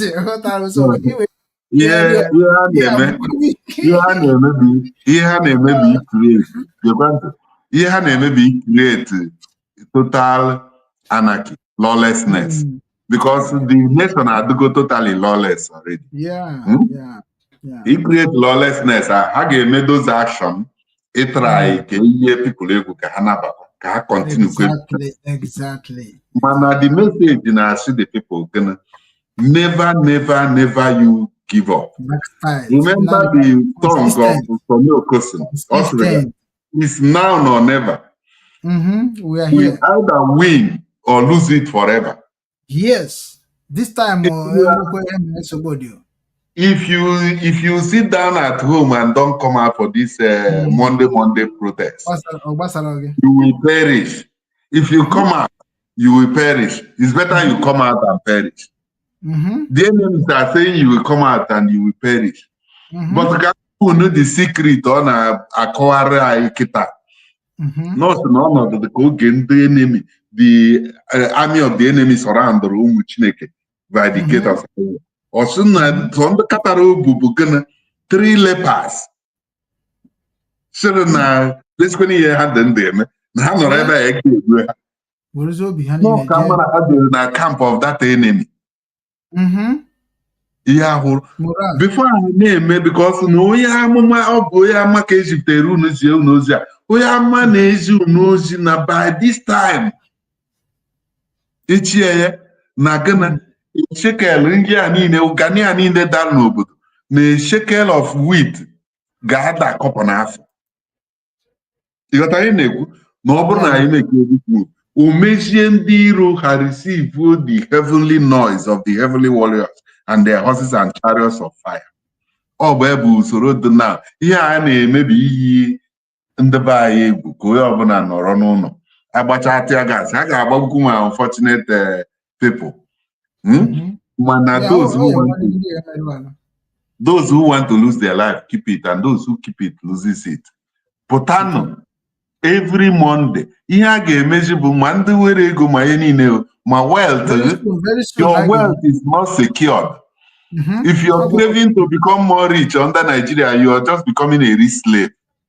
So the only solution now is to join the bandwagon. And joining the bandwagon, the almighty Chineke of the land are recognizing those who acknowledge to be part of this movement to restore the land. Those who have gained the right as sons of the land. Because the land has been captured ever since they mentioned that name.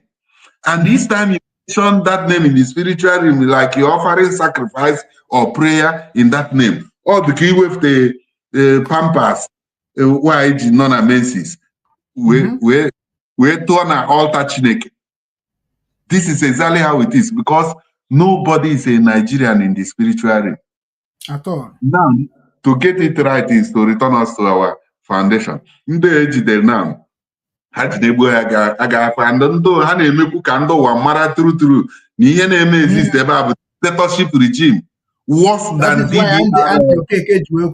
is why ndị Okeke ji wee gwa ha na gọọmenti na-efere ka na-efere kwa ka na-awụ onwe ha na so ha ga-awụgide onwe ha na ana till tsunami a riri n'igwe erie mmiri erie ha ncha niile because obi ihe na mgbe ha fọsụrụ people na-apụta ụta ifọsụ anyị na-agba ha tia gas mgbe iwe gbara ogwu gba mmadụ ebu ahụ mgbe ahụ bụ n'ime ọta and after the first target a na-eme bụ ndị politician egburu a chance historic generation which is n'ọnya ka ha ji kpọrọ ụmụ ha kpojecha na UK kpojecha ha which is n'ọnya bụ the target of IPOB, because IPOB mere that na we are going to target their children in abroad, which is n'ọnya bụ ife ahụ ha ji agba ka IPOB structure nwụọ mana ha mara that na anyị ka bụkwa that structure n'obi na ọ bụrụ na nke otu akịta show were pụtara kịta na nke ahụ ga-abụzi original, because anyị ga na-agazi embassy to embassy, because na anyị nwa bụ Nigerian with Nigerian proof that now we don't want our leader to take care of us anymore. I don't back ha ga-aghọtabazi ihe a ga-eme onwe. So which is now at least ka m gwa gị eziokwu dị na structure Biafra IPOB ha na-ahụta okay as an indigenous people of Biafra no bụ Nnamdi Kanu form ihe ụta ka ha na-ahụta mana ha amaghazi the truth about Biafra as that ọgbụgba ndụ gekwentị Igbo ọgbụgba ndụ a dị na eresi asịdọdọ kịta eresi asịdọdọ bụ eresi ndị Arabia. Eresi ndị Arabia bụ because no bụ under the oath of Egypt bụ ejijide anyị na-egbu ya. Ama m na aghọta ihe na-ekwu. I follow you now. Ọ bụ na eresi Arabia ka this ark dị now. Ịghọtago? And ọ bụ kpatara chi ndị Arabia niile a na-ekeba aza jakishi na akụjisi ebe ọbụla ha nọ. Ha na-agba helter skelter ịjụ ọgụnụ kpatara kedu ihe mmiri ji eri ha ya. A na-agwa ha n'akụ ya unu ji bụ Biafra ụmụ Chineke. Both ha na ndị Britain ihe a na-achọzi bụ ka soft landing kedu ka anyị eme and na-emekwu ma these people bụ Africans nọ n'ọnọdụ spiritual Israelites nọ na this bondage of Egypt emere okwu a na-adọbụl punishment anyị every day. Ma ọ ga-erite anyị ka ga-eshi owu otu ndị ụfọdụ ji shi owu na-atam si na after all na ha ka ga na-ahụ dị nri eri na bọndeji a. Ọ bụrụ na ọ ga-erite anyị kwetezie na voices of the messengers wee soro usoro freedom a mara na anyị ga-ewere onwe anyị n'eziokwu, and isoro usoro ya bụ maintain German script na-afụta every Monday ha tụgodo anyị taa anụ gbana taa echi bụ nta. He who fights and run away lives to fight another day. And unu ga-ahụ also na finally when the captives were brought back to Zion, we shall be like those who dream. I ga-adị ka ndị rọrọ nrọ.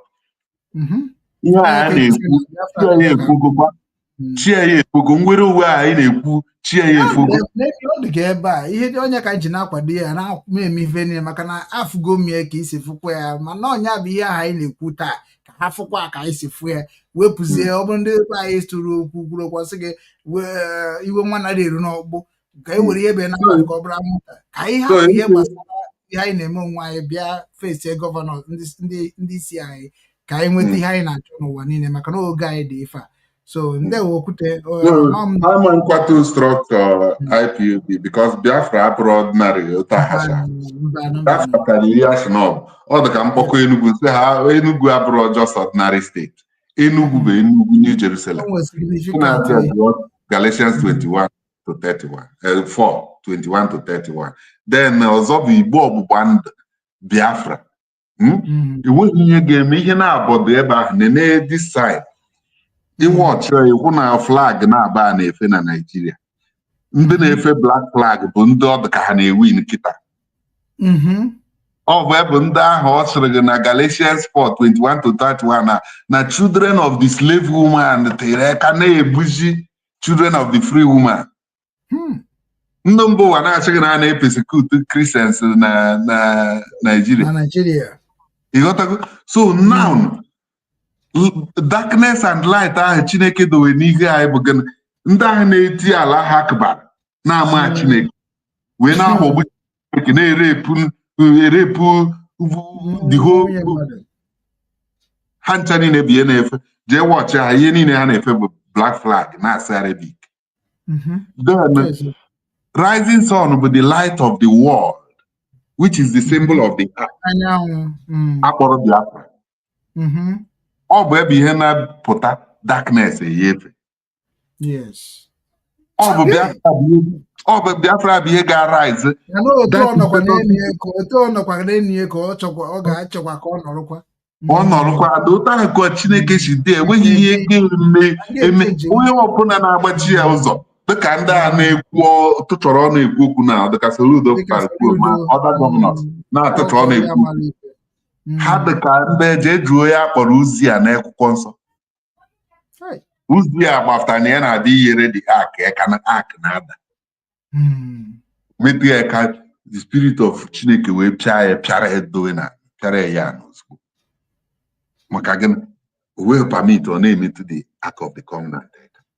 Ihe ha na-agba mbọ bụ gịnị craving to remain relevant and ọ bụ anyị hafụ ha duto na anyị na-eme ka ndị na-eche ka ihe mee anyị hapụziri onwe anyị chọbazie akụ nke ụwa. Ọ sịrị anyị efunahịa anyị hapụzie achieving the kingdom ọ gwara anyị and every other thing. Ka a sịrị anyị bịazie hụ nwanne gị n'anya ka ikwukwe before my people especially ndị Igbo unu ekwukwene ka ọkụ a amụrụ n'ahịa anyị. Ọ bụ anyị ga-eme ya ka ọ bụ very forceful. Ọ bụ ọdụ maka o were ebe ga a na-eyuzu ndị ọzọ dịka Peter Obi ọ mara ihe kịta ebe afọ so were kwu ka ọ ga-akwụ ọ kwụkwa ebe ahụ mana ọ na-akwụ edekwena ya oso n'ihe agbati gas today. O kwesịrị ịpụta ka agba ya tia gas ọ mara na ihe a ga-eme profaịlụ ya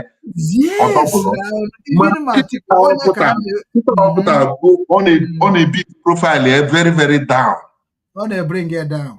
Were kịta na-anarụgo tia gas nara everything na-agba ọsọ ka onye onye ka nchọkwara ka m gwa gị before anyị apụọ because ha bụchakwa na so were na-eme otu o si eme na ịghọtago kedụkwana ihe o ji ịwọchikwa efu na ụka bụkwa ha mkpagbu ha na-akpagbu anyị ihe a bụ ihe ọtụtụ chọrọ iji advantage of that wee sị ndị be anyị bịakwana protest ya iji afọ ijekwu ndị be anyị kịta na-agwa ha na akpụrụ Nwanne Nnamdi Kanu kpụrụ lọji maka asị ya kwa anyị gwara unu eje na something like that. So ifuru ka ekwanụ ka ndị Naijiria DSS si wee bịa kpụrụzie ndị bịara ịkwado akwado ịghọtago na-akpụ ọzọ ndị onye hiberie dịka Sowore ịwọchikwa efu na otu akịta na o nwere ihe a na ha ehibe ebe ahụ amami na nghọta Sowore hapụ ya na nwa kpụrụzie ya lọị kpụrụzie Nwanne Nnamdi ndị ọzọ ihe ọ jide bụ na gịnị ha na-capitalize on weak point ndị Igbo. Weak point ndị Igbo dịka ndị na-aha akwere onwe ha ugwu ama nkwere yawa bụ oyi ugwu. Ịghọtago ugwu na-eweta nkwanye ugwu. Ịghọta ị na-ekwu mgbe ọ bụ na those people ndị kwesịrị ịbụ leaders anyị na-ekrave to please ndị nọ na gọọmenti on the center. Then enweghị ihe ha ji akpọrọ atagharịa n'ebe anyị nọ ịhụ na ha dore dị igbe anyị karịa ndị anọ na center. Which is how they me already now. Hope Uzodimma proved the example. Prove because na ha na-ekrave for relevance and I believe na ewere egburu nwanne ya na odo. Then forgetting that na onye ahụ irechiri nwanne gị never trust you. So onye kacha Hope Uzodimma ji wee bịazie na-ayọziri kịta na-asị na hip-hop enwere ihe a na-eme ya bụ ndị APC nọ n'obodo Edo steeti ghọtago bikos na o nwego ebe o jere wee gwakwa ya na ebe ihe na-aka awa kwụrụ bịakwazie ka ọma na ọ ga-egokwa mkpụrụ obi ndị bụ ụmụnne ga-azụ ya ndụ maka na ọfụgokwa na-atụpụba okwu ya n'ụgbọ a na-agbata ọ bụrụ na o repent wuo fụta forcefully na ya kwuo eziokwu before na-eme ihe omume na-eme maka onye eziokwu ga-eme ka isi n'orukọ ọ ga-adị people surprise otu a ga-esi ihe niile a mgbaghara adị maka a sị na mmehie adịghị mgbaghara ebe ọ na-adị njọ bụ ikwekwuru na njọ ịghọta ihe na-eme. So ịbịa naanụ ndị Igbo dịka nwaanyị na-aha akwere ji ya ugwu ọfụ outside ga na-akwere ugwu. You got what I mean? Yeah, of course. So, you're covering, but that's your GYI. So, mgbe ahụ bufuru covering ahụ bụ mgbe ọ kwụsịrị ịkwagharị GL. And the way ndị onye ọbụla na-akịrị aka ma ọ bụ na-eme ihe na-enweghị ugwu for maka a na-afụta ya so ịnọ na gate Samaria. The same thing na-eme ndị Igbo now. So, ndị Igbo aha akwanyere onwe ha ugwu. So a na-afụta ha dịka nwaanyị nọ na gate Samaria na-enwe ebe ọ belong. Because na na-echi n'ụlọ mara mma ọ bụ ebe a ji ekwu ya ndị ọ chapụrụ ma ndị ọ bụ anyị na-aba kedu ka ọ ga-esi bụrụ ebe ị na-eje ebe mgbada na-eje oru ka m bịara ije ọfụchaghịrị m ikpe a mgbe ọbụla ndị Igbo jere ya nke ekuzie Igbo bụ agụ uru na-eje na mba niile eje ere anata ụgwọ anatazie na promised land ọ bụkwa anyị wa mụbara ha anyị aghọ obi na so that justifies that made it clear ịfụ ihe a mere ha ji bịa ahapụta ma Sowore ọ bụrụ ndị akarizi mana in the other way round ọ na-eme expose that bondage dictatorship regime of Nigeria, which the international court, marry due process of law and rule of law, declare a terrorist organization, terrorist government, terrorist political party, APC and PDP. Now they are going about to bribe the Canadian court and so on. E.g. blacklist, na terrorist index. Mana terrorist ka ọ bụrụ na ịbụ terrorist ndị a bịara ime demonstration ha eji egbe na mma mba no the same Canada ka onye nke ndị nke ESAS ahụ gbajere ịmana ụmụ onye rescue gbajere Canada long time ahụ nke ahụ dịkwa ụzọ na-emekwa na-ekpotere ha mba So the world knows this now. If you can release Mazi Nnamdi Kanu ijite nwanne ya tire n'elu. Ọ da-adị mma isi nwoke na-enweghị ihe ọ ga-eme. Amami na ọtị na-ekwu. Anọ onye abụ onye aha na-ekwere ụmụ okooko ihe adịka isi ndị Igbo na-enweghị ihe unu pas na-enweghị ihe unu ga-eme. Because n'ihi na-ebe akwa ka erelize ọ dịka nwaanyị na-ebe akwa na ejiri ya n'ihe arara ya arapụkwa. Igbo mụnwa believe na Igbo ma ihe ha na-eme but no ịmago na ndị nwere obi nwanne na ọ na-ada adịba ha ka o nwere ha ga-eme maka na ndị Igbo bụ ndị onye akpakwa na-agụ aka n'ọdụ ma ọ dị because Igbo bụ spirit. Obinwannem n'ezie ihe dị ozi kwuru na 2000 ịma 2000 mgbe m gbahiri na 1st December 2000 eji m KLM ha mara flight tere otu 1st December ye 2000 wee jee na ya KLM bụ kilomita eji m sit nọmba 33A wee jee wee sit nọmba 33C wee nata. After the air hostess chọgoro ịdịna maka agbara m by road ewee tren na-ewe mkpọwa young man onye Israel mụ na ya na-edekọ ọ yara m with moto vugote esen chinji ọsị na ọ ga-anakpụ ozi na oduru Amsterdam na ọma nkwụsị na esen iche dị na restaurant one woman ebe a were ebe ahụ from esen were taxi jewe Dusseldorf kwụọ taxi ya ọbụla ka m wee mitie tren na-eme uvu ebe 1-2 ya ga-anọzi Shipolu n'isi ụtụ ebe a ga-anọzi mit ịghọtago ma one young man taxi vuzi m ebe a bụ one young man onye crudish ihe na ya dị taxi evute m ekpa m were amị kọlọ na ihe zuru ya bata na taxi ọsị m na spirit batara ya ime ịghọtago kọwazie siri ya na ndụ ka onye ọsọ na-achụ otu oche achụ onye crudish taa mana m ka ọ na-agụtazi mmụwa asa Afrịka niile. Kedu ka anyị si wee rara onye ọsọ na-achụ otu oche achụ anyị wee nye n'aka ndị iro wee bụrụ onye isi ha bụ Ọchalan e were onye isi ha dịka Mazi Nnamdi Kanu na ndị ọkwa the same Kenya onye isi ndị Kurdistan nọ na mba niile. Kurdistan dị ka Igbo national na they are flourishing people and ịbịa na ana enyere ha the flourish jupụta na mmiri ara ehi na mmanụ ọ ha ka Saddam Hussein na-egbu na Iraq maka mmanụ dị na be ije na Turkey a na-egbukwa and ha nọ Syria ijikwa ebe ahụ so enweghịzi owere leader pụtara mgbe ahụ ke yishi ha duto na ha ejikọwu ha ọnụ ha na-eme nnukwu na ndokọ so ha na-agbazi mbọ ka ha unite again. Onye isi ha bụ Ọchalan dịka Mazi Nnamdi Kanu na freedom fighter wee gbafọ ka ọ na-ezil gbana Kenya jidekwa ya ndị akwụna send there back to Italy. Ọ ka nọ, if I'm not mistaken, ọ ka nọ live jail in Italy. Kenya bụkwa ezigbo sabotua na Afrịka.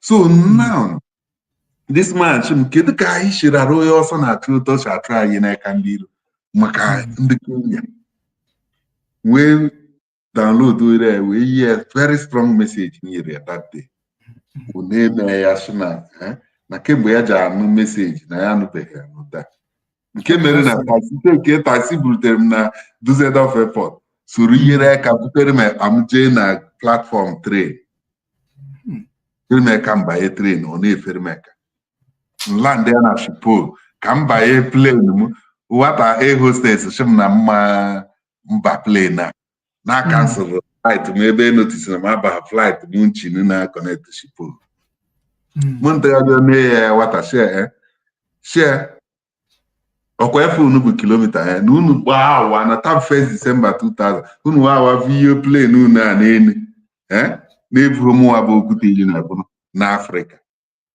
unu agụkọ kilomita ekwufuru m okwu amaghị m ka ozugbo okwu a na-esi m nọ n'afọ somebody nọ na line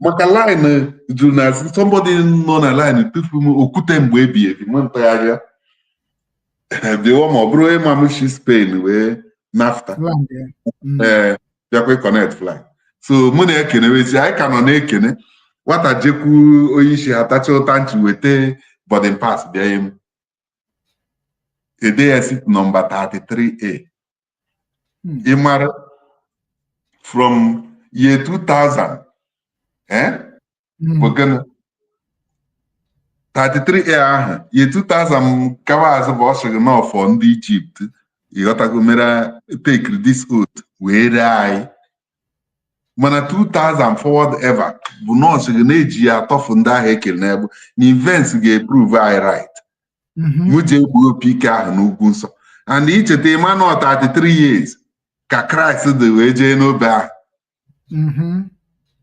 and ihe 2000 ahụ ka ọ sịrị gị na o mere 2000 years Kraịst na-abịa ọzọ maọbụ Kraịst ga-eme gị maọbụ ụwa ga-emebi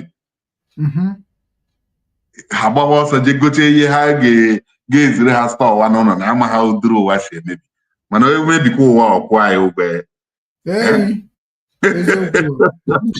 ọ bụ chi anyị na ihe ọ gbara anyị ụmụ Chineke ọ sị na gịnị na the generation of the righteous there shall be no end no bụ so only the wicked na-efesi destruction ọsọ ndị na-agbata bọọlụ na-agbajisi mmadụ ọkpa bụ ihe a na red card ha fụọ na field the same way bụ ndị ahụ na-ada edowe nsọ mkpụrụ osisi na-aba asịsha ata ha ji afụ na field mana ha amaghị ọ bụ ebe ọsị my people are perishing for lack of knowledge. So Biafra bụ Igbo ọgbụgba ndụ a kadowere ya na-erechi ndị Arab bụ Ashdod erechi ha niile na-apị isi na enweghị ihe ga-emeghe gị. Biafra bụ the only solution. Biafra bụ the only hope. Biafra bụ religion ahụ ha na-aga. So biko nke o si bido a let us stand firm maka na ọ bụrụ na ya stand firm we shall not stand at all. Ndewo ekenekwa gị n'ịnọnye na iwepụtakwa time so orukwa echi onwekwa ka o si wee dị anyị ga-eme ka mana ọ bụrụkwa na anyị gara ekwunu ka mara ka the processes aga ọ bụ na ha ga-emekwa echi ọ na ha ga-emezie ka ọ bụrụ Monday which is otu isi wee kwuo mara ezigbo mma o kwesịrị ịbụ Monday ịghọtago so otu emere kịta onye ọbụla ya na-emetriti ndị emerụrụ arụ ewepụtakwa new strategy so ọ ga-eme ka ife na-aga ọfụma like that so anyị mara ịmara mgbe ọbụla anyị kpọrọ anyị oku anyị na-aza then anyị na-anọkwa na 12 in the night 12 in the afternoon sometimes anyị na-apụta na TikTok enwere ihe anyị kpọrọ gwana ha dị TikTok ebe a na-apụta ka a mara our TikTok name bụ New Jerusalem Voice TV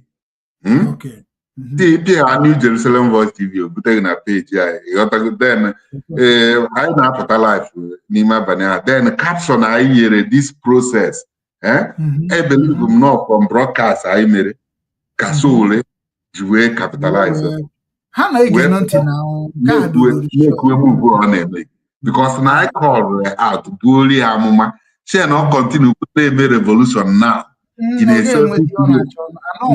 selfish way na-eji bụ bondage slave president of one bondage Nigeria na ha ga-egbughota ya echigbo maka egburu wa junior brother ya na-abi ndị police anọ m ya mgbe ahụ yes ndị police so ifere ebeghị ha bondage Nigeria then police ma ebu army chekigide officially ọ bụrụ na ọ bụghị dịka ori ka ị na-ezu asụwere amị jee nere ihe a na-akwụ ndị amị ha na-erekrut eje bikos na ọrụ adịghị n'obodo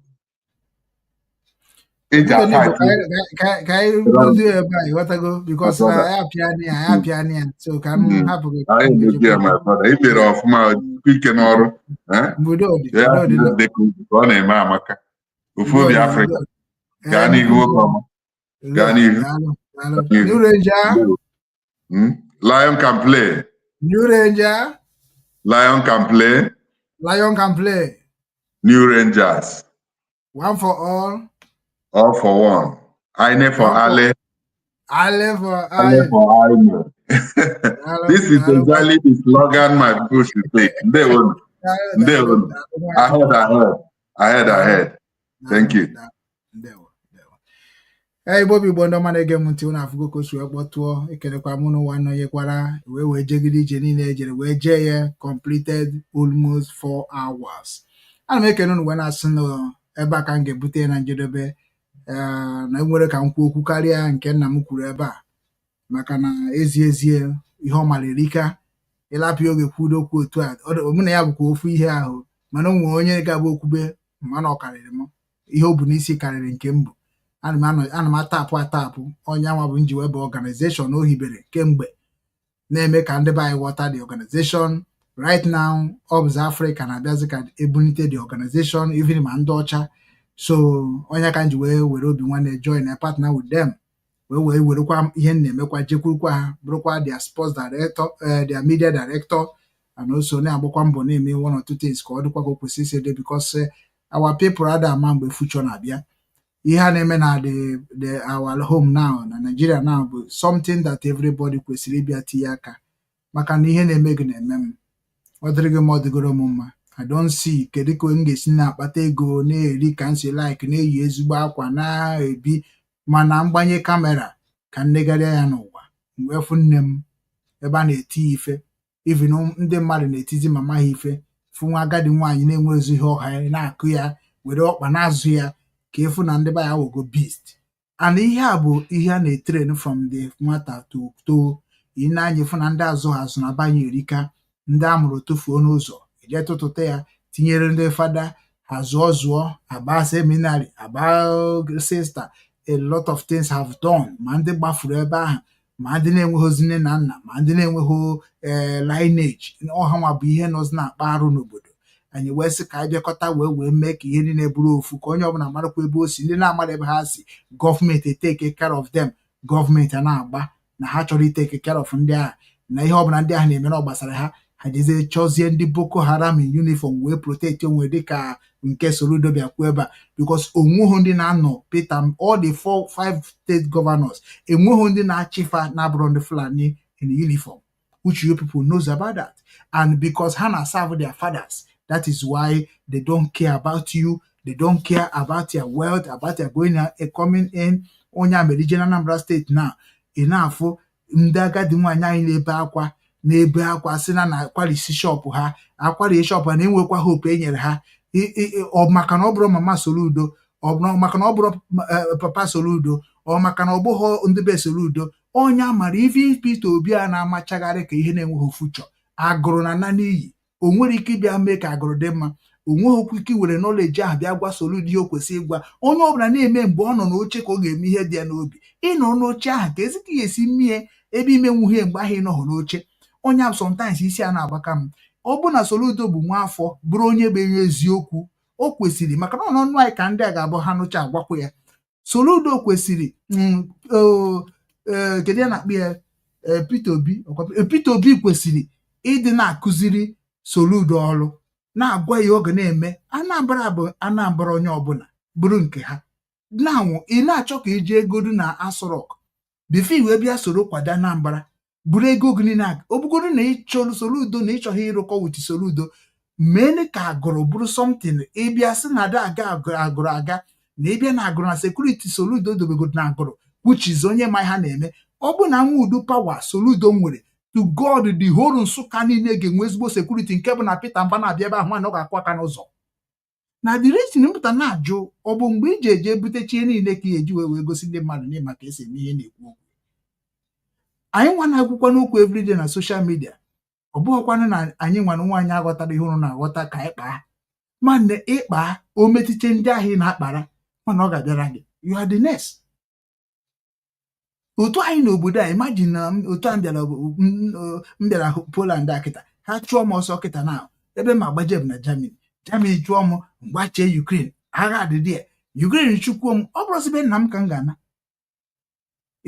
nso na onweghị ka m agbatara m ya n'ọsọ I am not safe I am not secured so mụ nwa na-emekwana ihe a na-eme bụ na m achọghị ime achọ m ka aka ma ruo onye bụrụ mmemme ịghọtago bikos ọ bụrụ na mụ nwa achọ ka anụ nwere ka ọ ga-esi dị aka anyị ebuo mmemme bikos na nwoke aga David gburu Goliath ọkwa unu na-akụrụ ya aka were na-eme aleluya aleluya. So automatically on will level ga bụ ruo enwe choice than to close abroad and come down home and join them. Yotago because no mmadụ agaghị aka nka mụnwa ma nka nka n'obodo oyibo achọrọ m ya achọchacha ana m afụ ụmụnne m n'aka nka ụmụkwara onye nke nwụkwara mbọsị a anyị jere akwụkwọ ya efu ya n'obodo a ka ọ nọ ya sị na a ga-ebu na a ga-agba ya ọkụ wee chine ya unu na-anụkwu ya unu na-afụkwa afụ mmadụ na-ata den enwekwara onye nke nwụkwara mbọsị a ịgbacha mbọ niile na-agba rụcha ụlọ rụcha họteelụ gbacha oke moto ị nọrọkwa n'obodo oyibo ụmụnna ga na-erizi uru ihe even onwe ndị na-arụcha kpochi ụzọ ndị kokrochi na oke anaghị ebi n'ime instead of isi ụmụ vileji gị ma yut gị ma ihe ndị ọzọ biri ịkpọchie ya mgbe ọsọ bụla iji jee bata ịkpọ ndị ụmụnne gị ha sabara gị ụlọ ha sibichabara gị abụrụ ya maid ibi obodo oyibo bụrụ maid ndị ọcha ịbịa n'ala be nna gị ikpọ ụmụnne gị ha bụrụ maid gị nna kedu udu life anyị na-ebi ya. The life dị too terrible. And ọ na-abụ mfụcha ụmụnne m onye akịta na-anwụ ịbịa na nzukọ ndị Igbo ịfụ esemokwu a na-ese ebe a bụ onye a na-ajụfe ajụjụ arụrụ a na ha na-arụ na nzukọ ndị Igbo which is na ha ga-ata ezigbo ha mee ndị amara onye bịara na Germany these people ga-agba ezigbo ọsọ no matter the kind power you have ị ga-ama na onwere onye karịrị mmadụ n'obodo because na nzukọ ndị Igbo ebe ọbụla enwere nzukọ ndị Igbo ka ekwesịrị ịnọ wee na-akpa nkata ihe anyị ga-eme gọvanọ anyị ihe anyị ga-eme obodo anyị ihe anyị ga-eme ndị yut anyị enweghị ọrụ ịma na nzukọ ndị Igbo bụ ndị kwesịrị ịdị na-akpọpụta ndị be anyị na-enyefe ọrụ ha rụcha ọrụ na nzukọ ndị Igbo bụ ndị kwesịrị na-atụkọta ego a na-ebunye ya na-arụ ihe dịka factories na-arụ ihe dịka hotel because you already experience of factory. Ịbịa na Germany factory everywhere ije na South Korea factory everywhere ihe unu na-achọ bụ ka unu na-eme ka Bilod ka unu na-eme ka Obi Kubana ka unu so n'ọgụnwa I am the CEO of this hotel I am CEO of this factory ihe na-achọ bụ personality mana ndị ọcha na-abịa akpọ ya group of company. You people ebigo obodo oyibo big that is why mpịa na meeting ndị Igbo na-ekwu okwu ịta ọkọ Chineke akpọ gị ọkụ because you are nobody. Ibiri 30 years bie 40 years ruo hotel nwee 17 hotel whereby that 17 hotel in way that you cannot even protect, you cannot even go freely and talk about what hotel you have. Onya menjis na hazuzo nga gba picture ha na ụmụaka ejiri ha wee gwa ngwa na iji ego ibe kwụ ụgwọ gị wee na ị ga-akwụ ụgwọ ana unu amabele ebidobe emiti aka n'ọbara nya ka nja warn everybody mụ na ha na-emeke ihe n'ụwa because na enwe m contact ihe ụmụkwefuru ga na-akwụ ụgwọ and mụ amabịazi na social media na mbido dị ya I have to go mana mụ na umewerugo idol na nwụrụ mana ndị ego nna ahụ kpara m ga-ebu ya I go collect am I go eat am I go use am mere ndị mmadụ ihe ọgọ wee gbuo onwe m onye ka ji wee like ya the history of the heat mmemme unu megide ihe a megide ya wee sị na ma nwezi ike ikwu okwu na social media I have to lock everything and I have to join them and onweghị unu ine mmiti n'ụwa gana ni onwere okwu unu na free because na unu dugide wicked dufee ya nke bụ na ịbịa n'obodo oyibo ịbịa na meeting ndị Igbo ọ bụrụ ozu milionia dị ya ị na-arụ ọrụ every month anyị ncha niile na-arụtacha thousands of euros thousands of dollars after expenses we will see like 100 or 200 euro we can use to put in a one charity organization that's going to be helping our people that don't have a help hand like us or all of us ejika aka ọnụ na-agwa government they are not doing what they are doing. Una na-eme na ọgbasara unu anya na-edo unu na-ekpuchi unu anya ka onye ochu na because of content ị na-ebuna because of ngwafi na-ebuna ime na edo na-echọghị ịma ihe anyị na-ekwu okwu ya mana anyị na-monitor gị everywhere you are. You think you will go free? Onye mere ụmụaka nke na-eche eche ka oyi eyiye ji na-anakọrọ na-agba unu onye fụ na moto ya gbaa ụgbọrọ gị because ndị nke ha na-enwe patient anyị na-agwa onye ọbụla calm down ka anyị were godu negotiation wee gaa with all of you fools nọ n'obodo oyibo because ị n'obodo oyibo feel na-akpa ego arụ họteelụ. Do you know that na ndị gọọmenti a kịta ji wet mụ na gị na-abụ wee na-eme ihe a na-eme onye mmadụ izu ori abụrụkwa ji ife ka ọ bụ ọ bụrụkwa ji ife because ori ka izuru wee zute nke gị ana isi na ịrụrụ ọrụ wee rụta ọgwakwa na ori bụ ọrụ ka ọ bụ. Anyị achọghị ịkụziri ndị be anyị ihe ndị ụka kụziri ndị be anyị ha ji wee na-akpọ Jizọs karịa mama ha If we begin to teach our people what in this year not teach to God again one man again. People why I na come her down. I mean I was again one boy in a claim in my in ana ego moto. You na to na tab moto. Uza draw. Ina he kuku do one importer of car. Ina he kuku karo uzo ben nage. Ihe ma bi bute moto. Ina he che moto in a bute umunne gbabe agbatekwu aka isi na ọgbasara ọgụ na ọ ga-akakwu mma ka moto ahụ ka nka ọsịsọ ka ị were na ọ ga na-erepụ dịka ndị na-ere ana ndị okenye arụrụ ana nọ na vileji were ana ndị ụmụ vileji re witata enyeghị ha isi na ọgbasara ọgụ ihe ma bụ si resi gị ka iresi onye ọzọ. Do you know ndị mma that na ihe ọbụla na-agwa ndị mmadụ n'ụwa mụ nwe etu ị nọ m na-enene m otu ị na-enene m enweghị ome ana m ekwu ebido onweghị onye ka m wee mma ihe n'ala Igbo ndị ekwu a mekwa ka nsị ekwu maka na mbọsọ oge ebido unu ga-ama na obidogo because na ihe nji agba ma nkịtị ihe niile na-agba nkịtị nwanne nwoke ndụ n'ụwa eme achọgo m ego I hate money ihe na-achọ bụ otu m nwere ike time ka m join ya because ndị ahụ na-eme ya amaghị eme mmadụ na-esave obodo na n'iyi mba na security outfit now onye dịka Peter Mba ha na-aga n'ụzọ who born you ndị a niile bụ ifuchara na-eme ihe ndị anyị dịka ndị ọgaranya nwanne ebịa gị nwa ji ego biko gba na ọ ga-enyegodo anyị ego anyị ga-echi na-eri nri ọ ka esi eme n'otu Nkwo Ọnịcha ndị nọ na Wọlịwọ abasị ka m na-asị ijecha obodo oyibo bata ọ bụrụzi ndị nọ n'obodo na-asị gị bunye anyị kreti mmanya anyị na yogo biko ị ga-ebute kreti agwa ka ha meni kreti ị ga-ebutere gaịs anwụọ ọ ịma na obodo ahụ ibere ma na ụkwụ ọfụma na ọbasị ka m na-asị why odosi iji kwụsị men na-akpọkwa ihe mere ha da na bikos na onye na ihe ebidokwa ụfọdụ na-asị ka ha kpaa maka na ibicha obodo oyibo gaghị laik ime ajọ ihe ya mere ndị a bụ ndị gọọmenti were na-akụrụ ihe ọlaikere onye aka ndị abụọ ejọfọ ha na-enye ha scope mana ha na-aghọtachi ihe ndị a na-enye ha scope anaghị aghọta. You people need to come out and be united. Onye ọbụla na-achọ maazị dibịa bego atịa nke ọ na-ana ọ chọrọ ka ọ bụrụ maazị dibịa foundation bete nwere Jofesa foundation.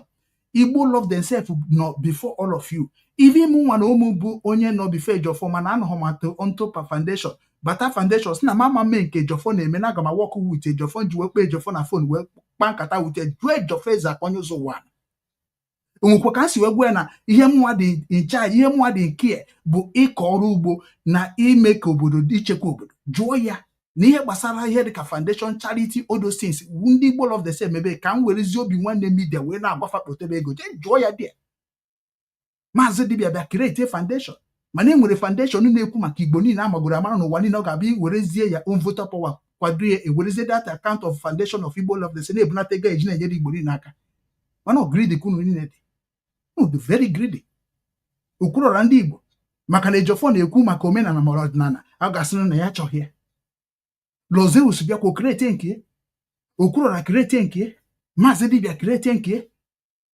onowu Igbo krete nke ebe esi na Igbo dị n'otu. What is the meaning of ịdị n'otu? Even unu kreti chakwa ya mechakwa menyekwa unu condition again no kreti chagoro ihe niile unu kretiri wee kpọzie ya na-akpọ group of company onye ọbụla bịara bute onye nke oge uru ofu osisi adịghị eme ọhịa. No matter whatever you do without your brother or your sister, you are on risky. Maazị dibịa efegharịa na o jego Rwanda jee China jee Japan o nwere ihe ọzọ na-abịaghị jee tụpụrụkwa na ndụ maka ime ọ anyị efegharịa n'ụwa niile wee maa na o nwere ikwe n'ebe ụwa dị nwere ebe ụwa tọrọ ute karịa be nna gị. Nna tubu ọpụta ọkọkọ onye na-anwụ kaikai enweghị onye ga-asị ka ọ tụọ alụ ndị ịmaka ndị yutu si biri na gbogbo anaghị akụzi ekwe anaghị akụzi mgbịrịgba unu na-atụ gọọmenti egwu ndị wepụta onwe ha ka ha wee fight the gọọmenti unu esi n'azụ wee gbaba ndị ahụ mgba leak be secrets mebe ha expose because na-ejidebere ndị IPOB house to house ma hand to hand ọ bụ ndị dịka okwurọra ndị Igbo ndị dịka Jofeza aka ndị dịka ndị ndị mere o ji wee dị like that because they never supported what we are doing. Kịta na nwa ya anaghị azụ kpamkpam how many years ka IPOB nọ n'azụ how many years? I had a any command. I had a hack. I got what DOS na amaru we hana ko iri ngwana meni ni unu kwesi ime uneme kuna unafuzie no nwe nwe futu nwe life IPOB nakpuru Nnamdi Kanu sai nakpo ya nakpu na ihe o ji nọrọ ebe ahụ nọ kịta maka anyị nwa so anyị nwa na-emezi ka release ka ọ bịazie gwazie Nigeria that na one release one wetaziri anyị ha na akpa ọ bịa ka o ji nọrọ dị unu nwa bụzi ndị ahụ nne nọ dị unu emebe business rebe ana Igbo join ba security maybe kidnapping, maybe ogwego, maybe okite, maybe kedu nkuru na akpe holy water, nguba olive oil, tabakando, maybe zie kanda nda atụrụ nda arụ nda ndị enweghị ofucho. Today kita na onye ka ihe blame. Une nwe muhe, petazie n'ụzọ ka ime ya. Because ndị ka ebe ime ihe niile ahụ unu mechara oge eme affect maka na enye m ọchịchị na ma ọ bụ enye m ihe dịka support ka esi nye na dịka ma onye Simon ihe m ga-ebu ụzọ wee terminate bụ real estate. First thing ga terminate bụ ma ban real estate. That is first thing. Unu ma unu mia take onya me unu na ha anything concern unu na ha like bia unu ma and I go still win. Because na unu ji ihe na-eme ndị bụ unu wele eri elele okorokoro anya ọcha ụmụnụ unu tacha afụ n'obodo oyibo unu asị akpọta ego goro ala nwanne egorokwa ana kịta save ego na nwekwe ebe a na-esave ego karịa ala maka na mgbe e mepere bankị na amarọ na dị ebe ha na-esave ego unu abụrụgo business planner enwekwe ebe ị ga-esave nwe ego n'ụwa ga na-abụrọ na ana nwatakịrị go mkpata obere ego 1 million si ebe goro ana igoro ana ị na-aza na nwere ana enwe m 12 plus 8 plus 3 plus ije na ana ịma ha ka esi wee nwee obodo ịma ha ka iwu ha si wee dị ije goro ana igoro ana si na gọọmenti lebere ga the same gọọmenti is na ha bụ ajọ gọọmenti the same gọọmenti na-egbu nne gị gburu nna gị the same gọọmenti na-anụ sọg na-elebe gị ana mmadụ. So how did you know that na gọọmenti bụ arụ ka ha na-akpa ihe ọjọọ ka ha ji biri structure ha adịghị mma kedu ka isi wee mazie na na ha na-ede ịga akwụkwọ n'obo original? How did you know? Onye bịa ebe ọ ga-ama ihe mba ọma ama ihe eburu ha na bịaba saịdị nke onye na-eme ịma na onye ahụ ekunye ka agụ efuzie na onye ahụ dị good onye mere ekwurukwute n'ihe gbasara ụka ndị niile na-eje ụka enweta ego a na-shout ekwuru bataba n'ihe gbasara ha na ndị real estate shout ekwuru ihe gbataba na ihe 419 bụ gọọmenti ndị gọọmenti eburu military ju ebe niile ekwubeghị n'ihe gbatara biznes asị gị nwanne gị chakwara fa na-egwu wayo onye mere unu jee na relief market unu na-arụ Hennessy n'akụkụ ebe ahụ unu jee na ọgba ọgwụ unu na-akpụ chọk na-elebu m negoro obi unu nwere ije na market onye ego Japan onye ego ihe dịka kedu ya na-akpụ ya maybe kedu ebe ọgọdọ dị mma Italian or something like that onye efu anyị na-etiri China onye je na electronics a na-ere iwe ka onye goro original ụtọ na otu na-etiri nke bụ akpụ n'ime ọ batụ na anụbọgụ unu eje n'ime ahịa ka ekpe ya ime ahịa asaba aka maka unu na-arụkọ wuti ndị ime ahịa sekuriti. Ọ bụ ihe Okechukwu gwu mma o chenjigo ihe niile m mere mma o chenjigo. So when you are talking about corruption you need to begin to start from yourself. I know ndị Igbo onye ame mgbe na-adịka asọ ma ndị Igbo na-afụkwazi ebe ka isi ịma ndị Igbo ebe gị ma ndị Igbo etoro m na the center of ndị Igbo mee business with them run with them mee security with them rahụ na street with them gbaa n'ụzọ with them. Anyị na-eje wake up in every village of onye ọbụla nwụrụ n'Ọnịcha. I cooperate with everybody na Igbo. Mana m isi ma mmadụ gosi ihe iji mara mmadụ onye ma njisi gị na Igbo bụ agụ enwe m ike isi na nka onye Igbo wee ma ihe mana m ga-asị gị na ike amụ makwa ihe onye aka njisi na onwe onye Igbo ka mma ihe Imagine here na-ekwu is a message can pass. Kediri ka mara, kediri ya ka mara na Igbo mgbe mpenepe ka ka mara something. Mana kita efegari am almost 15 countries. Legally, not illegal. So you that now what you know kita now, what you know more than me. Ina-ezu eshi wee na-akpata ego, ina-egwu wayo wee na-akpata ego ka ego na-aba ụba. Iche na mamari eme ihe a ka mee. Ị ka mmari iche na sense a nwere kita na nwere wee ba wayo. Na mama make nwe. Ina-eji atọnyere m ndị dị ka Bilod. Ndị dị ka Obi Kubana. People no na-eche ka nsi eche na-enweghị human right, human conscience. We that is really know the power of government, know the power of leadership, know the structure. In the West structure, you know, Obinwannem.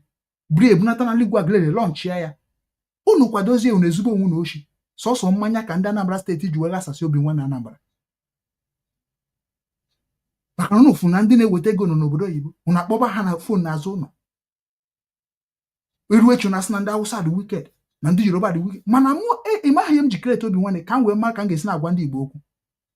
Because sometimes ndị mmadụ na-asị na Igbo adịchaghị one na ọ bụrụ ha chere niile, I just like were onwe m chụọ aja wee create Obinwannem ka m wee mara ndị Igbo mmụọ. Eji m Obinwannem wee mụọ ndị Igbo ya mụzie ha ọfụma. The whole local government nọ n'ala Igbo niile ha wetara m the information ha. Jụọ ha ọ dị na my desk.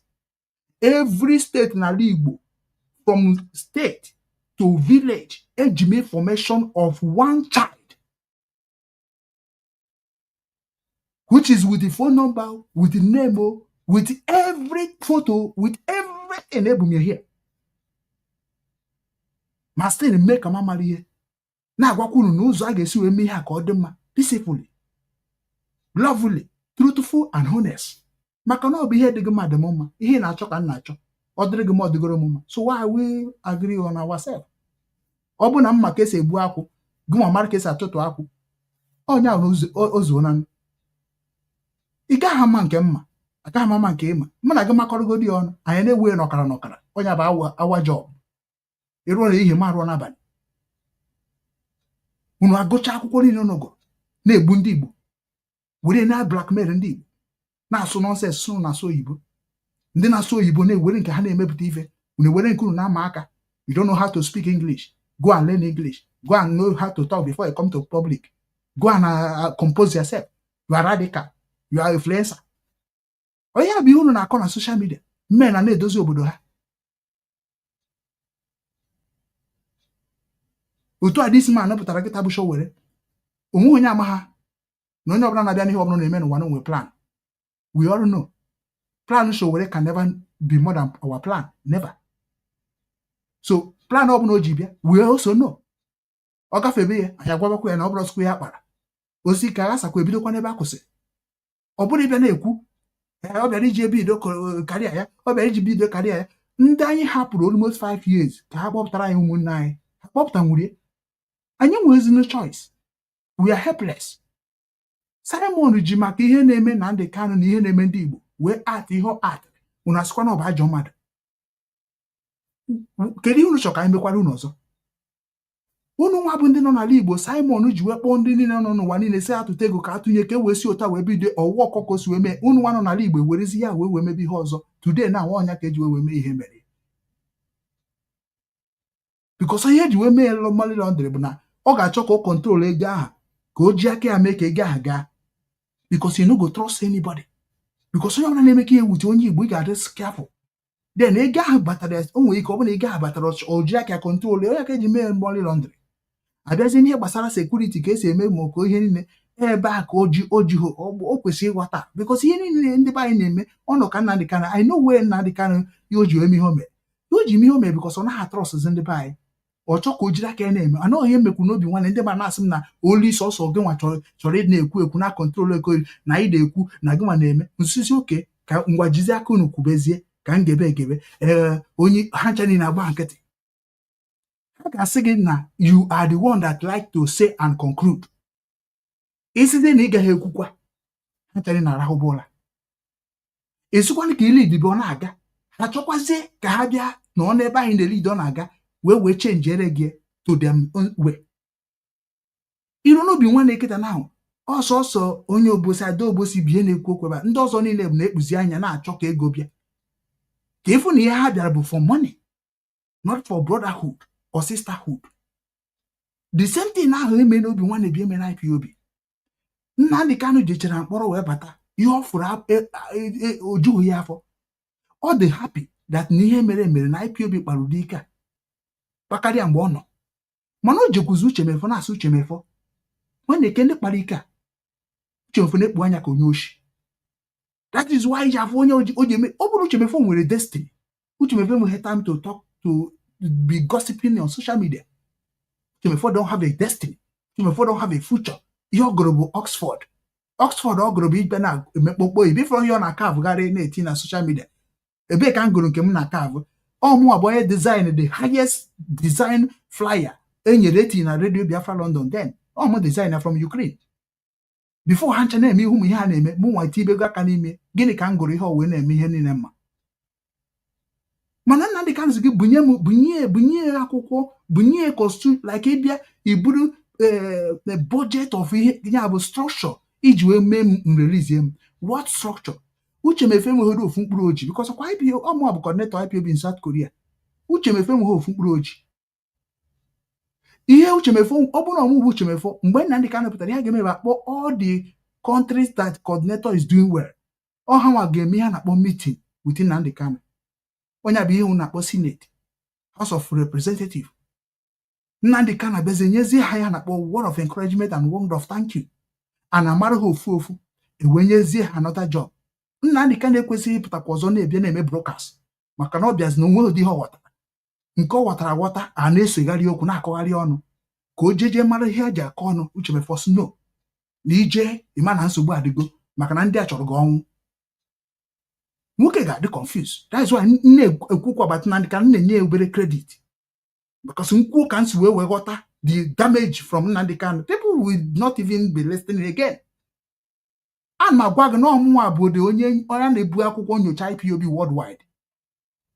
When I'm talking to you, you have to shut up. Anybody saying I have a DOS, you have to shut up. Fucking shut up. You don't know any history of that thing you are claiming you are. All of you worldwide. Because I don't allow lab and even again and they can't the way get information and smartness and the structure of IPOB. Use Orie of Mana in South Korea. Use Orie in Ukraine. Use Orie in media. Unafuna mu waka unu we mari ha na arụ we make am happy bia Nnamdi Kanu nso. Today unu cha ngwanu gosi na ụmụ unu ihe unu menwu. Ana mazo ọchịchị jụọ ha na wọlị wan ha mazo ọchịchị. Ana m enye aka for fuel ọchịchị. Go and ask them. Even nobody and I like ọchịchị na Obinwannem I like ọchịchị mana isi ha chiba ha ga ha chi. Ichibakwa na isi ha na eke esi we make organi nwere principle. Principle go na adịrị ha hard. Ugbone ka m gonyere ndị be anyị kọmputa gonye ha everything gonye ha telefon na-enye ha ego phone na-enye ha ego ihe niile na-spend millions mana still onwekwu ya mee ka m na-enye gị ego ka m na-akụziri gị ihe nje enyere gị ego ka m na-ebunye gị kọmputa ka m na-akụziri gị something you want to use ha nchanye na-emụtachasị ọrụ ndị mụtara ọrụ jee mepee nke ha peji na-emezi nke ha jee na-promote ihe ahụ ndị against onye ka ọ ga-abụ dịrị ya mma isi m bịa sịba Igbo kụbara Igbo aka kwube Igbo ka ọ esi ebe ọbụla m nwetara ndị Igbo gbakọrọ mgbe m to n'Ọnịcha ya marọkwa ebe ọgaranya o ịma na o nwere ndị na-efiri na ego ha kpatara bịa na-eme ha ji ezu anabịa m obodo ofu na law the very good abịara m obodo oyibo like German ndị na-ekwu okwu ihe ndị be anyị na-anụkwa ọgụ don't worry ha even kịta mgbe m na-ebido kwube maka ndị Igbo nọ na Hamburg ka a ga-ama ihe ndị South Korea ji wee kpọọ m yọm biko ha ga-arapụ datụ nzukọ ndị Igbo na Hamburg gbasi ọsọ ntụkwasị ka nne m anwụgonu ọmamihe ga-ekwukwu n'uwe mara gbabiri onye jikwa n'Igbo gwusa mụnwa bụ Nwankwo na ohe nsukka egwu onye jikwa n'Igbo onye anyị biri n'otu Nkwo bifo anyị abịa obodo oyibo onye ka ị bụ who are you in Igbo land? I want to know who are you in Igbo land? Ntụtụrụ fon ebe a mkpọ ịgwa m ebe onye bụ mkpọ mmadụ ebe a mkpọ nwanne gị. We have been trying everything to make people to know that we know what we can do to repair our home without bullet.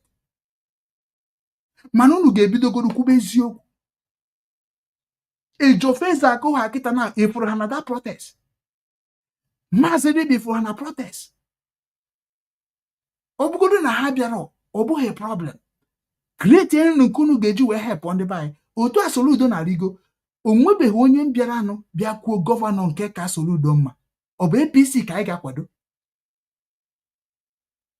kedu onye bụ onye apụga onye kedu ya na-akpọ onye Labour Party kedu onye bụ onye Labour Party ọ na-eme ọfụma ọ bụrụ na onweghị gọvanọ pụtara ọfụma anyị ga-asọpọtụ anyị anọrụgodo ebe akwụbe no elekshọn onye na-ebute no elekshọn na kandideti niile bịa na ya dara ya laikụrụ ha all youth na-ekwu like this kịta na ahụ ndị dịka Ejọfọ ndị dịka Maazị Dibịa si na ya gụwara akwụkwọ ụmụnando na-asụsụ oyibo then ikịta ka ha kwesịrị iji aka ha chọọ onye bụ ezigbote onye ga-arụ efe ha chọrọ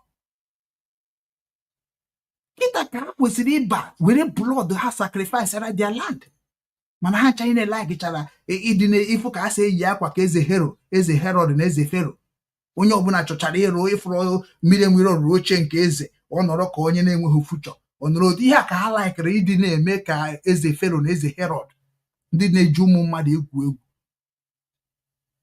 ọgaranya na-agụ gị agụ mana ọgaranya dịrọ na agbụrụ gị maka na agwa gị eji agba ọgaranya gba ịma na isi ụmụ gị na-agba ekwesịghị ịnarị anarị maka uche na ọgaranya bụ jos nọọ ịbịa imepe ụzọ ịga bịaba anụnụ nwa mana ọgaranya bụ ihe a na-ewepụrụ ihe a na-achụrụ ya aja ana aja ahụ bụ ihe unu ji ụmụ Igbo niile wee na-achụ today ịbịa isi ụmụ Igbo na sabari na-akwụ ụgwọ mana ịma na ọ bụ asị ka ị na-atụ ịbịa isi na ọrụ obi na-agụ na-akwụ ụgwọ ọ bụrụ na ọnụ m ka Soludo ha nụchara ihe niile ha nụrụ na-agwa gị na ọ bụrụ dat na ịma na ihe a na-arụ ọrụ mgbanụ mene ka ndị Nando niile kpata ego mene ka ndị Igbariam niile kpata ego mene ka ndị ọba niile kpata ego ije na ọba bụ the most poorest country in the whole Southeast na-ezu onwe hori na ndị mmadụ ana mana enwere obi kubana na ọba nwee akwa ọkụkọ na ọba mana ọba bụ ndị oshi mgbe m na-azụ ahịa na Mbuko Obosi anyị na-eji egote roje na-eme na ọ bụ na ọba ka ndị ori na-akwụ everyday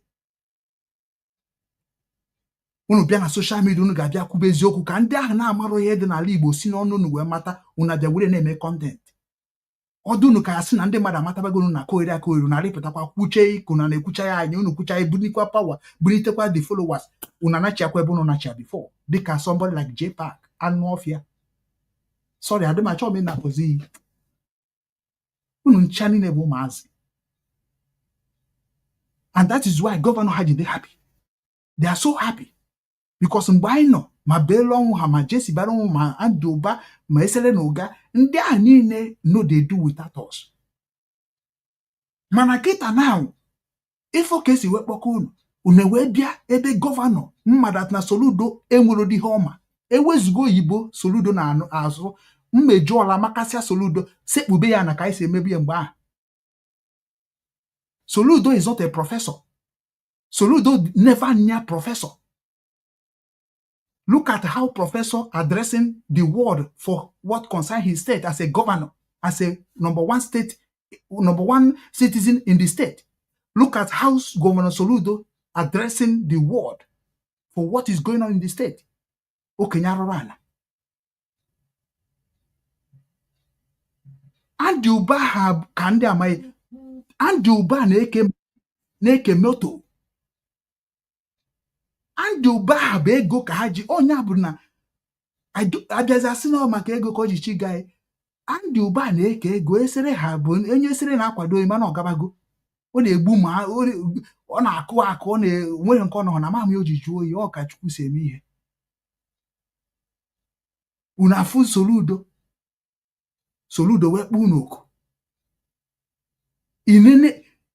enenecha m ụmụ young youth bịara that place ha na-akụ iri Soludo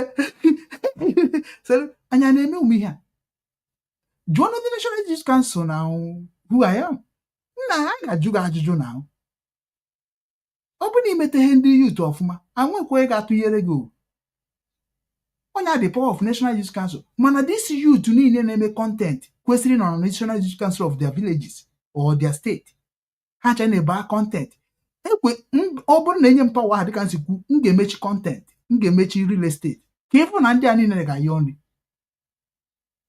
because ihe na-enye ha power, energy, content.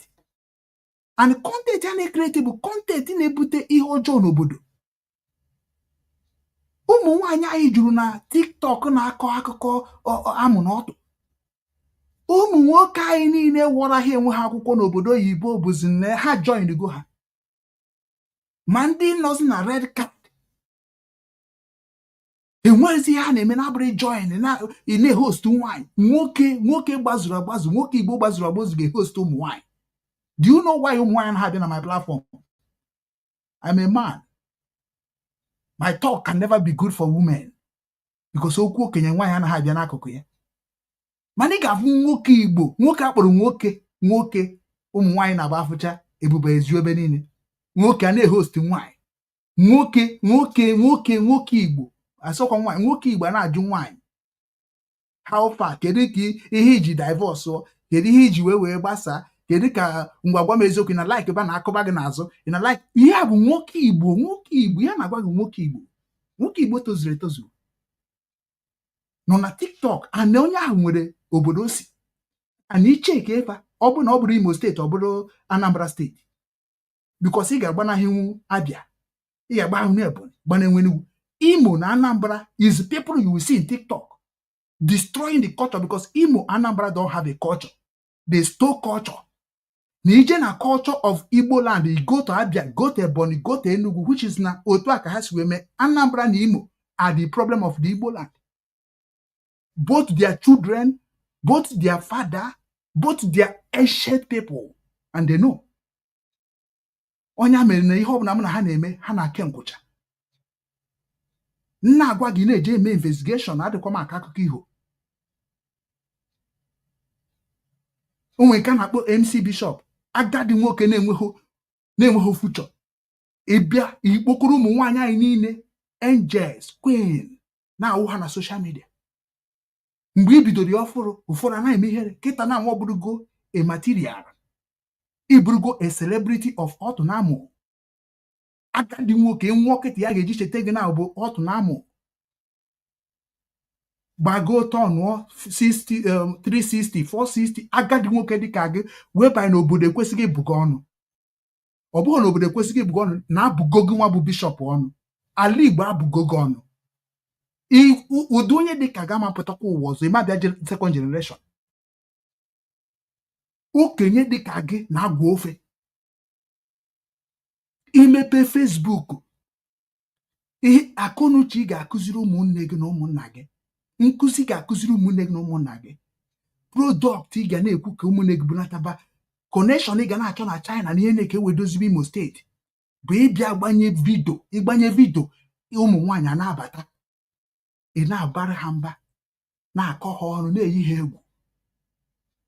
Because asị nọ na njakịrị ka na-ama eziokwu. Esi nwaanyị anyị gaa n'azụ mepe onwe, kpupe onwe, eso na ụmụ gị na ọ ga-adịrị ụmụ gị mma gị nwa bụ bishọp. Esi na ọ ga-adịrị ezinụlọ gị na mma, esi na ọ ga-adịrị nne gị na mma, nne gị na nna gị na mma. Mụnwa bụ Nwankwo na Ohesoka nwa aja ala Igbo. Fụrụ gị ha eticha gị, ha eti ọbara niile dị n'ahụ. Wee bụọ gị ọnụ, ga-abụkwa gị ọzọ nke ga-abụ gị ga-anwụ. Ọnwụ nwa na-emebi Igbo. Ị na-aza bishọp. Nne gị otu anamasị ọ bụ ha nwoke dị ha. Ị nwekwara shem. Ị nwekwara shem. Ịmakwara nwere ihe mmadụ ga-abụ na-eme arụ na-ama ya akpata oyi. Even mgbe nwaanyị ga-abịa gị n'iru, ị nwerekwa egwu, ị nwerekwa nsọ. Maka ọ bụ na ị nwee nsọ, nwaanyị Igbo ama nọ gị n'iru, i wee nwee ike jụọ that kind nonsense questions. Mana ị nweghị nsọ, ọnụnwa bụ criminal bandit. Ọnụnwa, you have a heart of the bandit. Onye mere njiwe ma ndị a niile ma jee paaki ha. That is why nne na-eche unu na like na ndị a. Onwekwa nwa ya ga like ka ebe a. Nwa na ụmụ like kwara ebe a na-ekwu okwu ma ihe ndị a beta. Ma bụrụ na social media ka ọ bụ n'ihe privacy na ahụ. Akọcha anyị na public ka esi nke anyị ga-akọzi na anyị na. Onye mere na ụmụ nwaanyị unu emebicha gị ezinụlọ mmadụ. Onye gechi unu ntị na ọchọ ka o mee practice na their family. Ọghasa. Bless the CEO. Where is he? Where is she? Plant ọzọ gịnị nwanne kwuru na akpị. Kedu ihe belesi ebe ka ọ nọ? Ọ kụzichagoro unu. o jigoje eje nnọọ nke ọ mere kịta amamihe o mere nakpuo mana mgbe ọ na-agwa ụsị na ya nwa bụ original person ga-abụ gwacha gị mana onweghịkwa nwaanyị onweghịkwa nwoke o na-akụzi gị ede na nwoke ihe unu chọga bụ ego ka unu chọga unu achọga ha ndụ ụmụ unu ka ọ ga-adị unu anaghị echefu future ihe unu na-eche bụ sọsọ afọ unu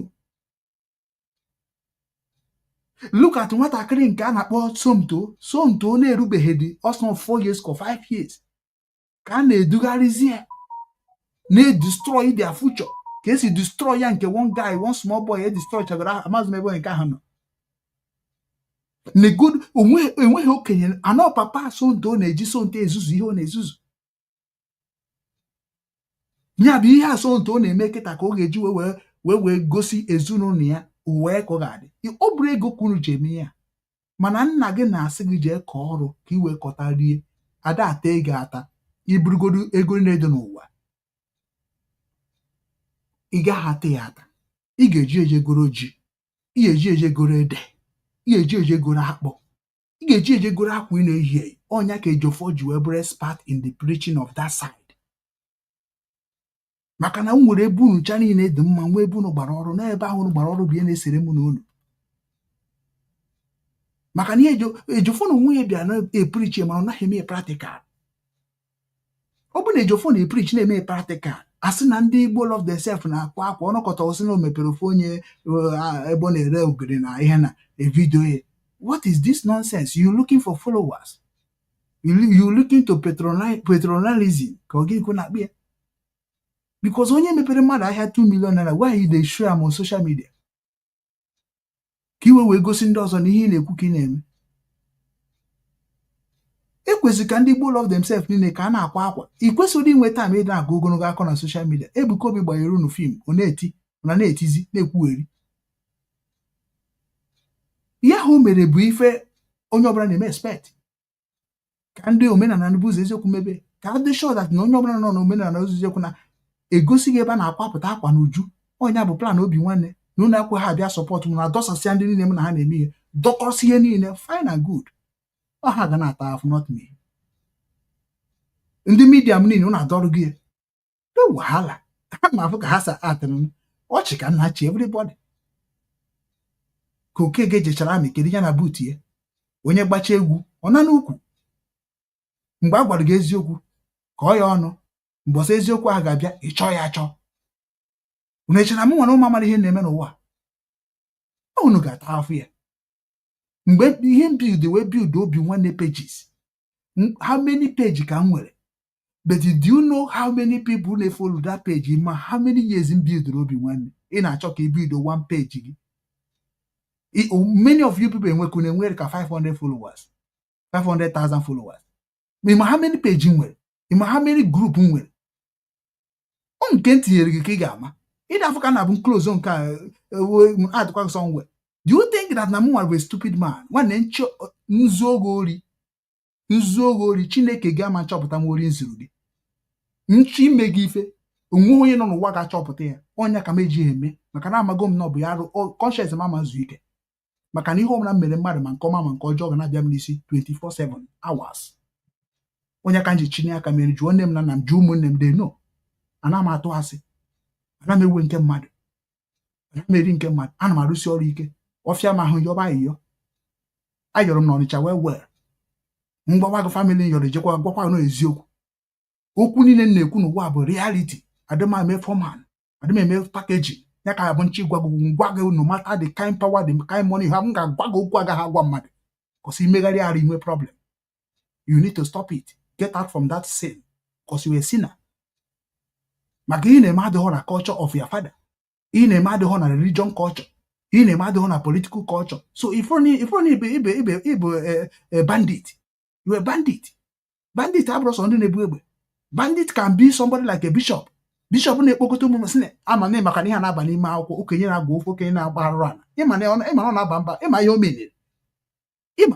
ịma the consequences ka i wee sị na o kwere ekwe na ịfọsụ ya fọsụ mana ịma na nwaanyị na ihe eji asị nwaanyị apụ na ọ bụ na o torubeghị ịpụ apụ maka na ọ pụọ o nwere okwu ya bịa gwa nwaanyị ọ kpochie bren ya o megheribezie se wee zọkpasịbe ihe na bife na mere emenu ọ gaghị ama mgbe ọ wụsị ozugbo na-enweta onwe ụfọdụ na-asụ mma ụfọdụ na-asụ bọtụrụ ya mere many of them na-asụ unu bọtụrụ na-asụ unu mma enwere spirit na-abịa nwaanyị na nwaanyị nweta onwe and that spirit na-abụ the highest onye ka na-akpọ queen of the mother of the earth ọbịa nwaanyị n'ime ọma agụ mma nwaanyị iwọchị onwe nwaanyị ọ ga-abụ gị na-eme ọgọdọgụ mbọ enwere ndị nwere emitigo m ọgba njem ha ga-eji even ha na-ewe iwe a second na yobiko a second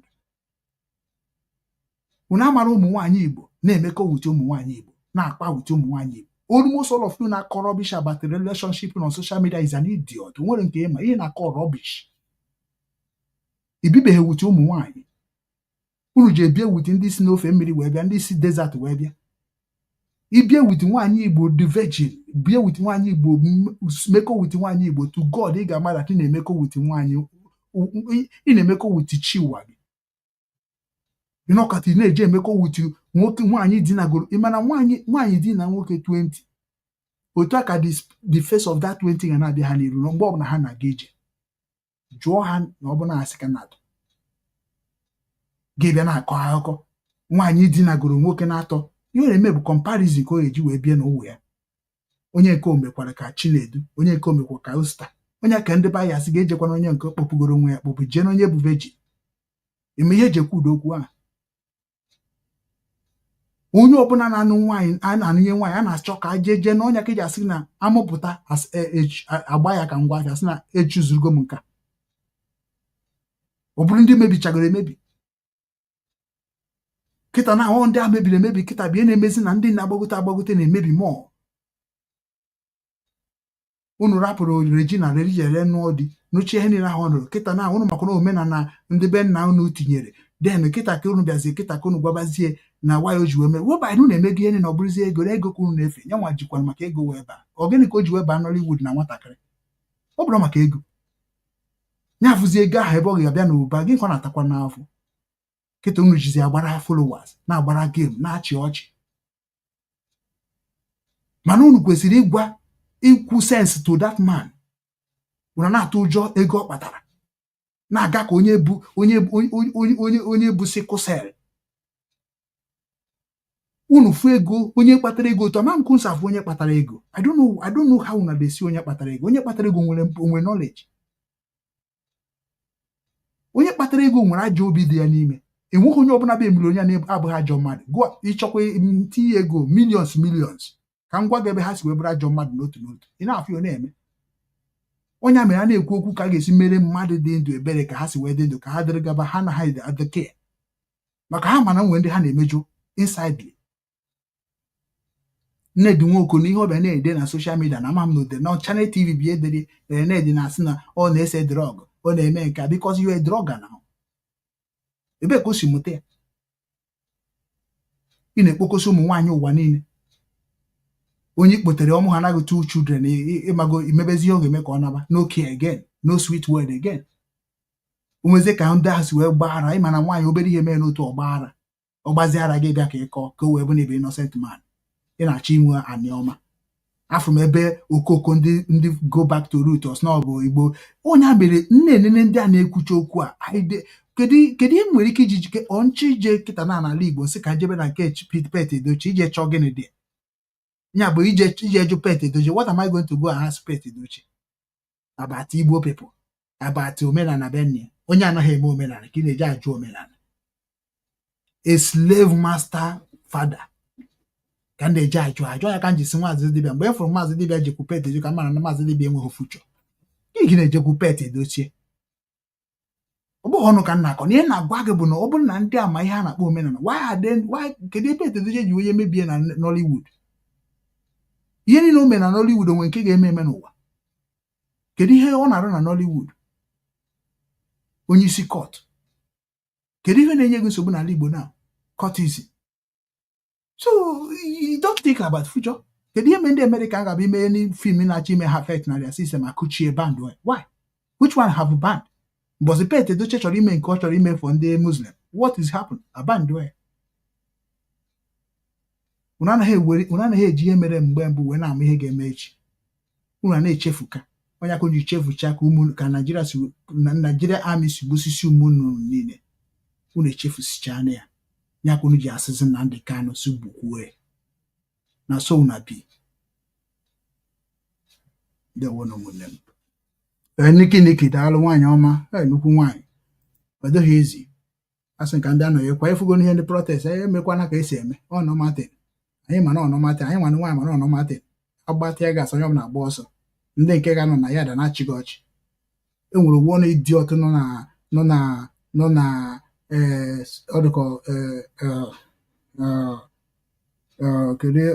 ka ebe a m jere mgba Denmark ndị a bụ ndị bịa mere masọpụ bata IPOB eje m Denmark wee mitikwa ya agadi nwoke dị ka unu gasị ị na-achị ọchị na enwere eje na they happen for Aso Rock eji wee mekpa m alọghị nọ n'ọsọ onye nke nọ n'ọsọ adachi gị ya bụ ifili na-enweta alọghị nweta Nnamdi Kanu then you are not going to be free.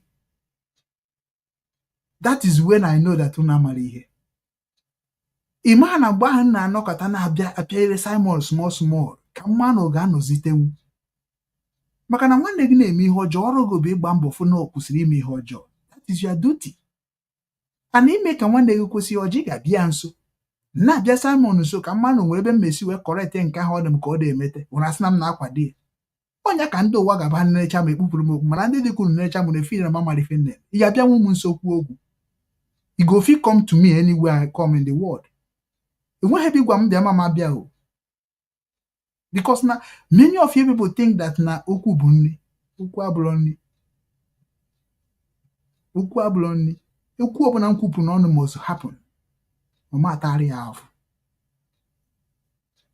ụmụnne anyị niile kwesịrị na eme encouragement onye anaghị emete ijie nso gwe anyị de emetekwu ya ọ bụghị nọ na social media na reason ji nọ na iwe jefu na uwe ka nsi ekwu okwu ekwesịgo m nkịta by this time abụbago m Ngozi Ọrabeze bọba ya ka anụ because o mejọrọ m ya na ndị otu niile mejọrọ m with evidence mana mmerechi ndị a na-esi ọka mbịa gene unu eji ha wee mara m abụrụ m onye na-akọ ọnụ les na m nwetara gị ebe ị kọrọ m ọnụ mana m nwere ike si na ọchịchị ga-adịrọ m mma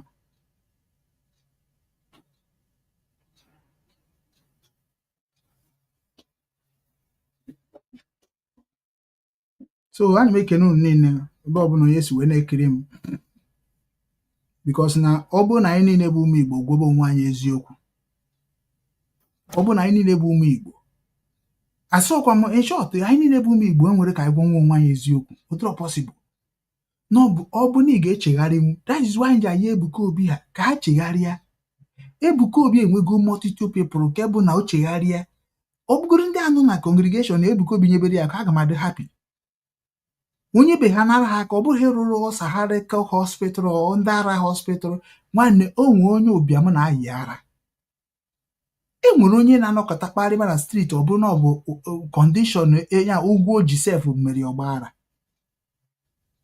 o nwere onye ọ bụ dat situation ọ nọ n'ime merie ọ na-apụ nko ịmarụ na situation na-eme mmadụ onye hapụ nko onwe onye ga-abụ ọtụ afịa last money ya akọrị ya akọ nwanne ọkwụgharịba ka onye ara ị na-ịrụ na agwọ ndị ara create goro companies job create goro ihe dịka factories ebe ụmụ mmadụ ga-eji na ọbụgo na pure water ọbụgo na ọ bụ waterproof ọbụgo na toothpick megoro ndị aka ntin ka ụnụ fụ ka ndị mmadụ ga-eji hụ bata their place now ndị nke na-aba arụcha na aba alaikiri m ya bata ọsọ mebe na-eke ozuo oke na anwụ ife ụmụ mmadụ ọsọ n'obodo oyibo kwuru na abụ bịa ụnụ arụ ọrụ na factory wee nazi ejezie create hotel ebe ụnụ ga na-ala mama mmadụ na-ala ụmụ nwaanyị mmadụ na-ekpe aka na abụ ọsọsọ ya ụnụ na-asị gọọmenti na-emebi obodo.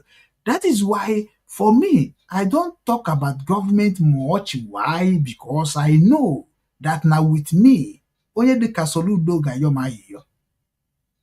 With me Soludo is nobody. With ndị ahụ ndị security ahụ okpo they can't make a move. Ịmakwa na a na-enwe obodo enwe isoro nwere obodo enwere ihe ndị gọọmenti nwere ike imenwu n'obodo. That is why anyị ji asị ọ bụ ka anyị nata mgbe anyị ga-anata ndị nke natara nata na-agbalị unu isi na sị na ọ bụ ndị gọọmenti ndị dị ka anyị nata ị ga-ekwu ikwu gọọmenti na social media tomorrow ọ gọọmenti abịara gị ụgwọ ọ ka ndị anyị si eme gbogbo inugo talk inugo emecha inugo talk ndị ahụ bụ ndị a na-akpọ monster inugo talk because they no go hear you.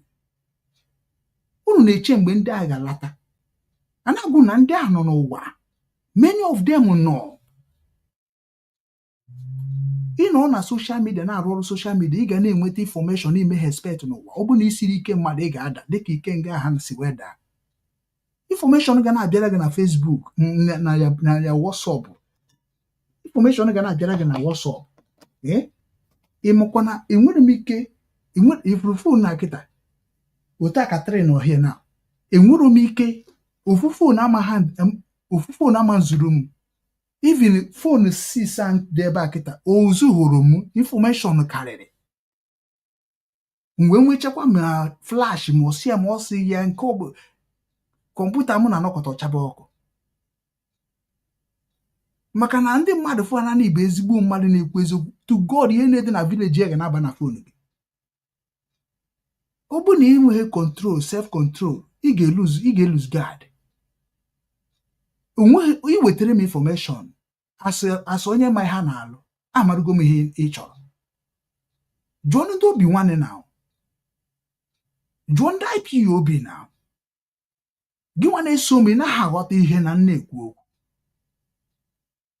Gọọmenti anọ Peter Mbab is a low body. When ihe mere bụ na ofu osisi adịghị eme ọhịa. And they know ya ka ha jijisie Nnamdi Kanu ike. Maka na ihe Nnamdi Kanu na-emere anyị bụ just kwuo ya anyị gwara gị kwuo ya, forget about how we go control am. Ya ka anyị jisi chọ were imenwuri ya. Ọ bụ anyị da ama ọsọ ekwu okwu. Anyị da ekwu okwu ka Soludo si wee na-ekwu okwu na channel. Na m na-ekwu okwu otu a nsi ekwu okwu because anọ mbe mmadụ. Ị na-aghọta? And even na be m nọ etiri m mkpu ha wetere m akwụkwọ. So which is na mụ na ha nọ kịta na negotiation. Ifu ya? Because na mma agwa gị ebe ọ ga-abụ even ọ bụ na ịma na ha kwụsịrị ime ihe dị ka campaign n'obodo Igbo. Kema ha kwụsịghị. Let's Soludo come and do campaign to ndị Anambra here. Anambra dịkwa n'otu, Anambra tisara etisa. Bịa mee campaign ma create a campaign team maybe otu a na-eme apụga bịa mepe apụga ebe a ka Chineke kpụ n'ọkụ. Because ya anyị na-achọ bụ ebe anyị ga-eme itu unu na-abụrụ ebe ahụ unu bụ security of ndị Fulani kpojisi onwu n'aka. Anyị na-achọ unu na that side ahụ nwere iwu. Anyị na-ekwu anyị jee court anyị kwuo obi anyị. Maka na unu na-eme bụ intimidation. Maka na Nnamdi Kanu na-ekwu ka ọ dị. Ijere ji iwu na-ehetiri Nnamdi Kanu maka na ọ gwara eziokwu. Uche mefo hetiri Nnamdi Kanu because ọ gwara eziokwu. Maka Christianity. Onye Igbo hetiri Nnamdi Kanu maka ọ gwara eziokwu. Ya bụ ndị mma ọfụma. Kedu nke a na-akpọ ya? Omiomio, Clifford iru anya. Ha ncha niile hetiri Nnamdi Kanu because Nnamdi Kanu nọ ọnọdụ ka o betray ha by isi jebe Ukraine jebe Nigeria. That is all. Mgbaghara adịghịzi ya since ha. Onye ọbụla nwere ihe o ji wee na-ekwu maka Nnamdi Kanu. Mana ụnụ nwa bụ ndị na-abatazi abata na asị Nnamdi Kanu na onwelo just na-aga n'iru anyị sogo ome ihe mee una ebebe chọbakwazi ndị agha. I remember when you people always tell Nnamdi Kanu onwelo inwe anwa akpa Nnamdi Kanu aka to God emebi ife niile agha mụ amana onwere ihe ga-eme asị m onye otu ụma m na onweghị ihe ga-eme. Anọ ya ka m na-ajụgasị ndị executive den na-asị ya ka o nwekwere nke anaghị ekwu. Ị gaghị emerinwu gọọmenti of Igbo land. Owodo ho possible ma ị nọghọ n'ala Igbo. And before imeri efe ị ga-abaghị ime. Onye bụ ihe ha na-agwagbu unu. Unu asị na da join politics. Politics a na-agwa gị join ịma ha na ya family is a politics. Ezinụlọ ahụ mama gị na papa gị mụrụ gị politics. Because ọ bụghị ka papa gị si mere nke esi mere nwanne gị. Mana ọ bụ na ị nweghị obi nwanne nwere ike ibukwa papa why o ji wee nye mama nwanne gị nwoke nke buru ibu. O meghụ na ezinụlọ gị before. All the natural ọ na-abịa by blood. Ụfọdụ ada amadụ mgbe ha ji eme ife ọ ha mechie regret. Kedu iji eme regreting? Ị na-eme regreting ịmara ihe mere. Beta ịma mgbe ị na-eme ya. Ị conclude wee mee. So that is why eji enwe nwanne. O nwere ihe ọ ga-abụ iche ime nwanne ga wụba gị nekwe. Ihe ahụ akpọchie gị azụ. Eji wee nwebe counseling.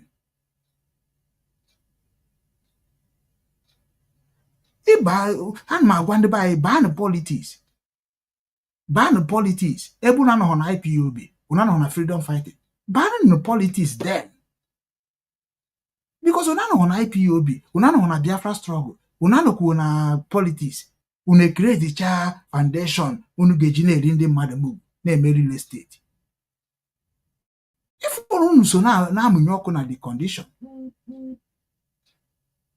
because na politics wee mara na onye na-eme ọfụma wee mara onye anaghị eme ọfụma mụ nwa na ụmụ bụ a politician mana Soludo na-akọ rubbish onye ka nna ọ na-ekwu na-akọ nsị ọ nke aka odo ka ọ nke ro janglova maka ndị niile nọ na Anambra m na ha na-akpọ nwere ihe ha na-akọwa nwere isi ịfụkwara ndị na-ede ede ihe ndị na-ede ede bụ ndị nọ n'ala Igbo ihe na-akọ na Channel TV ebe ka ị na-arụ nọnsensị ha nwunye gị Jos pụta na-egosi anyị famili ya na White House why o gosighi anyị famili ya na be nna ya obe nne ya obe nna gị why o jeje na-arụ nke ebe before ndị Fulani na-abịa the same Fulani soja agwa ha na anyị nọ ị na-asa avụ ị na-enye anyị ọfụma mana ndị nke bụ mama anyị mama gị ahụ ma ndị be nna gị ahụ isi ọfịa gị ahụ isi wee bịa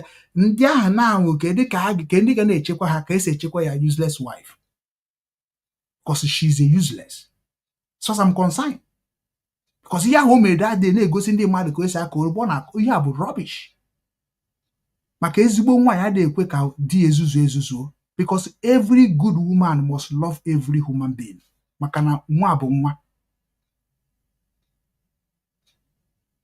nwa gị na-eme iri na obodo oyibo gị bịa na-asị that na terrorist nwa gị bụ terrorist n'obodo oyibo with the attitude of their son if not the money of Anambra or money of ndị Nigeria iburu na Central Bank idiot na nwa gị nwoke a ga-aba uru ihe mụrụ ebe a bụ wasted product but the money have turned him to be instead of iyi ara then ego ahụ emetụ ihe ọ dịka ọma ihe maka internally ọ na-ayi ara onye ezigbo nwafọ Igbo mana nwa gị na-ayi ara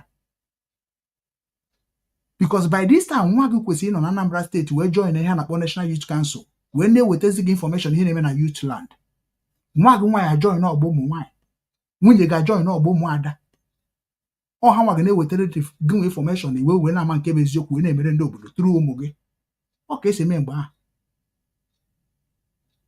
mana ụmụ unu niile unu ekporo ekpogbu unu na-egozi machineries ha gwara unu eziokwu agwa unu eziokwu na unu onye rie onye gị nke gị rie ndị ọzọ nwụsịsị ya unu enwe got ịbịa na-agwa anyị okwu na social media ana ndị ahụ bụ ndị a na-agwakwa ka abịa ka mara ga-eme ka ihe akwụsị ha nwa bụzi ndị bụzi the highest money laundry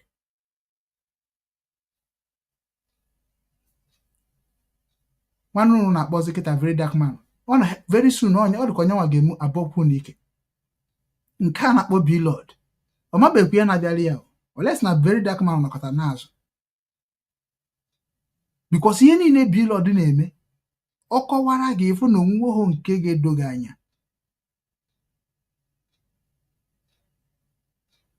by this time irugo Blord enwego esteti ahụ ị nwere gịnị bụ ị na-eme n'ime esteti ya emunasị na mkpụrụ obi mmadụ na mmadụ na-efu efu kidney mmadụ na-efu efu mana ọ bụrụ traditional nwoke ọsị jeenu na ebe ahụ ndị mmadụ ga-abịa egocha na agba fensị ebe onwe ha nọ na ya ebe ahụ ifuru agbachara fensị ịbịakwa dịka ọrụ ugbo dị ha na-arụ na underground kpochicha ya aja ha bata ozugbo ha maka asha aba mgbe ndị ga-arụcha ụlọ rụfie uncompleted building chee na dị na onwe ya ọmara ihe ọ na-eme ọ na-emekwa nnukwu ihe ebe ịbịa ebe ahụ ifunu nwere ebe ha sara ide na na-eme ihe ha na-eme dịka ọ dịkwa na Amerịka onye nke ejidere ebe onye nke abịara jebe tọnel ebe ọ n'ime bie onwe onye ma na ụdị ya dị ebe ahụ ụfọdụ na jigorocha gbagbuo oge maka na ọgụ maka aka ya na ose etie unu amakwa na arụ ndị bụ unu na-akpa ya ka ya abịa agwa m politishan abịa mbụọ ha asọ any politician ọbụla afọ onye ka eso m na egbutere the emotion of ịpịawasị ha azụ ka esi pịawa ekwere mmadụ azụ eso m na ihe bụ architect of that ha afụ ha na datin na-abịara ha ozugbo ha anaba azụ mbọsị Peter Obi ga-abịa nye amam ọ dịka onye nke ọzọ kedu onye nke nwụrụ anwụ o jebe n'obodo ọzọ ya bịa Hamburg na anọ m Hamburg. Let me see one politician of onye Igbo na Hamburg ka unu wee mara na ihe a na-ekwu bụ eziokwu kọbasị. Inwe ego na akpa gị o, ịmara mmadụ na akpa gị o, ọkwa ihe mara mmadụ mana na onye ahụ ịma ọ ga-emenwukwu ihe onye na-agwa gị okwu ga-eme. Ọ bụ na ọ bụrụ ka ndị ọcha si wee nye anyị ha na-akpọ freedom wee akịrị ka life anyị niile ga-esi wee dị. Anyị nwa bụ ndị nwetatu freedom n'obodo mmadụ. If not those people that are taking care of us, what do you think that we will be in our land? Una na-echekwa echiche atọ. Ọ bụ na ọ bụrụ kịta na anwụ otu amụnwa nọ n'obodo na-echekwa m sị m na na-arụrụ ha ọrụ na-gbara ha mbọ na m nwere ihe ga-eme m. Kedu ka ndụ m ga-esi dị to compare na ndụ ndị nke na-anọ?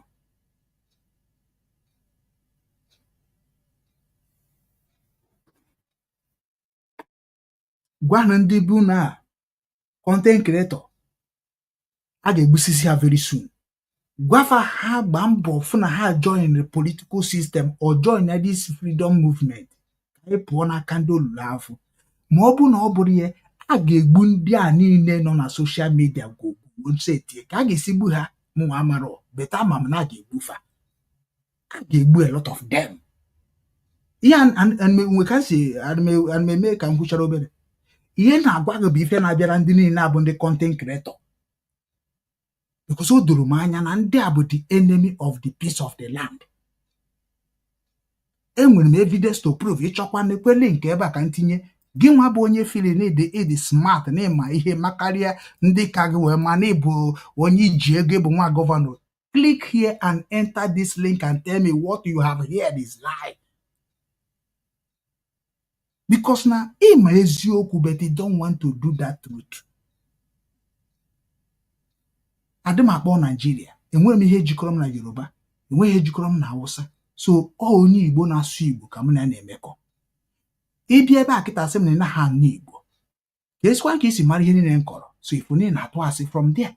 So ị ga na-asụ Igbo. Ịbịa Igbo ka anyị ga-eji na-ajụ onwe anyị ajụjụ. Ị na-agwa m ihe ị mara. Ị na-agwa m ebe nke m kwuru abụrụ eziokwu. Ka m kọwara gị ka m si kwuo with evidence. Unu ụfụ ndị bụ ndị na-ekwu eziokwu na-agba ọsọ. Ihe unu na-akwado bụ ndị ajọ mmadụ dịka unu si webara ajọ mmadụ. That is why we just grow every day by day.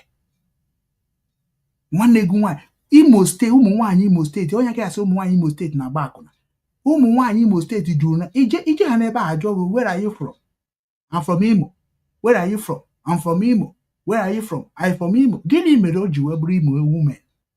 Before nweta Enugu ọ na-adị ka eshiri n'ọkụ.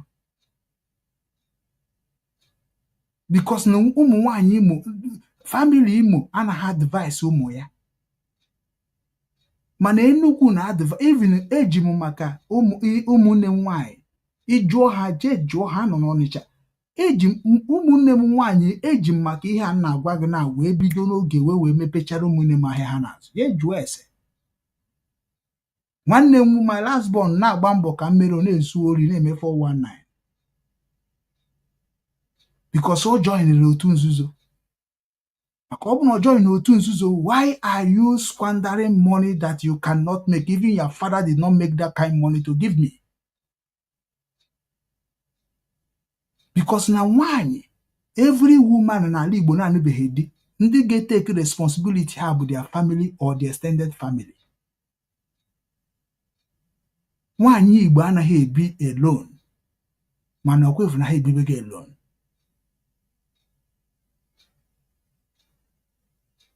Ekwesịrị ka ụmụ nwaanyị Igbo niile na-enwere ihe ha na-arụ ka a na-akwụ ha ụgwọ ọnwa, ego ha ga-eji na-ego pad, na-ego inner wears, na-ego because arụ ha na-abụ obere ihe osibe ego. Na ha na-eji kọmiti ihe ha na-akọmiti na-edina nwoke ka ego wee pụta bụ ka ha wee na-edozi onwe maka na ahụ ha sibeghị isi ọ naghị adịghị oke. Ị na-eche udo ochiche ha. Ijizi advantage of otu ahụ na-adịrị ụmụ nwaanyị wee na-eri ha mugu. Maka na ịmago na ha ga-enidi the money. Ụmụnne gị n'obodo Igbo ha bata na-akọrọ anyị ka ha si wee kpụrụ aka na abụọ. Ije ha na foto, ije ha na nka, ije na nke a imagine ụmụ mmadụ iru echi Fulani jide gị na-agbari gị isi na-akwari ọbara gị na-asị devil. Which devil? Agwa ịkpara bụ agwa ga-eme gị ka accident pịawa gị isi. Agwa ịkpara bụ agwa ga-eme gị ka ndị kidnapper gbarie gị isi. Ịkpara agwa ọjọọ.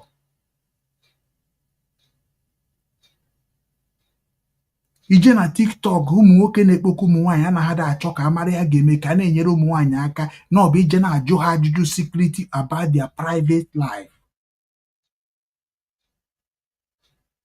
Ndị ọcha mara na ihe ahụ na-eme exist wee sị gị that na before na-akpọ ụdị ihe ahụ you have to create a website ị ga-assign with your money with your card ha wee mara na ọ gị ji aka gị baa na ọ bụrụ na ịgafere by emergency wee kwụ ya. Nye ka na-akpọ website ka a na-akpọ ya nwe ka na-akpọ porn site nwe ka na-akpọ dating site akwụ ụgwọ create ya wee je n'abadi. I was trying to do it mgbe ahụ na chi create website of Obinwanne ka ndị Igbo si otu a wee na-anụrụ onwe ha mana ọ ma bụ ihe publicly. Nye ka nya so onye ọbụla weta adreesị gị weta information gị. Information anyị na-eweta ka mma na-enugo ma enube ka mara ụmụ onye iji ka mara ya ga na-eche a ga na-emere gị na ọfịa ba alụ na-eche na m bịara ebe ịbịa gwuo egwu ọnwa. Abịara m obodo ebe ofu the system of ndị ọcha wee fụ na system of ndị ọcha na ebudata na bai wit amamihe anyị mara na anyị ga-aga faa wee bute ndị mmadụ ewere na-egwu egwu. Ụmụ nwaanyị chọpụtacha ndị ụmụnne m chọpụtacha na ihe atụmatụ amara ma butecha ego unu nwa skwand ego niile. Kịta unu jụrụ TikTok onye a jụrụ kedu ya ga-eme ala Igbo saa aka na-asara m aka nere ana onye ya ga-eme ala Igbo nkọwara gị ya kịta unu sị m kịta bataba ala Igbo ihe ga-enye unu condition which is gara ha ọnụ declare myself na German embassy. I'm going home. Anything will happen to me nekwe assign ya to Nigeria embassy. Adịm eme ihe ụmụ azara eme government to government. Onye menje agwa ndị be anyị na-ene anya na-eji eme na ha na-eme ndị si Biafra ha achọghị ime government to government. Maka government to government ị ga na-enye accountability. Ya ka ha ji egwu unu niile wayo sị na ha bụ ndị si Biafra. They can never tell you what they use your money to do. That is why they are criminals. But when you report what you are government you are under, you must be reporting every year about your expenditure. Or that is how government will know the genuine organization in their land. Manu munu na gahabun ka se spend ego. Una na ejekweba na ekwucho because ha sunu a government ya Anambra state nga amawa gị ntị nga egbu gị short nweta gị ha tuchọ nri ha na-etu iche na otu ha si tuo ka ọ dị ibrego bunye ha were ego me ihe like ụfọdụ ịma na ụfọdụ na-eji aka ha sọrọ ndara ndị polisi ka m gwa gị I don't ebere m na-emere unu ịma na ụfọdụ na-asọrọ ndị onwe ha to gọọmenti onye rụchara rụrụ ana ma that na arụ ọnọrụ nwekwa ka o defend nwe sọrọ ndị to gọọmenti onwe ebe m achọghị ịba. I'm telling you the fact. Onwe ebe m achọghị ịba unu ga-eji aka unu na-achọpụta ife one by one. Ohere ka dịrị unu niile na-ege m ntị n'onu. Ohere ka dịrị unu niile na-ege m ntị n'onu. Ala Igbo dị mma ihe ọ ga-eteke m nwa bụ completed 6 months ntụasị ka nwa overnight wee n'okwute tugbuo m 6 months. Ala Igbo dị mma. Give me that support of 6 months. The governors will be begging all the citizens of Igbo land. I done it in Obinwanne. No sponsor can need it. Jofa enwere mmadụ na the whole 5 states. Down to your villages. If any need na be ego eme ha kịta na ya na-akpọ equipped. Equipped abụrụkwa dị ka ebutebe weapon. I don't need weapon for now. Weapon will come later, but if any need ka nyefe akara aka ka akara aka fa pụtagoro first. Maka na akara aka gị ka ị na-achọ ka ị defend ya now. Ị na-echekwa obodo gịnị na-echekwa akara aka gị? Onye nwe akara aka n'onye gịnị na-echekwa? Ịnọkọta were egbe bunye onye na-enweghị future. Ihe ọbụla o mere ọ chọrọ na-eme ọ nwere ihe ọ na-eluzu. Ị ga-ebuzo onye mmadụ lock before wee chọwazie lucky. Many of you people aghọtara ihe bụ problem of your people. Onya mere njem unu bido ndị mmadụ esochi unu 1 million na-eso unu esochi unu. Obi Kubana nwe makwa how many people o nwere na social media, gịnị ka o ji eme? O marketing nwere onwe. Ọ bụrụ inwe followers bụ isi o. Ọkụ inwe knowledge ga-eji control ya followers. Onya mere sometimes ndị mmadụ bịa na followers gị ike agwụ ha. Ike agwụ ha na-achịsa ọchị. Eruo echi echicha ọchị ịnanya n'azụ ịchọbe nke onye ị ga-ezu. Ofeba ka hije ụlọ ụka sị na ndị village gị na-achụ gị.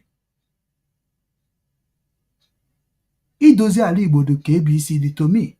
Emego m Obinwannem jụọ fa kpoko ndị igwe kpoko ndị eze niile nọ n'ala Igbo. So every state bring a one king. Ewetara m na Enugu wetara nke ha. Anambra wetara nke ha. Imo ewetara. Abia ewetara.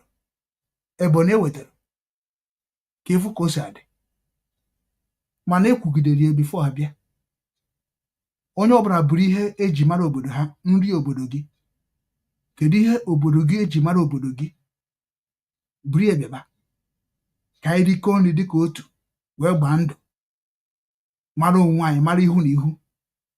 Maka na irikọ nri ọnụ bụ ịgba ndụ. Ịṅụkọ mmiri ọnụ bụ ịgba ndụ. Ịtakọrịta ihe ọnya mgbe ahụ mgbe gboo bụ ntabiri nye gị anya agbago ndụ. Befe wee bido doba nke a na-adụ n'aka maka na ọbara ahụ ka a na-ekwu okwu ya. Ndị be anyị amaghị initiate nchọrọ imefa. Ndị nke makwa anya ama werezi aghụghọ na-emebi ya.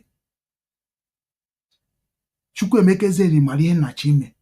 Igwe Okoro ma ihe nchọrọ ime. Igwe Nnewi amachi ihe nchọrọ ime.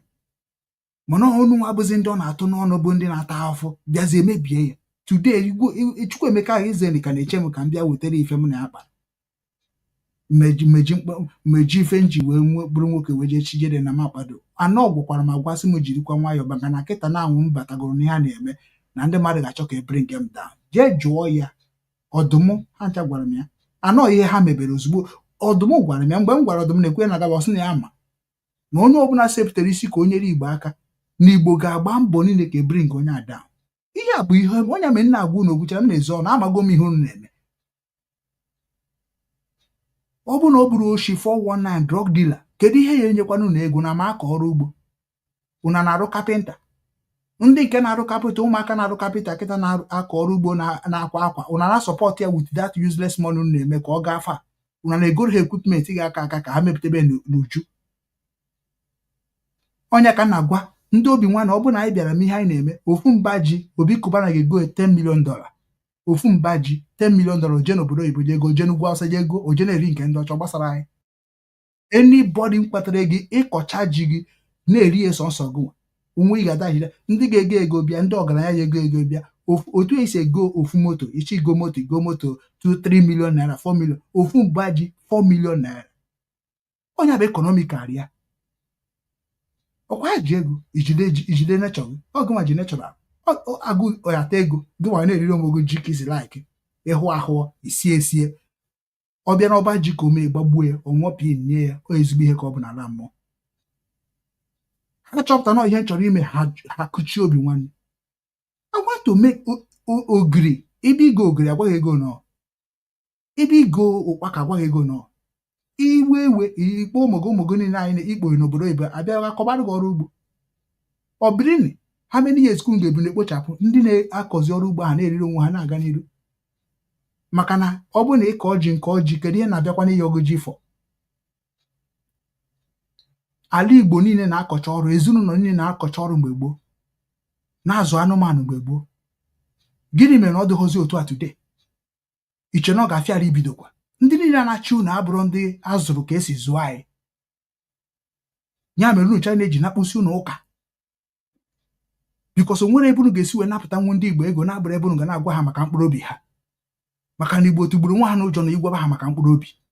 N'ọnya mere papa gị hobere gị ihu abọnị. Ọ dịghị ka ihe ha na-achị bịara gị ọtụba gị ụjọ asị gị ya nye nwa mere si no maka ya kọrọ gị ka ị na-echezi.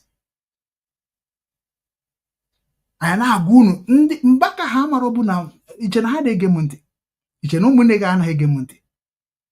Every time people kpọọ masị m gị na kedu ebe nsi ga mara ihe mma. Na na-asịkwa gị n'ọkwa n'ala Igbo ka anyị toro mana o nwere nke m bịara gift mama m mekwu jụọ m how did you know this you are small when this thing happened ke m ọ na-abịara m abịa ọ na-abịa ka nlọ ọbịa na ozugbo na-ajụzi ebe ka m matara ọ na nlọ ka m matara ọ n'ihe mana nkwuo ndị mmadụ amarụ gị na-asị na o mekwa n'obodo dị ona ya ka ndị mmadụ na-asị mgbaba afa eso m na ndị izuzi asụsụ gbaba afa bife akwa ọkụkọ jee jụọ ọfa jụọ ndị Obinwanne ndị mmadụ na-asị m na-akpụzie mbịa na m bụkwa dibịa nke ụfọdụ ndị pastọ si na mbụ pastọ na I need to calm down and create something meaningful ka na-ezi ozi si ya na obodo a ka esi abụ pastọ na ana m eche ka akpọọ m oku n'ụlọ so na Chukwu na-akpọ oku na God dey call am oku ana m eche mbọsị Chukwu ya akpọ m Okechukwu akpọrọ gị ka ịsa avụọ m ana m eche ife ahụ every jụọ ndị m na ha toro na Wọlịwa I always tell them ezinụlọ na-eso okwu mfụ na ndị nwunye utu na-eso okwu ana m eje kpọọ ha na obodo doziere fa mfụkwa ndị na-anụ ọga ana m eje mfe onye ezuru ochi ana m eje achọ ihe ezuru ọ bụghị na m na-eme boasting but na I feel like ndụ a mmadụ dị enwekwana uru ọ bara na-abụrụ inyere nwanne gị aka ka obi dị ya mma gịnị ka ndị ọcha ji alaiki m na m na ha mekọ ihe when I talk to them ha na-ajụ kedu ebe isi bịa ụwa gị nwa bụzi onye Igbo m sị gị ka anyị nababe nna anyị na ihe a mbụ n'isi gị oge nweta m oge bụ m ruo mee spy ana o mee spy m ga-anwụ n'ike ana ọnya ka a na-achọ ka o mee spy mana asị m ka m ga-eme dịka akwụkwọ ọkụkọ si kwue mgbe ọbụla pụtasị gị kama ihe ike ga-eme odogwu kama ihe ga-eme odogwu ike eme ihe ahụ nwere reason eji ekwu odogwu a kama mma just west sie n'obodo oyibo because ọ ihe ndị gọvanọ Soludo ha like that they love it ndị ahụ mara ihe na-ekwueri na social media let them talk ha bata ebe a ese ndị sniper kidnapper ha agbagbuo ya nwụọ ka ha pụọ nye ka anyị na-agwa na anyị ma nna agwa ka anyị buru ibu anyị ma and anyị na-eme na ọ bụrụ that na ndị be anyị ekunite nwụho then anyị enweghị church that clear everywhere nwere ihe that is the normal ọ na-eme n'ụwa niile maka na agha ka na-anụcha iwe dozie obodo onwebeghị agha nọ unu ebebego Igbo na-egbu onwe Igbo anụbeghị agha o nna gị anụgo agha ije na vileji ya mere njisi ndị Obinwanne ka ajebe vileji ejube ese enwere vileji nugidere ọgụ gbuchasị onwe ha enwere family like ịbịa na family asị gị na papa onye a nụrụ nwaanyị na-abụ family nke a mama onye ndị nke si n'afọ onye nke a na ndị si ha na-egbugide onwe ha na-apịa onwe ha bọtụ na-asụ onwe ha mma ụfọdụ na-egbugide egbufe ofu abịa ga-abịazinụ obodo na-ezezi eze maka ihe o mere nwanne ana obodo izegeze bụ na obodo enweghị obi ime ihe mere na ọ bụrụ na obodo ama menwu ihe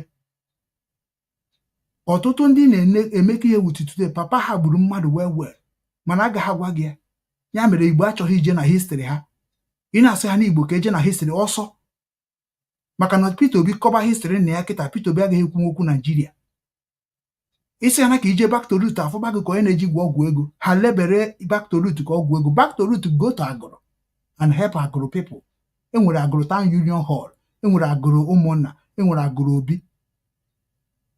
na ụmụnna ka nna na-amụ ụmụ na amụrụ n'obodo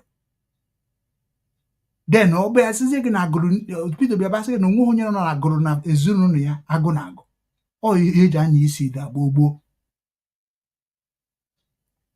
go back to root bụ otu ejofo eze akụ na onye jebe ụzọ ụwa na ya gwafe ife ọ na-agwa ndị Igbo niile ya ka eji asị gị na na-ebido n'ọdụrụ mapụbụ ilu they all of them know ọkwa ndị m gbagoro afa n'isi ifa niile ihe lele ebe a bụ red card unu che na mụnwa na ụmụ na-ekwu na mebi unu anaghị eso m unu anaghị akwado m unu anaghị ekwunyere m unu anaghị eshie m uche na ihe unu na-eme m uche unu na-eme m na ọmụnwa na-emerụ na ebere men kpọọ nsị a aka m adịrị iji eme imeso ha na ha ji imeso ha atọ jụọ ọnụ men sọ men na mmaha eje mama gbara afa chimusim na orugo isi ha na m nwanne na-ekwe nsị gị jebe n'aka m adịrị ya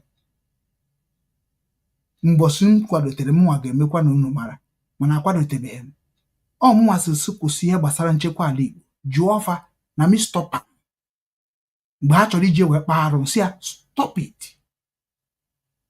jụọ ha ama m many army chọrọ ịkụzi ha ọrụ m ga-abụ nchọ kịta na m dai ya ha kịta na-akpọ ha kịta na laif na anyụrụ na-enye mma mkpọ ha si adịnye chọs ịkpọ chọs onye ka ị bụ akwụ n'afa nna gị ụma ihe niile anọcha n'isi ndị IPOB ma ndị anọchara isi Biafra ndị a bụ ndị oshi ka ha bụ na they don't know anything. Unu achọbeghị ịghọta my message. They don't know anything. And ha ncha ga-anwụcha befe n'afọ a. They will die all. Unu ekwekwana ka mbụbọ ọnụ you will be seeing them na-anwụ ebe ọbụla ha nọ. Unu fụrụ nwa nwaanyị Nkwo ebe na-ekwu eziokwu gazi Igbo niile na-agba nkịtị ya kunu mere nne m nwụọ narị. Unu ekwekwana ka Igbo niile nwụba n'ike because unu nọ na-afụ eziokwu mmadụ na-ekwu ga-azọ imirikiti mmadụ nọ na-eme m ka mụ abụọ mmadụ. Ọ bụrụ ego ka m chọrọ bịa ụwa. Ihe mụ na chi m ji wee bịa ụwa bụ ndozi. Abụrụ m onye ego ya ka ego ji erubere m isi. Adịma na ego m achọghọ. Unu dị wicked ya ka m ji asị gị kwụsị wickedness gị. Unu chọrọ ka m bịa shube authority. Nshuzu authority. Ọ bụ na authority ahụ shuru cast ya. Ịma na m cast go dịka nwanne nwoke bụ nna anyị kwuru okwu ebe a. He said something. That na ị na-akwado onye ọnọkọ onye na-eso onye oshi bụ onye oshi. Ị na-akwado onye na-adịghị eme ọfụma. Automatically gịnị ya bụ ofu. Onye mere iji afụ ebe asị gị na-ajụ m ebe ka m kwụ. Ebe ka m ga-akwụkwa na ebe niile dị njọ. Ebe niile ahụ unu niile ekwu today dị njọ. Onye ọbụla bụ Biafra freedom fighter ebe ahụ ekwudo ezigbote njọ. M ga-eji ndụ m wee nwụọrọ gị iyi. Ị ga-eji nwụkwa nke gị wee nwee iyi. Ọ ka dị amụbeghị m. Ebe ọ bụ na onye ọbụla sị gị na ọ bụ onye isi Biafra ebe ahụ dị njọ. Ebe ahụ nọmba 1 na ha dịghị nsọ. So ha ma menwe n'itin n'ala Igbo dị nsọ. Nke abụọ bụ na ka ha si wee too inyo oyi fụ n'ụzọ adịrọ mma. Ị ma na bife eme mmadụ onye isi na America a na-echeki ya from mgbe a mụrụ ya cheki ezinụlọ ya. Unu na-emekwa otu ahụ na unu ime mmadụ onye isi Biafra. Unu tụ ka onye abụrụ onye isi coordinator unu na-enyochakwa onye ahụ. Unu sunu na support onye ka o lead unu. Nwa na ụmụ nwere emu position to lead Igbo people in many ways. Lead go me lead already. Mana asị gị na mụ nwa ma lead nke nna chi lead na ọ bụ na asị m kịta na mụ oke ngwa bịa ka ime ihe anyị na-ekwu okwu ya. To God nke nna chi mbe kịta na bụ that 5 steeti ahụ niile adịm across mmiri. M ga-ebugoro ụzọ that 5 steeti ahụ ka ị ga-afụ m mbata dị. Because ama m ihe ga-eme na ebe niile dị jụụ.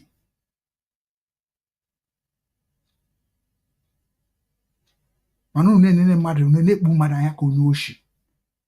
Otu a show were pụtara kịta. Unu ha support go ọ bịago nke emegokwa anagokwa nke agago. Mana obodo protest ga-enye anyị ihe anyị chọrọ. Ị na-protest against nwanne gị nwoke gị na ya nwere ike ịtụkwuru ofu tebụl wee kpa. Nya ka Soludo ha ji were common sense na-agwakwa unu sometimes na-asị na ihe abịa ga-etukwa na wee discuss. Kedu ebe discussion, negotiation, kedu ebe negotiation, ceasefire. Then ceasefire bụ ihe ahụ Ukraine na-eme na Ukraine cease fire now. Automatically Russia matụzi bomb and Ukraine na-ama ejezije join ebe ndị Russia ji atụ bomb. Onye negotiation ofu onye must agree. And onwe onye ga-eme agree na-abụghị onye akarịrị. Maka na onye karịrị gị ka ihe na-aba awụrụ. So n'ibia n'ala Igbo kịta na ihe iji aba awụrụ gọvanọ maka ọka gị. Ihe iji aba awụrụ akwa ọkụkọ maka na ọka gị. Iji aba awụrụ Obi Kubana maka ọka gị. Kedu ihe o ji wee kara gị? Data ego ahụ na sekuriti ahụ okpu na-aga. Ọ bụ eziokwu ka ọ bụ asị? Nwere ihe ọzọ. O nwere ike gị na ya tụkwara na-akpa nkata nwere ya dị ya n'isi. Ọ ndị mmadụ na-enye ihe o ji aga n'iru.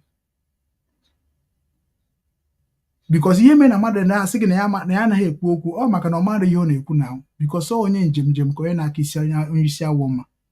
Ọ ijere na njem ka ị na-ekwu n'ọnụ. Iche na mmadụ na-anọkọta na-ekwu. Ọ ihe maka ị na-ekwu bụ na dịka ihe a na-agwapụ nkịta ọ maka amamihe.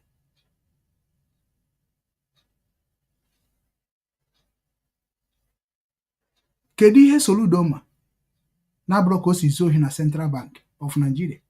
Wetin inu? Kedu ihe Peter Obi ma? Wetin Peter Obi ma? Eto anọ m na Anambra mgbe ọ na-achị nonsense ọ na-achị. Na Wọlị Wọ ihe ọ bịara mere anyị na Wọlị Wọ. I remember am na Wọlị Wọ primary school. I remember am. ọ painting ka ọ bịa mee ebe ahụ hopu zinc tinye ọ bụrụ ha ncha ahụ hopu nke ndị na-ehi mmiri tinye gbaa paint go Belgium kọmputa ebe m na-arụkịta kọmputa ka a nara IT company dị na okpokọta Belgium kọmputa niile kpote fisie asno chim mere m ebere gị ka mgbe ahụ echetara m ihe ọ gbara paint ahụ ọ dịkọ yellow and green ya ọ gbara Wọlịwọ primary school that time ihe Peter Obi na-amacha paint flyovers jeze ruo Nigeria Brewery sọsọ ihe m fụrụ onye a mere m ga-asị na mere ọfa Nigeria Brewery mana ọ mmanyazi ka ị na-enye ndị mmadụ ka a na-anwụgbu onwe ha gịnị ka ị rụrụ na Anambra steeti ngige jiri aka ya wee rụọ ihe niile ibeze na-eme iri ị na-eklem iji kọt wee win mandate gị weba na ijere jee lee Anambra steeti goro ha egoro because of your father maka na ị kwetere n'ihe otu kwuru ya ka iji wee win election maka na ngige jụrụ ajụ sef na ọma nkwete ihe ịma na ngige na ndị APC adịrọ na mma o nwere ihe nwa bụ eze ngige ji wee dị iche na Anambra steeti mana ịmara ọ na-abụ sometimes people na-achọ ka o nweta balance oge ji mee ife o meghe ngige bụ onye nwere obi nwanne maka m soro ngige ọfụma sọpọtụrụ m ngige azịza mgbe azịza bụ azịza so ngige na-ekwu okwu ị ga-ama na o nwere future that's why o ji mee ihe ahụ o mere kama ị ga-eri m nwanne ka ngasa ihe niile ifuke mgbe Peter Obi fụ na nwanne ya rigorogo bụ ngige na ngige bịa rigo maka na ngige bịa win the election maka everybody tụrụ ngige election mụnwa anyị niile tụrụ ngige amụrụ m ka esi si na Peter Obi okay then ka ịfụ na ngige nwanne gị arigorogo why can't you wait to let him do and they go and not 3 years ka ngige chere why can't you wait ọchịtọpụ then emezi another election he goes ya power because you are not a good man as a Peter Obi you are chere ọbụna unu na-afụba onwe unu kuna dị iche unu enwebeghị mindset of Obinwanne unu nwee mindset of Obinwanne ihe a na-azọ kịta na Anambra steeti okwu na-ekwesịghị ezu ya azọ ihe kwesịrị ibe abịa na Holy Trinity Ọnịcha then ndị ahụ bụ ndị ga-abụ kedu na-akpọ ya candidate ha pụta na Holy Trinity ka anyị si abịa mgbe gboo then ha ga-anọ there ndị youth a na-ajụ ha ajụjụ ọ na-ekreti ebe a na-akpọ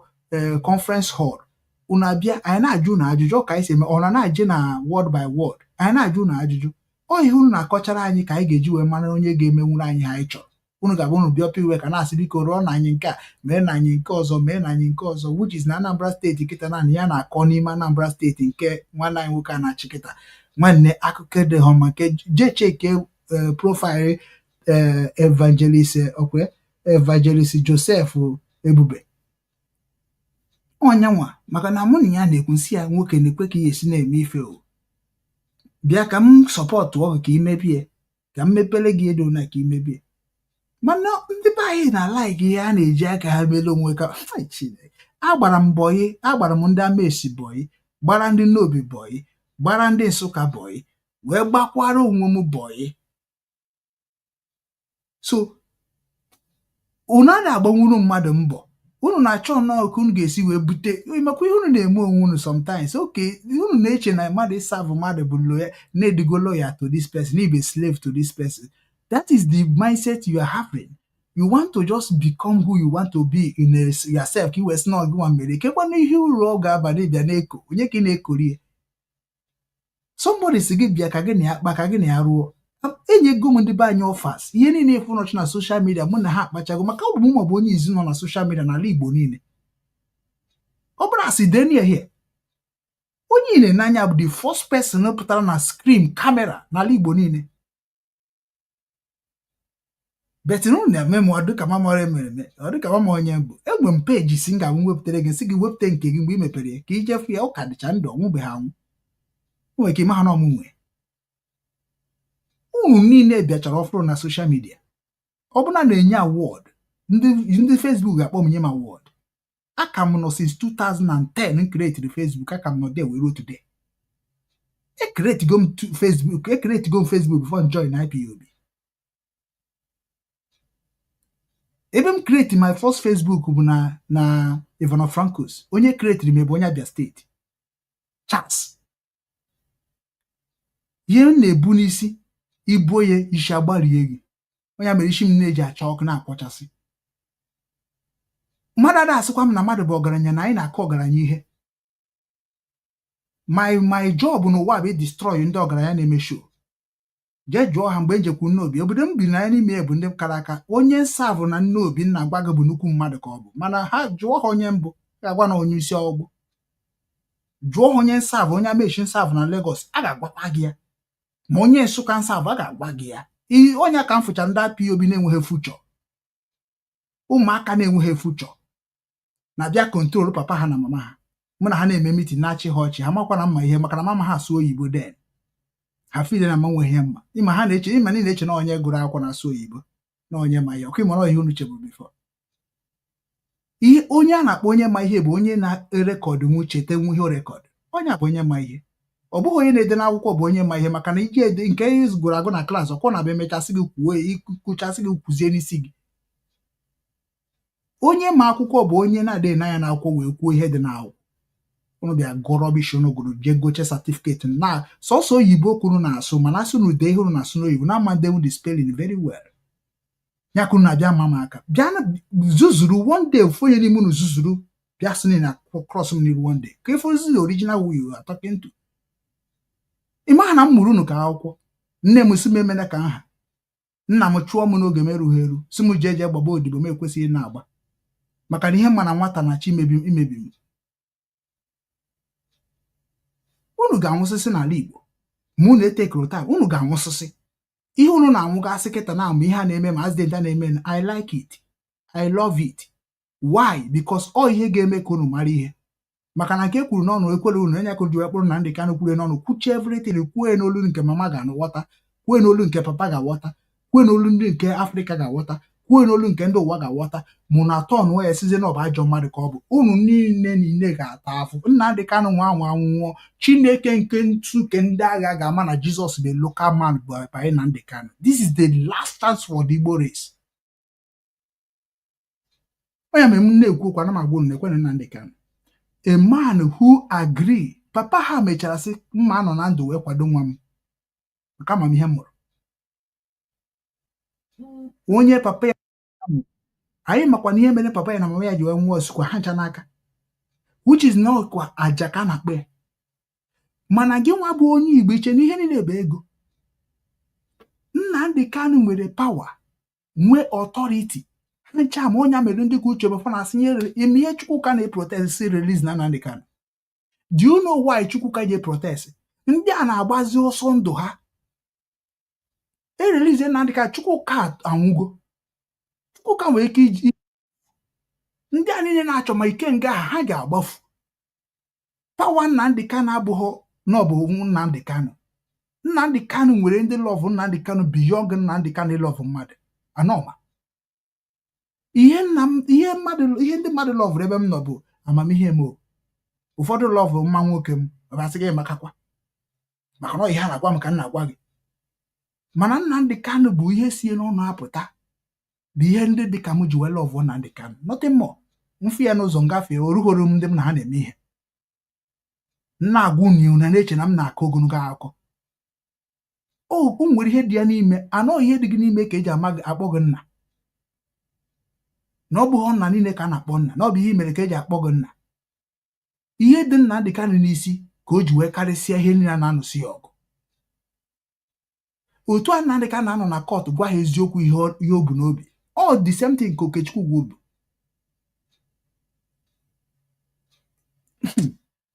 nna onye na-eme ihe ọjọọ bụ onye na-atụ ụjọ ikwu okwu onye na-eme ihe ọjọọ ọ bụ na o nwere ihe na-eme na na-egwu waya na na-eme 419 a ga na-atụ ụjọ mana otu a nọ kịta na mmecha program a na-eme kịta na nwanne mụ onye mụ na ya nọ ama m na o wutebego maka o kwesịrị nwe ebe anyị kwesịrị ije mana ụmụ ihe abụrụ m onye njem abụrụ m onye njem ha kwesịghị ma mmejete ihe na-eji jete problem abụ m mmadụ ọha kwesịrị m na-aga n'ọha anyhow m kwesịrị na-aga nwe m plan bụ ịnọkọta nọ gị gbachabezi na-eji gị ga na-eji na kedu ọ bụ ụmụ nwaanyị ka m afụbe ka ndị ọcha ka m afụbe ndị ọcha m mụrụ m nwa kedu ihe m na-achọ n'iro ije gba klọb ije tuku na West restaurants nwekwana na-akpọ Happy Boy restaurants nna bụ chije mgbe ahụ ọ bụla melecha ha anụ m ntawagoro anụ tawanụ nwere ụmụ nkwọji Chineke nna m ihe m mere na be anyị ka m bịa n'obodo oyibo fụna ihe ndị ọcha na-eme mana bụ mgbe ahụ ihecha anụ m ma tachara ya melechara ya nwanne ụmụnne m nwaanyị si ha na-akpuo na ha na-akpuo nweji nwaanyị jidegoro ya wee pịa ya nwanne taa ya ọfụma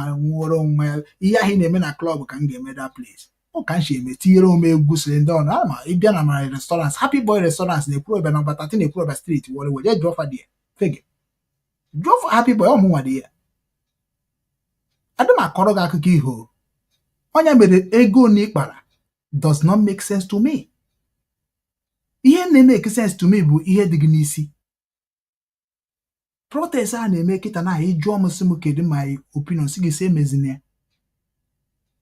oke fụ nke ahụ m ga-agwa mmadụ na-esi ike ọ na-esi ike ọ na-adị ka sabotua mana ọnya ma bụ real maka ndị IPOB ya akpọ m sabotua because of kansa agwa na ndị Kanu okwu kansa agwa DOS okwu o nwere ihe ọzọ ya akpọ m sabotua inwetego m ebe m disappointed ndị Igbo ọ Biafrans iji agwa m na nna gwa nna gị ahụ okwu ka isi like ọnya bụ ihe iji afụ m ka sabotua nwere ihe ọzọ nwere ihe unu ji afụ m ka sabotua ọnya ma DOS cannot talk about me when I talk for what nwere ihe mụnwa arụchagoro ọrụ pasara ha akwụkwọ nne njiri ọrụ mụnwa na-agwa gị okwu na mma m ihe na-eme I know your plan and you know that I know your plan. Enyegide m Simon ekpa sign nyegide okwere onucha niile mbịa sị nwa mgbere na ọbịago emechago teta n'ụlọ ugo full 7 ha si na m tedere ma nke kpụrụ onwe ya osno bụ 5555 osno egbe ndị ugo na-akụ iri nonsense nnecha ha ọkwa 555 ka ọ na-akpọ onwe ka ọ gịnị ọ ka ha mgbe a na-asị gị na ụzọ dị ebe a na ụzọ dị ebe a na-enene nne ụmụ kịrịkịrị onye bụ ihe akwa ọkụkọ ji deceive unu mmiri emiro ha deceive si unu ha kọwakwara unu ihe ndị anyị unu na-amarọ dịka nsị akọrọ gị nke mara na nkịta na edeceive bego gị na ka ebe ọkụ IBA nọ ọ na-akpọta unu na-akụziri unu ka esi eme content where is it ịma na sometimes a na-agwa unu some certain things ga-eme ka unu gaa n'ihu even ụmụ unu I care for your children not even you go wasted a wasted product all your children I am pitying for your children, your future children. Because you got changing. Ego, they're gonna cannot change. Oh, my ego do na hukum jama $1. Unne teacher here. Oh, my ego they're gonna look at $1.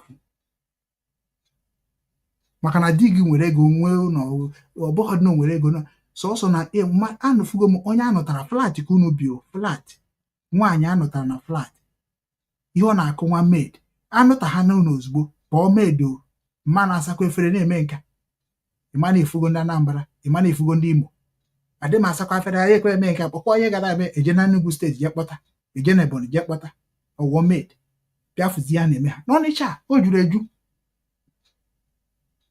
ọka mkpọba ha afa ya ka ị na-ajụ kedu ihe na-eme ndị Igbo anyị nwa m ihe na-eme ndị Igbo na-agwa gị ihe na-eme ndị Igbo and gị nwa mana ihe m na-ekwu bụ eziokwu maka ịbụ part of it. Some ndị nwụrụ nọ because of mmegide megidere ha iche na blood ha ga-adị safe na ga-ezu ike unu bịa na platform a na-ekwu eziokwu na-eme ka unu afụrụ ha ọ bụrụ mgbe ahụ unu amabeghị ihe kịta unu amarịsịgo n'ihe na because I believe so a ga na kọmentị ịbụ sabotu a ịbụ sabo ka ebe kwa akwụ MV chere ọsị ya na-ede rubbish iche na ọ ga-eme m affect onye bụ Nwachukwu anaghị atụ ụjọ maka ichekwu nna ya bụ Chukwu enwere m ike ịyọ nna m ihe ayọ adaghịda anyị ihe ayọ nsị nna kọmandị Chukwu ya meere m ife o meghere m ihe mụnwa blọk kwuo ebe ọbụla ọ nọ ọ ka ị mara the power o nyere ụmụ ya o sị na ya kechara ka ụmụ ya funye ya ọnụ ya nwafuo Chukwu kechere mmadụ wee jiri aka ya wee misie pụọrọ onwe bazie n'ime according to ihe unu kọrọ akụ n'okeche ọ kpụchara akpụ mechaa nke a ofu ọnụ automatically spirit ya ka eji akparị n'ụwa niile so ị nweghị ike ifi ya anya o ji sị gị na efu nwanne gị na-efu gị ya na ịchị mma otu o si akpa agwa na ị chọrọ ịbịa ka gị na ya nọkọ jekwuru nne gị ma ọ jekwuru nna gị the message dị unu na-alụ unu abịa kọgburu m ya ji wee ghọta mana ọ duto na mbazi spiritually wee chọpụta na ọ bụ otu eko kwesịrị in a normal circumstances common sense abụrụkwana essence because na gị nwa mmadụ na nne gị ga-ahụ gị n'anya maka na o buru gị 9 months taa afọ mmadụ ga-ebucha atacha ụdị afọ abịazi na-emegide onye ọ tara afọ ị ga-ata afọ kpacha ego n'ụwa niile wee were ego wee nyezie onye ịmara ebe o si wee bịa ụwa ijekwa bido n'isi onwe onye ji afụfa anya isi mmadụ ga-akwọcha aka tiere ọkụkọ akị ndị gaiman ekwube gaiman na ahụnụ China apụtasị n'ala Igbo ọ na-arụ 419 igwucha ndị ọcha wayo ifile na ga-egwu ndị Igbo ya jụọ ese ndị bụ ndị Igbo maka na anyị so na ndị Igbo a na-ekwu okwu ya ị gaghị egwu nwaanyị wayo witi Biafra ị gaghị egwu nwaanyị wayo witi Naijiria ịma ngwu nwaanyị wayo ịchọ gị na-agbagharị ihe ebe anyị siri unu na taa bụ na omenala Igbo ọ gwụchakwa ya mere nji so na Ngozi Orabaeze mere alụ maka na mụ ihe ọ sọkwara ya kwuo n'elu ụwa o mere alụ a gwara m ya si ya na ọgbata obi ị naghị efolo template ọgbata obi ọ gwara nwanne anyị nwoke bụ Dr. Njakịrị ọ sị that na ga-enwe the leader of Christian nwee the leader of Jewish nwee the leader of traditionalists. Then can you know who are the leaders of all those people? Because na leaders of traditionalists ga-ekpoko the traditionalists niile which na ebe a ka nkuru na-akpọzi nwaanyị isi ọcha bụ Ada dị ọra mma ọ ebe a ka ọ laịrị Ada dị ọra mma ma mekon with Christian maka o nwere mmụọ na-ejeri ya ozi ọma mekon with anybody wey no dey do what he talk onwegodi ihe ọbụla ọ na-ekwu Ada dị ọra mma nwere ike ịkwado gị ọfụkwahara na ihe ọ na-eme adị ọ nata ọ bụrụ ya bụ na ọ ajọ nwaanyị ka ọ bụ unu ncha niile jos nọ na-eme erisi na soshal midia mbịasị ka nkwube ka o si dị na nkịta na nwụọ dịkwa ka mara saịdị ozugbo mbịa na nke Ada dị ọra mma a lot of people akpọba so gịnị ka unu na-emekwu iche na nke ahụ kpọrọ m nkịta na ebe ịsa m isi ka m ga-eji ha eti Ada dị ọra mma ga meji emejibe eji ebe a na m akwadochebe ọfụma enwe m timetable m ji arụ ọrụ enwere m ihe na-emegasị ozi ọzọ dị mkpa na unu awụgo ọrụ m naanị many of you people na-asị m bịa were manto na ọmụnwa ka ọ fọrọ bịa wee ma otu esi ewe manto ime onye mbụ na-enye m manto the same wu na-asị m bịa bụrụ pastọ nso na-eche m nso na God na-akpọ ndị pastọ m bịa were manto otu akụ nsi were manto wee nye Simon Ekpa uche Simon Ekpa erubeghị inye manto na-enye ya manto ọkwa efere ebe ọ nọ today who are you going to blame? Ọsọ agba onye ọbụla agba ọsọ Ngozi Orabaeze fly ya with your men ka a bịa mara ihe na-emenụ jee na court ka ama ihe na-emenụ uche ọ bụrụ m nwa aga m eme ya imenwurie ya ka Ada dị ọra na-agba amara ekwu na kedu ihe mere na ejebe ejefu onye unu ti na mkpọrọ unu na-atụcha ụjọ unu amara nke eji jidere onwe unu jekwu ejidekwu na nke unu jedere Joseph unu chedat na otu akụghị esi wee dị unu amakwana mgbe unu jekwuru eje onwe ndị zoro ezo wee na-eme ihe ọ na-eme Ada dị ọra na-ekwu mgbe ha unu chari n'ebe agadi nwaanyị nọcha na Amerịka na echemrụ na ama ihe gasị maka unu nwa na-asọpọt cha ajọ mmadụ especially American women American men unu na-asọpọt ajọ mmadụ anọ nwa ga-ekwukarị na ndị a na-eme ajọ ihe bikos ndị unu na-asọpọtụ na-amarọ ha maka unu ji ego unu na-arụta dollars ndị nke ha bụ ndị nke na-emezi ọfụma ka unu sọpọtụkwa ha ka ha mebe unu agba ọsọ maka onye na-asụ English maka na na-anụ Igbo m na-asụ mere unu ji agbara m ọsọ ka ọgịnị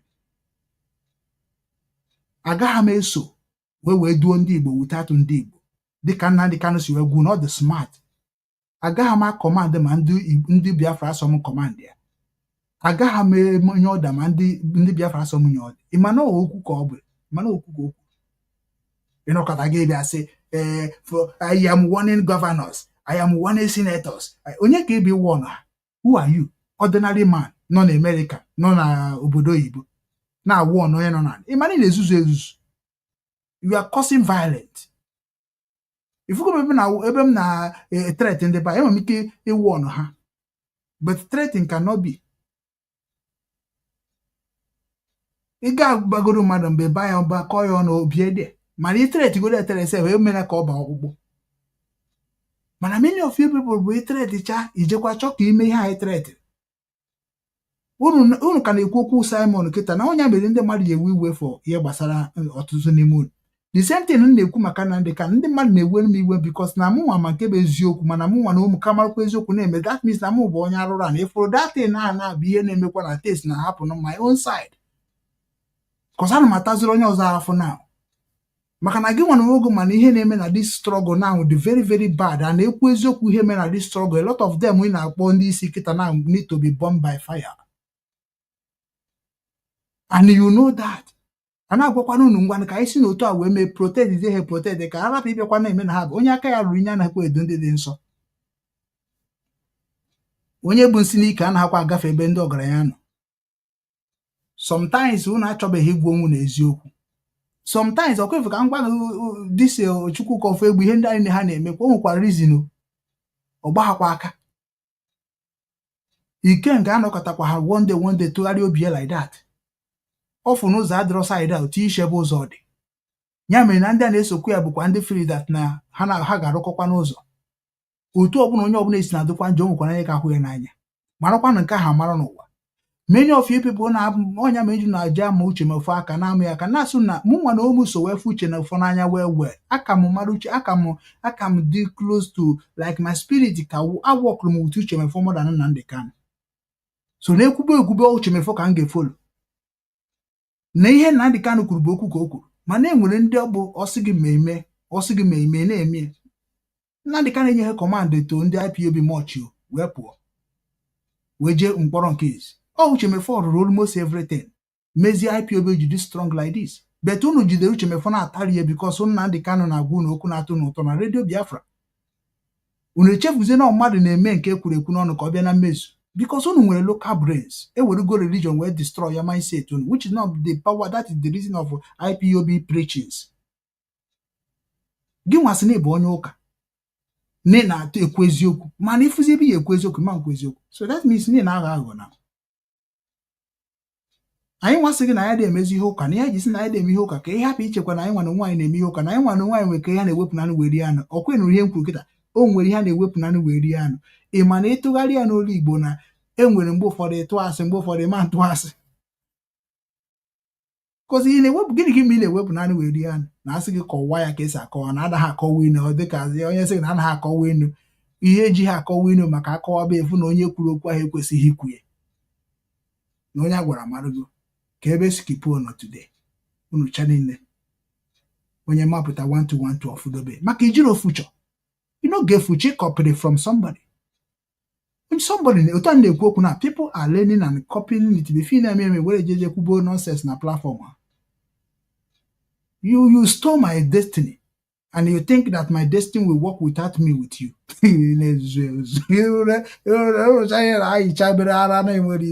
Ihe ọ bụla m kwuru n'ọnụ gị nwa bụ mmadụ wee were without me to God ụmụ gị ga-anwụ n'enu ya. Adị m ekwu okwu maka gị nwa ụmụ gị ka m na-ekwu okwu ya.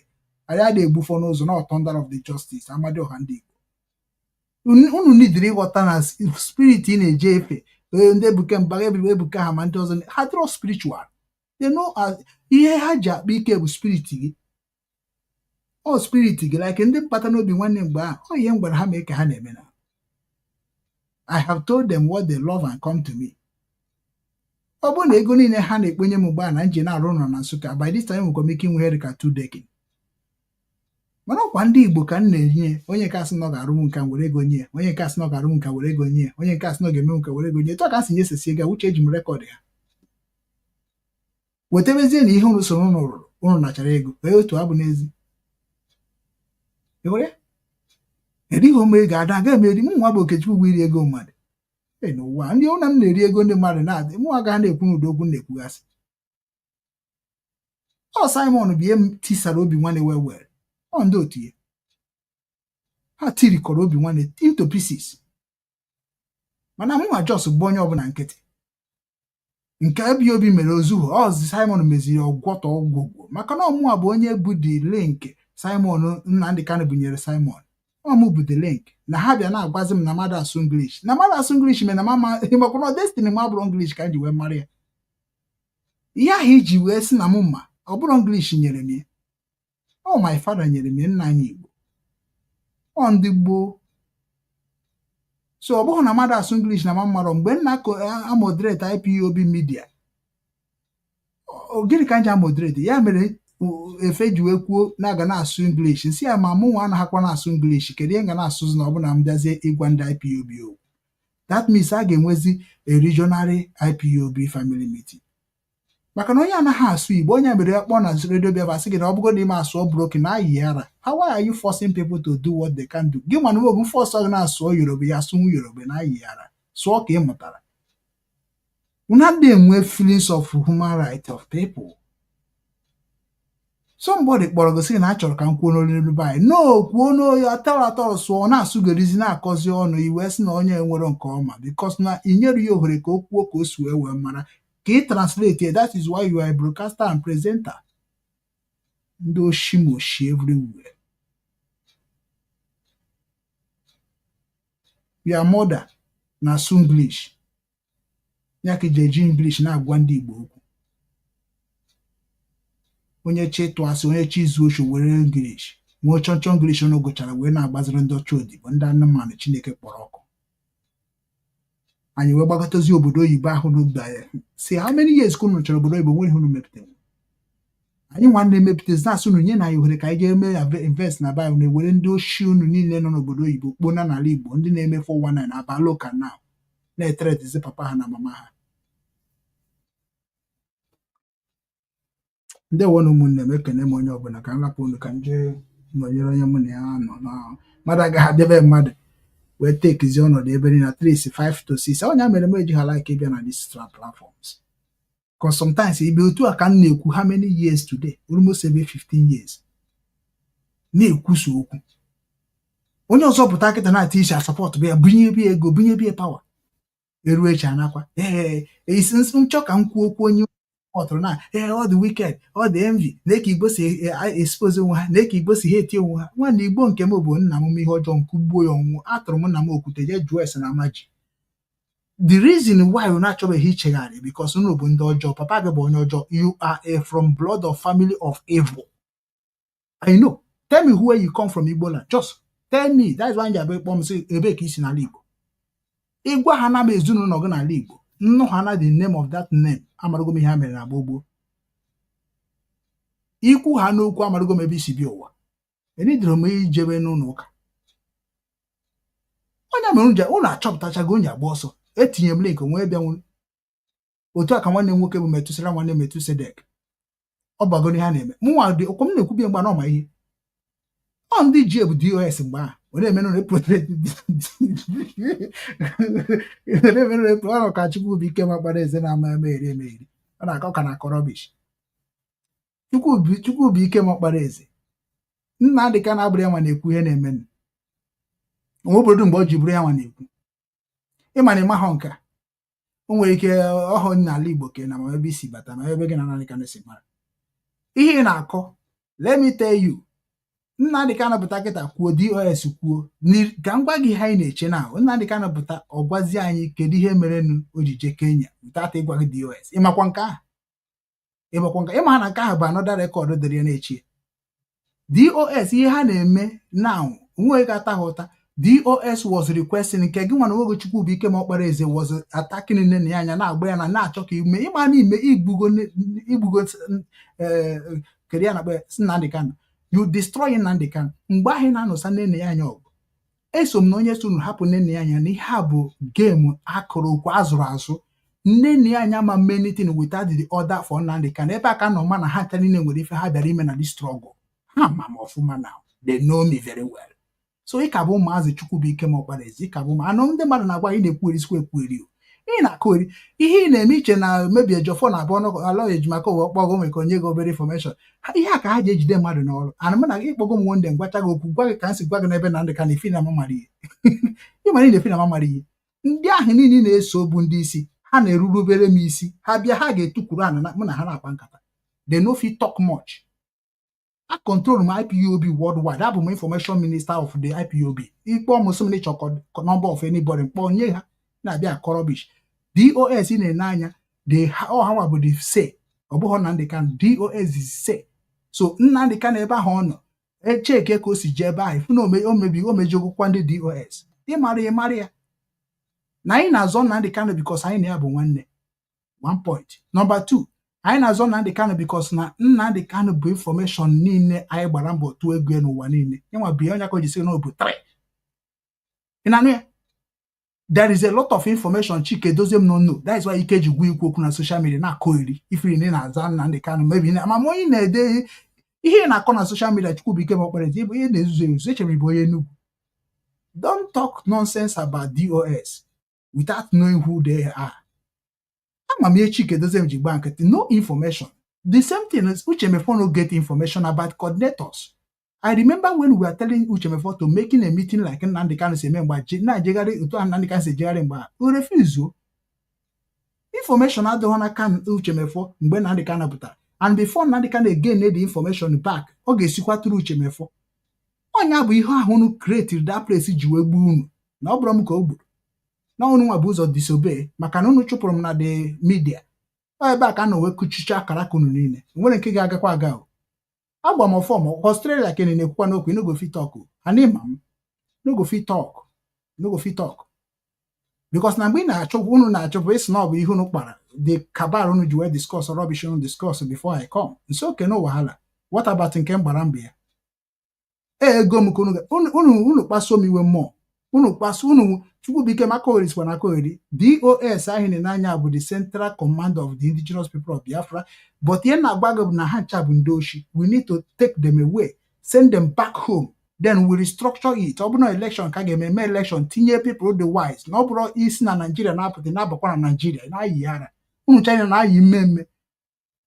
Mụnwa mee politics na Nigeria pụta n'obodo oyibo wee chịkwa ụmụnne m n'obodo oyibo chọka mkpokọ ha bata na IPOB cheno ebe a bụ ebe ọ ka mma na abịa ebe ahụ ebe arụkwara m akpụrụ ka ndị a na-arụ n'opi wek. Ị na-abịa agwa ndị DOS wat Nnamdi Kanu sị na ọ nọ na prison. Ị na-ayi ezigbo ara, ị na-ayi mme ara, ị na-ayi gị nwa Chukwubike m echetebeghị gị ịbịa na platform kpọọ m iyi akpọnugo m gị na platform gị. Ị bụ onye Enugu, mụnwa bụ onye Enugu, ebe anyị ga-anabụ n'Enugu. Nnamdi Kanu na-abafara ibe mụ anyị anabakwa Enugu. Onye mere na-agwa achọghị m ịgwa gị okwu na-ezuzugharị ezuzu achara ugo unu chabịa bịa ịkọpapụ n'ọnụ.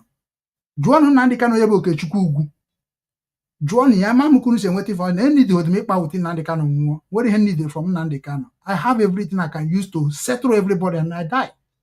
Makwa onye gị na-ekwu okwu jụọ ese ọfụma jee na amajụ maka Nsukka jụọ onye mbụ, jee na nna obi jee jụọ onye mbụ. Etekuru ncha ihe na-apụ mmemme maka na ebupụtebe m ike nji wakpa ike n'ụwa.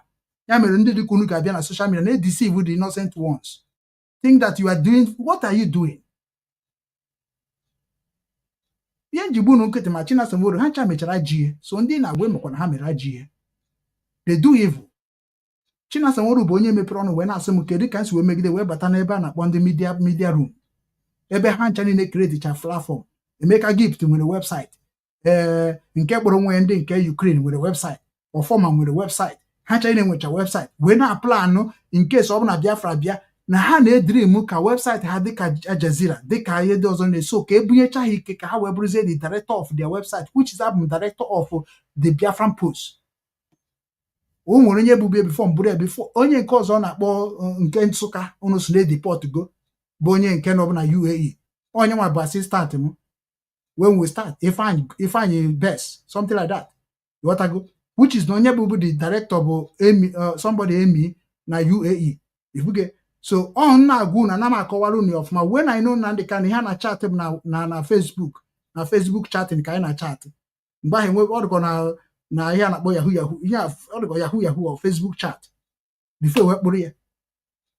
Ifugo Nnamdi Kanu na Facebook ifugo ya na screen before ọ mgbe o jicha pụta ka ọ pụtara na screen. Ifugo Uchemefo na screen before ha mechara na-asị jee jụọ Obinwanne ka o si eme nke ahụ na-eme n'Obinwanne TV maka na ọmụ ka na-ekwu okwu ebifu na-ebido na-eme eri ihu na-eme na media. Information iji bụ nonsense ka ọ bụ to me. I don't need it. Ana ga-agwa gị ngwasịa gị ime ka move ọzọ inwekwa ezigbo serious problem. Kọs na-enye ga na-enye gị fata anaghị m emesi mkpope ime na-achị na-eji ekodu ụmụaka na-amara ihe nke mbụ kịta bomb share nke mbụ kịta bụ nka ị na-anụ m ebe na-ede nonsense. I wrote something that tell DOS ọ bụ na ọ bụ politics ka na-aba na ka emezie election ka anyị cha megadia ka eme ka ama na ihe abago political solution. Agwara m ya ije n'obi nwanne a na-eji agwụ n'okwu ị ga-afịa ọdụ there maka na ana m ajụba ha kedu nke unu ji aga. Ọ bụ foundation, ọ bụ politics, ọ bụ religion, ọ bụ family, which structure ka unu ji aga? Ọ mụ na-ajụ ha maka na onwe nke ha ma maka na ọ bụrụ nke ha ma why are they doing like a mugu? Broadcasting nkịtị ekwero ha eme. Call people the learned to pay them to do what they want to do. Ka ọ ka aka okwero ha nakọcha anyị ego ha were eme ihe masịrị ha. Ịjụ ha sị gị na Nnamdi Kanu, ịjụ ha sị gị na Nnamdi Kanu, ịjụ ha sị gị na Nnamdi Kanu. That is why ihe niile ji wee tọ n'isi na Nnamdi Kanu today. Ọ bụ Nnamdi Kanu mere na arụghị redio Biafra ka ọ dị ka o kwesịrị ịdị today. Ebe ka Ike Peter nọ, ebe ka Loziem nọ, ebe ka Ikechukwu ọha nọ. Ndị a bụ ndị silent wee report wee pick Simon Ekpa, which is na Chinasa Nworu sokwa n'ihe mere ihe ndị a niile. I am there before they choose all those things. Mụnwa kwesịrị inyekwa ha dị. Mụnwa bụ onye moderate about 5 years. Moderate and na-agwakwa m ha na Obinwanne with Obinwanne m kwa. Nsi ya biko nu Simon bụrụzi onye isi ndị a niile kpokọ ha ọnụ. I try all my possible best to direct. Ama m nchọrọ na-ebu ndị oshi, wicked souls. Because ọ bụrụ na China bịa na one group na-agwa onwe unu nso ekwu okwu na ọka isi wee mee na data IPOB anyị ji wee konuka ihe na ikonukoro ụwa niile eji wee baa wee ji wee nwee one foundation eji wee na-ekonuka ihe na enwere platform ebe anyị na-control the mindset of everybody who believe in Biafra na-akpọ Radio Biafra group. The first Facebook hijack ya nọ na 1.5 million. Before na ndị ụwa na-amadị ihe dị na Facebook. Ọ ya ka Nigeria kwuru ajọ ụgwọ dị iche iche. Kedu ihe Facebook ji je Nigeria? Maka na anyị ji ha n'ọrụ. The IPOB gbara mbọ mana ndị gbara mbọ ahụ ka unu jide wee destroy ya. Information bata na that place. Anyị nwa abụzi ndị admin. Anyị echeke information ahụ a ga-anabata ya. Ọ bụ na anyị cheke ọ bụ na ọ bụrụ ihe anyị chọrọ. Ọ bụrụ ihe ga-enye ndị be anyị knowledge ha ga-eji mata ihe anyị chọrọ. Anyị delete ya. Gị nwa nọkwa na anọ ihe ọbụla ị kọmentịrị against our leader, against IPOB, against anything ọbụla anyị na-anya afụ na ọbụla ịmarụ na ọbụ ndị Hausa tụrụ ime ka anyị si ekwu mgbe anyị akụziere gị ihe ịbịazi igba isi akwara ka ịkọ ọnụ anyị emutu oge dị ka 1 week.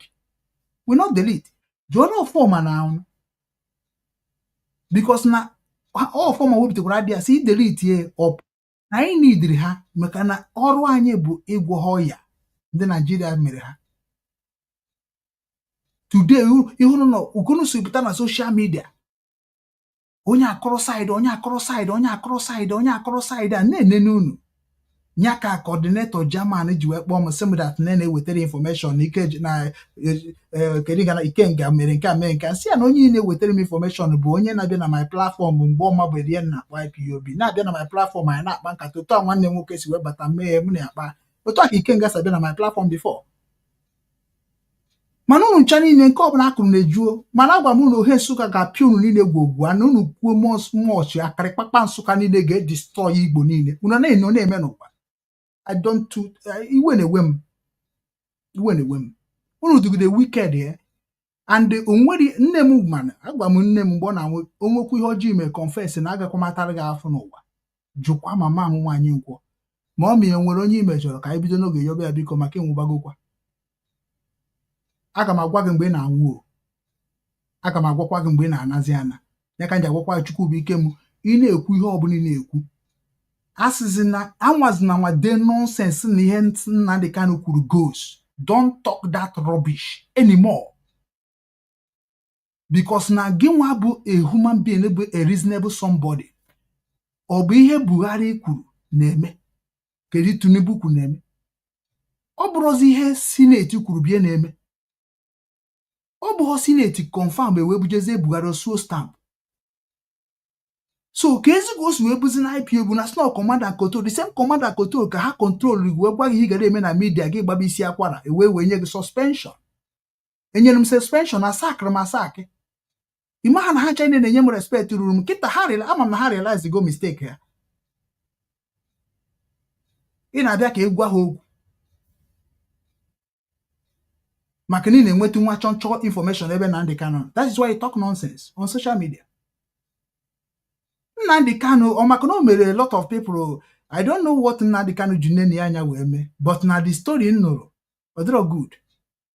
It's not good. So ka ị mara that na onweghịkwana onye bụzi ụmụazị n'ihe a na-arụ na ndị mmadụ etetejego onye mere a lot of people nara azụ maka Chikedoziem nọkọ na-ata afụ Chikedoziem nọkọ na-ebidokwa niile n'isi mana ihere ama nkwene ha ịgọrọ ha ma nkwe ha to call those people gbara mbọ mgbe gboo ịgọrọ ha ma nkwe onye ka ha ka ji nọrọ ka ha si nọrọ ọsọkwa ha mepee ọfịs n'ụwa niile ọkwa nke m gwara ha ka ha mepee mgbe ha sị na ọ bụrụ ọfịs bụ ihe dị mkpa na oke ọ dịgo ha mkpa na ha chọ ha mepee ọfịs n'ụwa niile ihe ha ga-eji na-atọ bụ ngwa afịa nothing more ọha eme ya ọ bụrụ organization ha ga-eji na-enyere onwe ha ka nothing more they no go move more than that ọmụnwa bụ Nwankwo ha esikwa na ezu na ozi ọma nke anaghị akụ mmiri maka na ọmụnwa na ụmụ na-ese ụkwa bifo isegharịa gịnị ka ha na-emepere ọfịs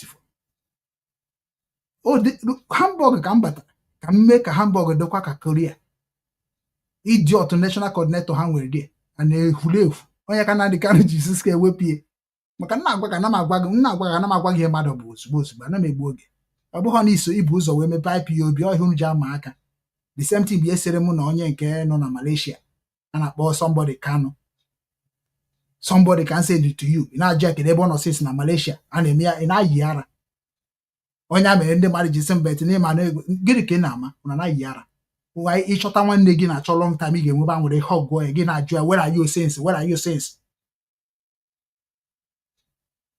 unu mere ọsụ unu bụ ezigbo mmadụ unu bịara restore ihe a bụ autocracy unu ji bịa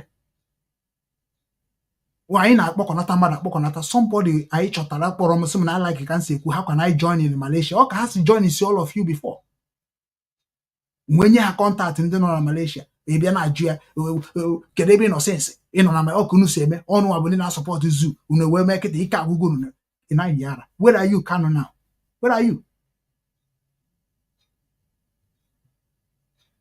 afụfụ anyị na-ata wee na-ekpokọta ndị mmadụ na convince ndị mmadụ eme ihe na-ata n'afọ na convince ndị mmadụ na-ede everyday people na-akpọ m na-ajụ m kedu ihe dị na dis IPOB na-eme ha encourage na-agwafa na-ata maka ihe a mụrụ m fọ I'm a motivator. I will make you to believe in that thing that is you haven't double mind na beze kunu gwedi ya because no nwere na-asụ unu kpomkpo Igbo na redio Biafra nwere m ihe nji ihe eme I don't need them. Onye mere nji wee nwee organization before organization jụọ ha na Ukraine ọmụnwa wepụtara ma onwe onye mụ na ya wepụtara adịa nji wee kpoko ndị Igbo ọnụ na Ukraine n'Odessa onwe onye nyere nwe onye mụ na ya tukwu na tebụl pa ya jee jụọ ha ya na-akpọ m $1 oke m $1 ifu m ị gaghị ada ama ka m si akpa ego ya ha mee ka m si eri ego beti ga na-afụ ego ka ọ na-ada na ha because na nna asụ ụzọ ma na-akwa echi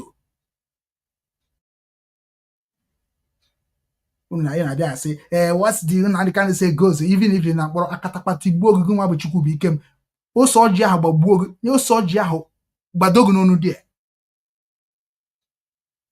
because anyị mere unu ebere na-eyuzuo ndị mmadụ yuzuo people's wealth unu si chọ DOS tara ezigbo afọ na-asị nne na anya bute ego ka anyị mara ya ga-eji ego mee asị na ọ bụrụ ihe niile ekwuru ka ga-eji ịma nọ ebe a ka ha na DOS si bụrụ kwa ọ bụ na gị nwa mara ịfight bụrụ nne na anya na ifugo mebe fight nne na anya ifugo mebe fight nne na anya ama m game ha kụrụ mama ha gwọrọkwa m Obidobe enu gwara m kedu ka m si amadi ihe ndị a niile nọ na bụ ekwuche na ọkpacha nkata batumi mpụta m agbabubego m ihe niile ha kpara dị because unu chari na anọghị na mmụọ unu si na Biafra bụ spirit mana onweghị onye n'ime unu niile A to Z nọ na spirit I swear by ihe Nsukka anọghị spirit unu ọzọ spirit mana unu arụrụ na akụ na-arụ ị ga-echere nwanne gị befe wee marịzie ka gị na nwanne gị ga-esi mekọ ma unu na-echere mmadụ unu ji ogbu Chike edozie emume na ya emego meeting ifu ka nsi eme ana m eme ka gọọmenti mkpọ ha meeting mụ na ha kpọọ executive m ha gwa ha okwu maka executive m was suspected edishon na ozi a na-eru ha aka edishon na nka na bikọs ejezuo ha ezie ha ozi kịta eweje ozi na parliament ihe ha ga-eme ihe a ga-anọcha 1 month nwere ihe mere ndị si na ha TOS ụmụaka na-ata afụ na-atụ ego ka e nyere ha aka common document sign no way dị ọtọ akụ na-akpọ DOS useless bastard ndị akịrị nna ihe nna gwa gị bụ ngwasịa gị imegharị arụ mbutọpụ gị na nna gị ahụ bikos na ama m mgbe unu bụ imekwana mụnwa bụ nwa otu Nkwo Ọnịcha etoro m n'otu Nkwo anọ m na 12 apostol ọ bụ na m chọrọ ịbụ ogboni otegokwa otego ọ na-abụ nne n'unu ihe na-ezuzugharị n'ala Igbo ọchị ọnya ka mgbe anyị bụfụ jeto yahoo ama na ihe na bụ criminals retire criminals.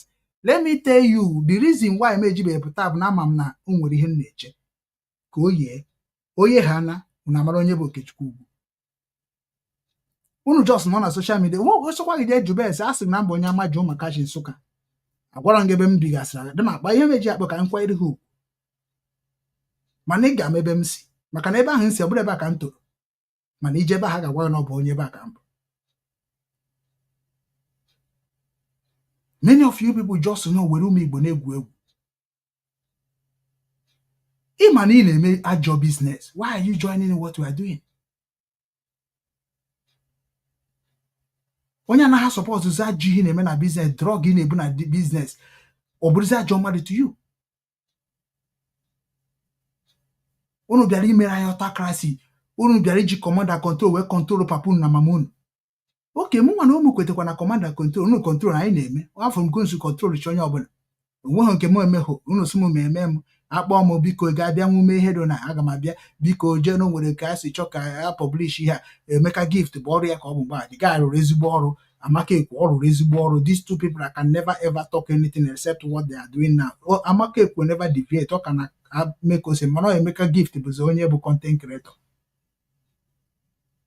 Taa bụ ndị gbara mbọ, ị na-ene mbọ, a na-agwa gị mbọ, na-agba mbọ, ị na-afụ mbọ. Night anyị na-amụ anya abalị na-etu it to all the senators, all the president, all the governors, all the government of the world.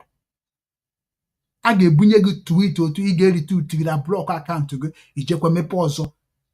Onye maka nji mụta ka esi wee mechaa mepe akaụntụ upon multiple account because Nnamdi Kanu kwukwure n'ọnụ create multiple account. Ọ ya ka m gwara ọfọma si ekezi ka onye ndu ICC create multiple account create ọ na-agara m na asịkwazị na m ekwesịghị create ya. Unu na-ayisi ara one by one.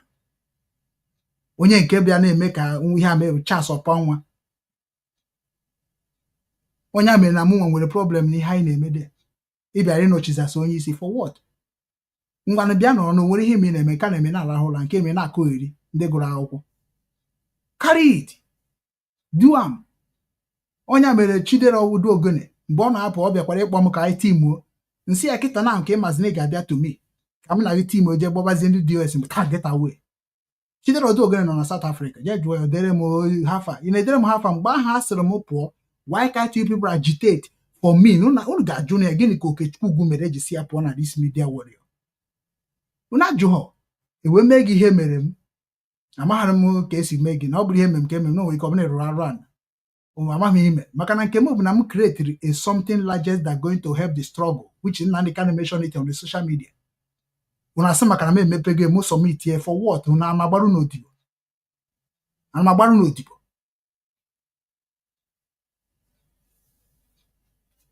Ị bịara na akọrọ bishi na-akọ na ọ bụrụ ihe Nnamdi Kanu kwuru goes. Ọ bụrụ ya na ọ gaghị abụ natakwana ya. A na-enwe ụmụnna, a na-enwe executive, a na-enwe directorship, a na-enwe administrators. Mekuna no dey talk nonsense. Ọ kakwa mma na unu cha nọ na Nigeria da unu follow these criminals. Eziokwu na-agwa unu. Ị na-abịa asị ịmakwa ihe na-akọ ihe. Some people nọ na on ground na-ata afọ, ụfọdụ na-anwụ, ụfọdụ na-ada arahụla abalị. Esi na ọ bụ ihe onye nọrọ onwe one place nọrọ onwe ebe ọ nọrọ onwe ebe ihe o kwuru goes for where? What did he know? Na-abụrụ nke a na-ezunye ohi ụka nwanne ya ụmụnne ezunye lọya ezunye. Ihe a bụ ihe unu bịara iji echie ndị Igbo. Onye mere a lot of men cannot support what we are doing because all of you are useless. Ịnọkọta ime ha na ihe anyị na-ede na-ekwu n'ọnụ na ndị mmadụ mara ihe ka anyị si ma ihe ga na-asị na-ezuzu ezuzu. What do you mean by one person? Na-enọkọdị na ya na-eme 5 years ago. How can you understand what is going on? That is why you will respect a master prophet. Last speech onye wee gba ọsọ. Ọ sị na I wish na Nnamdi Kanu pụta n'oge je one place, one country. Jebe ahụ nọ n'ime. Na-amalite eme na social media for somebody like you. Ka ọ fụ ebe ị na-ekwu ka e wee sị. Maka ọ ya ọrụ gị ka e wee sị. Ama mgbe na onye unu ji aba bụ Ifeanyi Ejiofor. Remember. Onye ha yes ịkpọta na Facebook gị na-ekwu. Why now na gị na-anaghị ekwu maka Nnamdi Kanu enye gị ọsọ. Then amakwa mgbe unu dị aga ịdịkwa against alọ ejimaka before. Chineke nna. Ọ bụ na-enechi unu anya ebe unu ezuzu si na ọ bụ ndị IPOB unu ji ezuzi ya na ma ọchị ka nna chi unu maka unu cha nne mma. Sometimes ana m emere unu ebere ekwufọ. Maka na ihe nchọga bụ onye ahụ iji anya isi. wetere m ya ọ bụrụ na ndị ka ọsọ ka m bụọ ya ka ọ bụ wetere m onye ahụ iji anyị wetere m onye ahụ ikiri na onye anwa dị ọ dị ediketed na n'ọma ihe bring am ọkwa m na-etinyele nke ebe nwekwa ya m na-ajụ Metusela bụ onye katara obi wee bata na my platform Metusela and mgbe ọ batara ọghọta na onye na-ekwu okwu bụ mmadụ ozugbo ọ pụrụ akọrọpt wee kwuo ihe okwu na mgbara ọsọ na Ukraine maka ọsọ agha that thing pay me si nso mma gị nwa bụ onye nọ n'Australia Ọstra ị na ọ bụrụ ọsọ ka ị na-agba n'ala Igbo ya ọsọ nụ ka ị gbagara anyị niile nọ n'ọsọ obodo adịrọ mma oke mụ nwa nwụọrọ ndị Ukraine abụ m onye Ukraine nwa m mụrụ na Ukraine ka m ji kwụọ ha ụgwọ nji nọ ebe ahụ iyi nwa m nwoke Biafra bịa ma ọ bịara nwa m nwoke adịm echede nnata ya n'ala Igbo onye agaba mụ nwa na onwe m bụ onye nwa Nsukka ije na Nsukka gwa gị na mụ wee bizuo na Nsukka ya dịka ebe 10 years ebe nna m mụ na mama m amaghị m mama m anọnụbeghị mụ na mama m nọrọ otu a mgbe m matara ihe mụ na ya nọ ihe dịka 1 year nne mụrụ m n'afọ amama nna m anya nji mara na m bụ obere so nwa m nwoke otu ọbụla o si wee mee ọ gbasaghọ m amụgo m na m amụgo na anyị nwa bụ ndị bịara ụwa imecha ya na achọghị itinye mmadụ na problem ọ laiki ya m sị na ọ ga-achọ m ọ chọọ m nye ya ife a na-enye ndị na-achọ nwa maka na ọmụnwa bụ onye mechara chọba mama m jụọ na ha nwoke na agbapụ nwoke onye ma ebe nwoke nọ mama mmadụ ama ebe m nọ ụmụnne m nwere onye jụọ na ha nọ ọ nọ n'Ọnịcha ka ọ nọ mụnwa na-eji aka m eji asị mmadụ ka m gbara gị bọyị onye mechi m gbara bọyị mụnwa ji aka m wee sọrịnda wee gwa na nna m mgbacha bụ ya na ha setụrụ m nachọ m ka ọ na-akwụ m ụgwọ n'ọnwa o kweta emechọ chenji ya ma still mejọọ m how far today for their life adị m akọkwa akụkọ onye mba ọfụma o adị m akọ akụkọ ọsọ m ga-abịa gwa gị ngwa gị vileji m gwa gị obodo m gwa gị ebe m si wee gwa gị ọfụma adịbọkwa m onye ara wee na-ekwugheri o abụkwa m onye ara o abụọ m onye ara onye na-ekwu okwu nwere ihe n'aka ya obi agwa m ndị ọcha mụ na ha na-emekọ ihe ma ndị Afrịka m banyere ime kịta ọ m ga-eme ka Igbo niile bụ ndị ori atụ ha mkpọrọ very soon chere ka m nweta isi ihe na-enweta chere ka njechi ihe na-eje chere ka m nwetacha ya ọ m kwugidere onwezi onye ọcha na-enye unu ego na ha atụzi ọrụ na nchaba lokal mebe kidnapping then Soludo nụrụ ka anyị si ekwu ya wee nwụkọrọ ndị oshi wee nwụba oju oyi obodo ejubeghị oyi obodo ejugo oyi na anyị na-asị some idiot some criminal na-asị relizie n'onwe ya ome ndị dịka JPAC criminal ndị a bụ Soludo kwesịrị ịnwụkọrọ ihe niile a paak ya na prison ka obodo dịgodo mma na ọ na ya mmadụ alaikikwa ma Soludo ha miedo ha na-amacha ebe Soludo mere ndị omenala o kwesịrị ije nwere ebube mmụọ nsọ mma kwa bụ ihe na-eme arụ bifo sef akwa ọkụ ekwesịrị nwere ebube mmụọ nsọ ekwesịrị ime ọnya ka eji wee mee ebube mmụọ nsọ ji wee bịa mee nke o mere amama ha meje setụrụ ọsị ha setụrụ ebube mmụọ nsọ bịara ịgbapụ ha afọ onye mere ihe gburu onye gburu ụmụ onye ọsọ egburu ka onye gburu ewa ya eji gbuo enu abịa negotiate wuche okwube eziokwu na-abụ ndị ori rie unu na-achọ ihe na-eme onwe unu ma unu chọọ na-eme ihe na-eme unu ọkwa mụnwa ji rekọdụ ihe m na-ekwugasị na ka ma mara wee na-ekwu ọta ka o mere so unu chọọ na-ebu ndị na-ekele m unu chọrọ Biafra onweghị onye n'ime unu chọrọ Biafra onweghị n'ime ọ ya mere fọ na-asị m ebe ka ịkwa akwa ị na-ajụ m ebe m kwa akwa who are you onye ka ị bụ ịnọkọta na-ajụ onye ma ha ebe ọkwa akwụ ya bụ nsị gị na nkwụ na nke Simon den iwe obi wee dị gị mma ọ ya bụ ihe ị chọrọ ya bụ unu chọrọ ka e divide ya our glorious ancient family ya ka e divide ya ịmara ihe unu na-eme ya bụ ị chọrọ ka divide ya mkpụrụ na nke Simon ndị against Nnamdi Kanu mkpụrụ na nke Nnamdi Kanu ndị against Simon ọ ihe unu na like that is na vision mission unu mkpụrụ na nke Mbaka ndị against Ebuka Obi mkpụrụ na nke Ebuka Obi ndị against Ebube Mmụọ Nsọ mkpụrụ na nke Ebube Mmụọ Nsọ ndị against Lion himself all life unu fake lives ọmụnwa na-agwa gị Ebube Mmụọ Nsọ pụta Mbaka pụta Lion himself pụta onye abụ Odumeje Ebuka Obi bịa ha cha bịa nọọ ya na akpọ conference ha ekwu okwu ka a ga-esinyere onwe ha aka mara ka ha ga-esi wepụta fọmat ha ga-eji na-aga n'iru ọnya bụ na South East now religion ha were one format na-aga ọ mmadụ na-ekreti religion.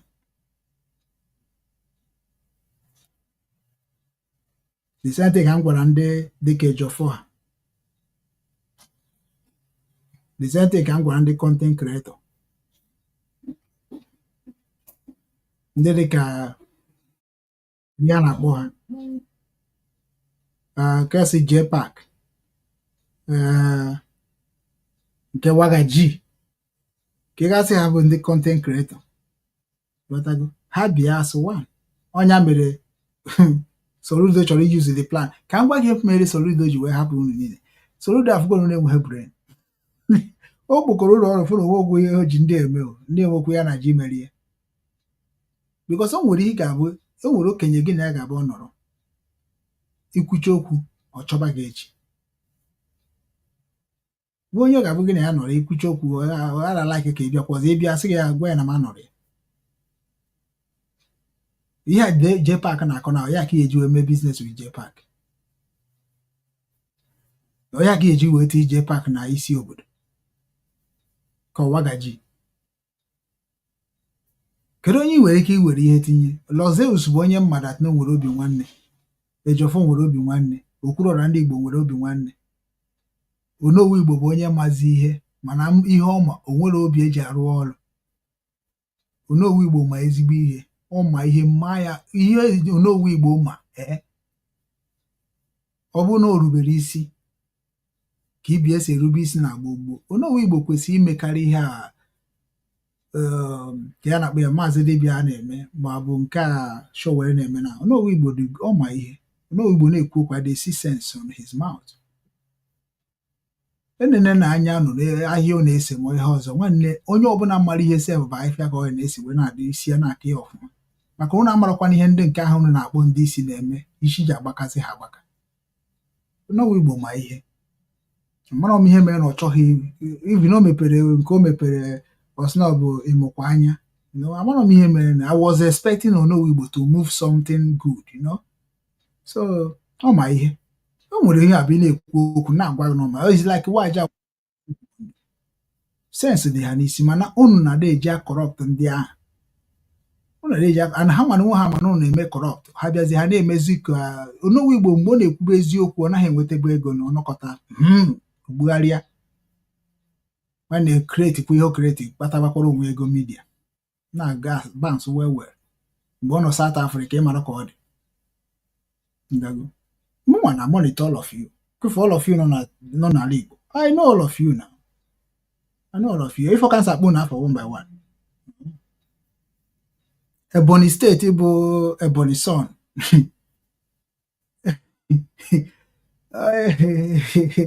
Ịgbazụ achọghị ije that side ndị Ebonyi. Because o ga na-akpọ nwaanyị Ebonyi nwaanyị Eza. Ọ ji ga na dachi sọmụnụ je ile na afọ social Ai ka nwaanyị Eza kịta na nwere eti Igbo ya na achị ọjị maka ego nke ụwa. Nwaanyị abụrụzie ọkụ ekwe maka ego. Sense adịrọzi ya. Unu cha niile na-emebi ala Igbo. Unu na-emebi ala Igbo. Ya Ejiofor ma ihe, Ejiofor Ezakụ ma ihe. Ndị a bụ ndị nche na imagine Ejiofor na Onowu Igbo na ka ya na-akpọ waja bụ eziokwu bụ ndụ na nwanne anyị nwoke a bụ Maazị Dibia, which nche bụ na Maazị Dibia ga-abụ onye isi fa maka ọ gụrụ akwụkwọ is similar with Nnamdi Kanu. So but Maazị Dibia dị greedy. He's a greedy man. That is his own problem. Oh yeah, can I na afa unu na-akpọ ịgba afa na. I go to tell you who you are. You no go fit make a move. Nadago. Maazị Dibia bụ onye ndị a na-eme ka ọ bụrụ na ọ bụ ha mere ka e wee sị. He don't think about people. He think about himself. Ya mere o ji wee jee n'airport na-eko ka onye mara ihe ọ na-eme. Ọ na-anọ n'airport ọlanga mi ọ nachie land. Anyị nwa Chineke ndị otu Nkwo Ọnịcha nwere ihe a na-eme ma hazi na onwekwe. Ime ka ime ka eme etie gị ya ga-eti gị achọtakwa gị na be gị titọpụ gị nke fọrọ ọnụ. Anyị na-agwa gị ndị be anyị n'Ọnịcha mgbe ha na-eme mmadụ okwere n'ihe ha na-eme. Maazị Dibia ịbịara imechu ndị Igbo ihe anyị na-eme ọha amasị ka ị na-eme amasị abụrụ na ọgwụ na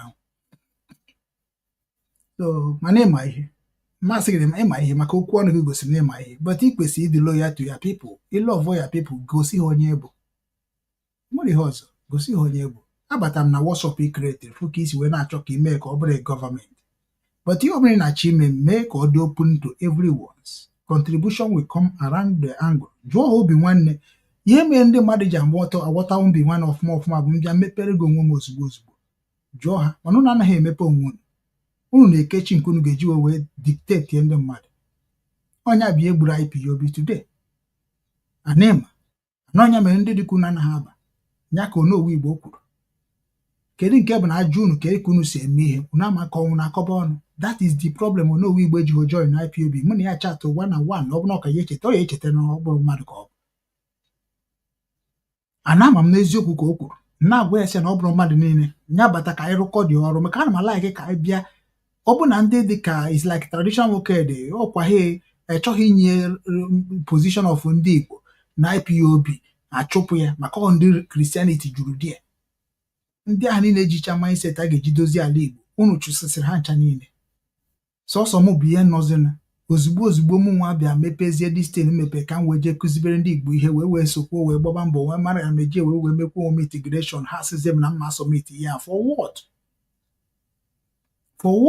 ya na-agba gị na aba asị ị ka na-eji akpọ DOS nweta unu mụnwa dee akwụkwọ against DOS to God the whole gọọmenti ga-achọ ha achọ maka na o nwere ihe ha na-eme kedu Chike Edozie ma ọ bụrụ ebe ọ nọ na Switzerland ihe ọ bụbụ onye isi Switzerland onwe okonye mere IPOB worldwide ime onye ịma Chike Edozie m foto oyi one ka o jigoro protest mgbe a na-achọ ka promote ka ọ gaa viral a na-achọ foto ama mgbe efe wado na-achọgharị foto ha a na-eji avọpụta nọnsensị ama mgbe ha mere nke ha mere bifo anyị ekwurite anyị nwa bụ ndị na-akpa ike n'ụwa niile na-eje mana moto mana ihe niile ndị na-eme ndị isi ndị si na ha bụ freedom fighter ebidogo na Biafra bịaba abịa ha emewego ndị pọmpụ emewego ndị isi a na-akụriri na-abịa na-akụ onye isi abịago a na-eme akpa obi a na-asị unu ka unu bụ mindset of politics na isi na ndị agha ịma na ndị na-eme ihe na ha na monitor unu ebi unu abụbeghị disef unu enwebeghị egbe unu emebego bodyguard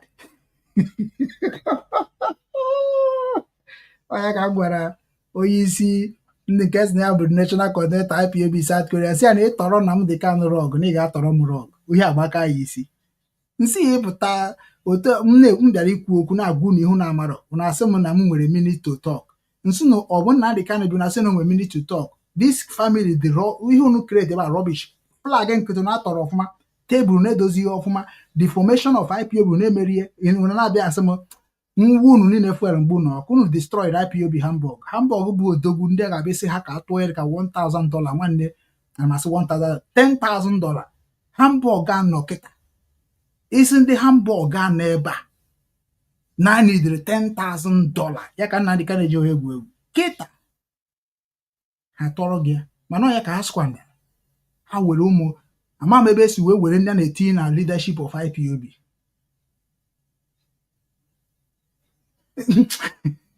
ha chama onye mbụ na Facebook ha na-egecha m otu anyị ha na-egechakwa m na adị m ekwu ya ka ha bụ ige m nọọ nkwucha ya ka ihere emeghị ka ị na-akpụkwuo mmụọ ị na-aplanụkwa na eme ruo na-esi ihe mgbe ndị gị ga-anwụ ka iwe nwee balansị wee mee papa gị ihe ị chọrọ ime ịmara ị na-egbu onwe gị ezigbote oge maka na ama m ebe ya akwụsị na ihe ga-azụ unu bụ unu nwa ewu etu onwe unu ndị dị ka anyị akpọ anyị na fon anyị anaghị ezu ezu eche m na onye kwube agensi na-akpọ ya maọbụ onye nwe ka o si m na-akpọ ya ọ bụrụ ka si eme which is unu edugonu m unu duru m obi unu si m je mebezi ihe Obinwanne m anụ mgbu na das mebe ihe Obinwanne ga-alapụ IPOB m bildụrụ more than you people ka ị na-asị m lapụ ka unu mebie which is unu si m emebikwa na emebi m na-afụzi unu na-emebi ihe ntara afọ ya years mụ na-achọ imebi sị m agwana unu okwu for what unu gwacha si otu a mee ya unu achọzie ka unu megharịa ihe aha anyị meburu before na-asị unu ọ bụrụkwa ya ka anyị mere ọ bụrụkwa otu a ka anyị si mee ọ bụrụ na IPOB dị mma gịnị na-achụ Alozie gịnị na-achụ Ikechukwu Ọnụha gịnị na-achụ Ike Peter ha bụ Ike Peter na Nozie bụ ndị nụrụ ọgụ ndị fụrụ Biafra war ha na-ekwu okwu ị ga na-enweta history ị ga na-amụta ihe ha anaghị aba mba anaghị akọ ọnụ okwu ha na-adị nwayọ aba mmadụ ime kịta ha nọkọzi dị gịnị mere onye tinyere bụ Jonathan na-agbọ ka nkịta kịta ọ bụzi go back to root bet unu so na m je emebe ihe ndị Igbo ahụ m jebe mana ihe ndị Igbo kunu jizi ekwu okwu na redio bịa ihe rada emun Ike Peter na Lozie m bụ ndị na-ekwu maka ifuru nwanne nwoke m kpọtara ebe a kịta na-ekwu more of them ga-abịa o ọkwa ka m nwetacha studio m na Hamburg mgbe m mechara ya ka unu ga-ama ndị nọ na Hamburg unu kwesịrị iji na-aga njem many of them na-ayọ m join na ihe niile ha na-eme na-asị ya na mụ achọrọ ihe ọ ga-abụ join ka ọ draw my mindset back to fight for my people because ha mana nji ọrụ ịghọtago ịkpọbata onye mma ihe ọkọrọ gị ihe ọ ga-abụ ọkọrọ gị mara Tony Nnadi kịta na-ahụ na-edere m na-emere m ihe niile ọ mara ihe ọfụma mụ na ya kpọọ ọ mara ihe ọfụma ihe na-eweche ndị iwu ekunu si blọk chawee ha ga-esi wee bịa mere ụmụnne ya ihe unu pụtụ na-asị onye ya eme ya mbe ndị na-emezi mebezi na attack bazie ha indirectly unu do very wicked now na amabụ unu do wicked onye ame DOS ejighị work maka na wickedness in DOS bụ the devilish of the people of the world ndị adịgidere wicked ekwesịrị ịkpọrọ ha ịkpọba ha n'ofu na wuo ha nchara na fuel gbaa ha ọkụ all of them kpọrọ nwa ha DOS ada agwa gị agwa na mmadụ unu bụ the worst than Boko Haram onye mere na adị m like dị ikwu maka unu atọ maka na mfonu bụ unu asụ m ga-abụrịrị unu asụ ihe ọ ga-eme ya mesịtụ ụmụ mgbọrọ unu do wicked nye bụ wicked unu dugide ịma na ịmaghị eme ihe a why are you blocking those that know how to do it wicked ịmakwa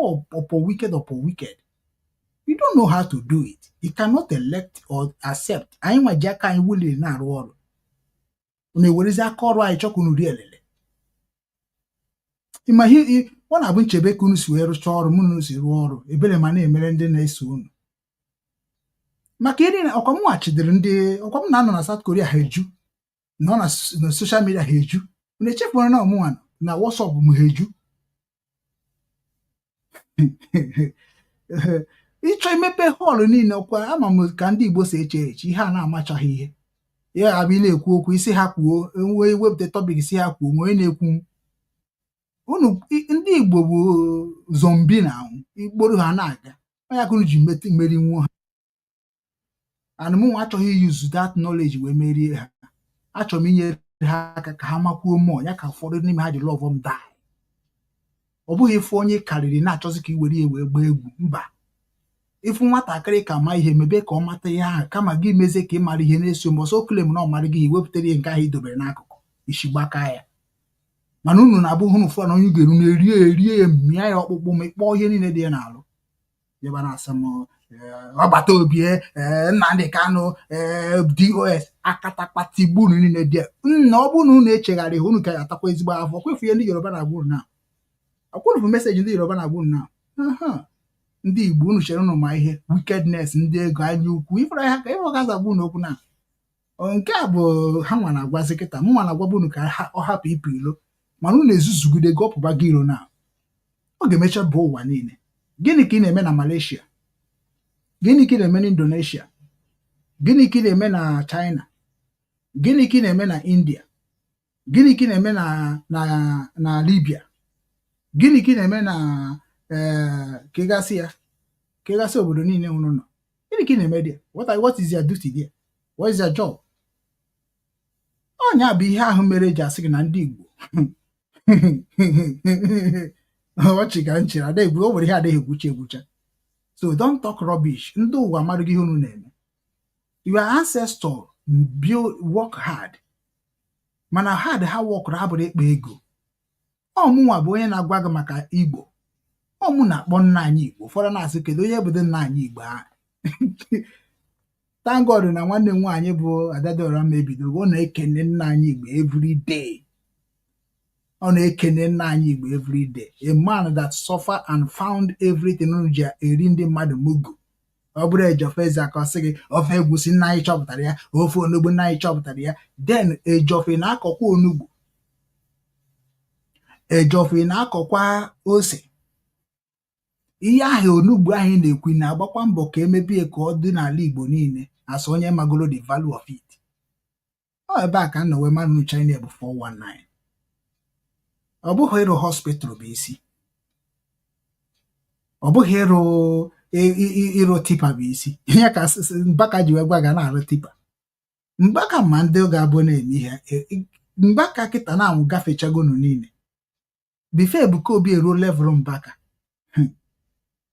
Chineke ịfọ ka ọ dịzị ka nwanza na o jekwubego ndị Reverend Fada ka ọ o situru ndị Igbo na-anaghị amadụ mgbe a na-arụ gaị ọ na-ama mgbe a na-arụ hit akarịa na n'isi Ebuka Obi. Ihe na-akụ na Ebuka Obi hit na-abụ ndị ahụ bụ ndị o zuru their destiny. Mgbe nwoke ahụ nọ na America sị na ọ na-ezu destiny na-amaghị ihe o mere because you are not spiritual in the lineage of Christianity. Enwere Igbo spirituality, nwee Christianity spirituality, nwee government spirituality, nwee kidnapping spirituality. Ihe niile a na-enwe spirituality aspect of everything single thing you are doing in the life. Onye mere bifo ime ihe ekwe na-eche echiche onye ya ihe na-eche bụ spirituality. Kedu ka ihe esi wee mee ha wee nweta ife a onye ka na-akpọ spirituality. Ọ bụ na etugo draft before ị ga-ama ihe bụ spirituality because you have to think very smart to know when you push because immediately you push maka Chukwu a ga-akụgbu gị there. Mana ọ bụ na ị pushie ọbanye then ịchịkọ ihe niile ahụ bụ ndị ka ha gbara gị odibo. It's common sense. So Ebuka Obi ji common sense wee na-eri n'umugbu mana Ebuka Obi echefuo na ọ bụ mmadụ bụ ihe siri nri ọ na-eri.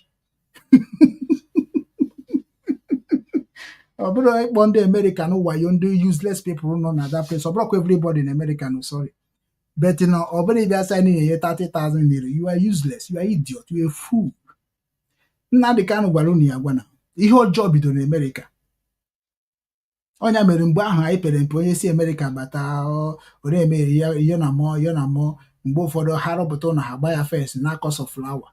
Ọ ndị America na ị ga-amanụ mgbe m kọrọ gị akụkọ na ilimadi ihe aji m unu niile ka mkpụrụ ọka nwere ebu m na-eje ole so na abịara igbu m ka ndị Boko Haram because unu niile ama m unu niile one by one. Ebuka Obi cannot make a move. Mbaka siri ezigbo ike. Mbaka fought a Catholic and win. Mbaka fought. When I'm talking about Catholic, I'm not talking about Nigeria Catholic. Mbaka bịa karịa Nigeria Catholic eweje kesi ya na Rome. Anyị ma mgbe ahụ anyị na-akwado ya mgbe ọnya ka ejofọ na abụọ na-ekwe na-asị yes ọmụ ya. Mbaka bụ onye si Mbaka bidoro freedom fighting. Mbaka bidoro ikwuru ndị Igbo ọnụ ka ha nwenwu ihe na Mbaka sị na ego a na-ebupụ na be anyị ebuji ebe ahụ adịrị ọzọ mma ka a na-ebu ego a na-edozi ihe na be anyị which is na o mere ebe anyị akwara afa mee akwara afa nke yogurt mee nke mmiri mee ihe niile na-arụchi ihe niile a ọ bụ na ị mara ọgụ Mbaka nọrọ the whole elders in Igbo land na-enye Mbaka respect.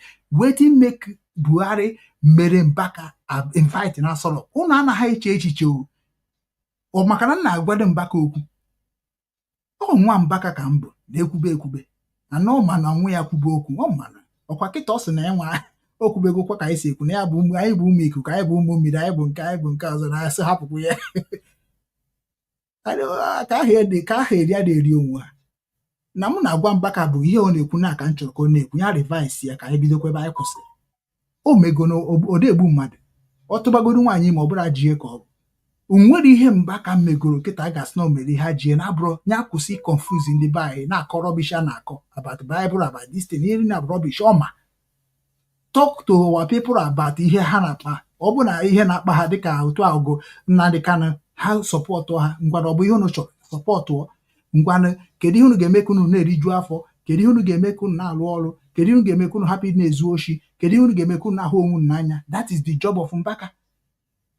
Ọ bụghị ibe na-akọrọ anyị Jeremiah said nke ahụ ịma na onye agụrụ that Bible ka nọ ọ dịka ị na-ekwuka ya format ya ka Ebuka Obi anaghị agụnwu o ji wee na-akọzi akụkọ sexuality ọ mara ihe a na-akọ ndị a bụ ndị makpudoro n'ike.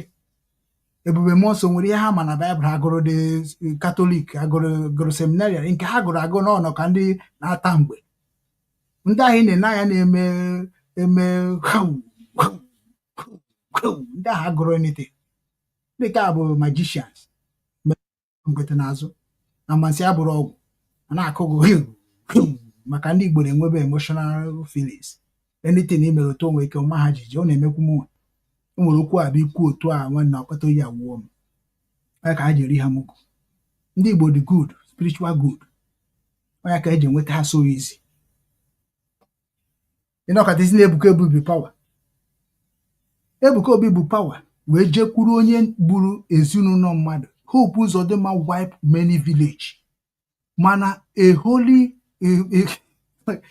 onye bụ senti jekwuru Hope Uzodimma nọrọ wee kwee n'aka na-ekene onye bụ ọbara ka Ebuka Obi jekwuru nọrọ wee nwenwe ike ịsaịn ebe o jeje rụọ ihe na Ada Imo steeti ya mere kwefuru ihe ga-eme unu n'ụwa unu ma unu gasị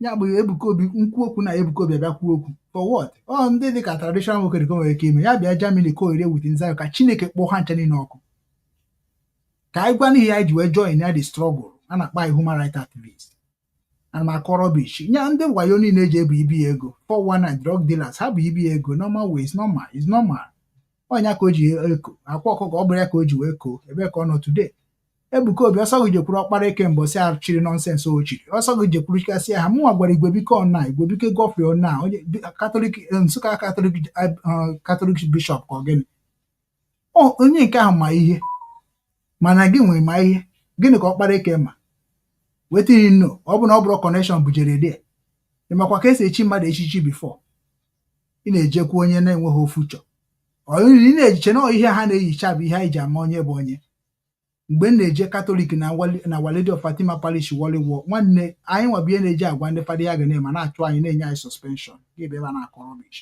na anya let me tell you ọ bụrụkwa esi mana onye afada m wee nene anya n'ihu ọla ka anyị ga-amadụ ha sef na oseti they must be talking truth ya ka m gwa Jovika m na ya kwucha ọma mgbe ọ bazi na-eyi okpu ndị mmemme ụnụcha niile bụ ndị gaiman instead of unu wee gbu ụmụnụ unu na-eri ha mugu unu na-ewere ha na-azụ afịa unu were ha zụcha afịa Tinubu ifuru masis nọhịa because of na unu ewerego ha wee na-azụ afịa masis ahụ na ebe ahụ niile ha chere na akara ka ha dị mma gịnị ka iji kposa ha dị many of them na-ada azụta afịa enwere gain ha si Ọnịcha anyị maka anyị si eje Mbaka that time enweghịkwa m ego moto this adoration of this week ha ga-ata afọ enwekwa nke asị na-abịa na mbọsị after 100 days fasting moto egbuo ya unu na-egbu ndị be anyị carelessly ọbara ha ga-anachi ife oke na ha amịkpọ ya gwa nga sị na ị ga-amị kwa gị nwa bụ Ebuka Obi ị ga-anọrọ otu a mịa ka azụ ọkpọ ọbara ụmụnne ya niile unu na wufu it will never forgive all of you anya abịago m n'ala Igbo gbapụ mkpọ na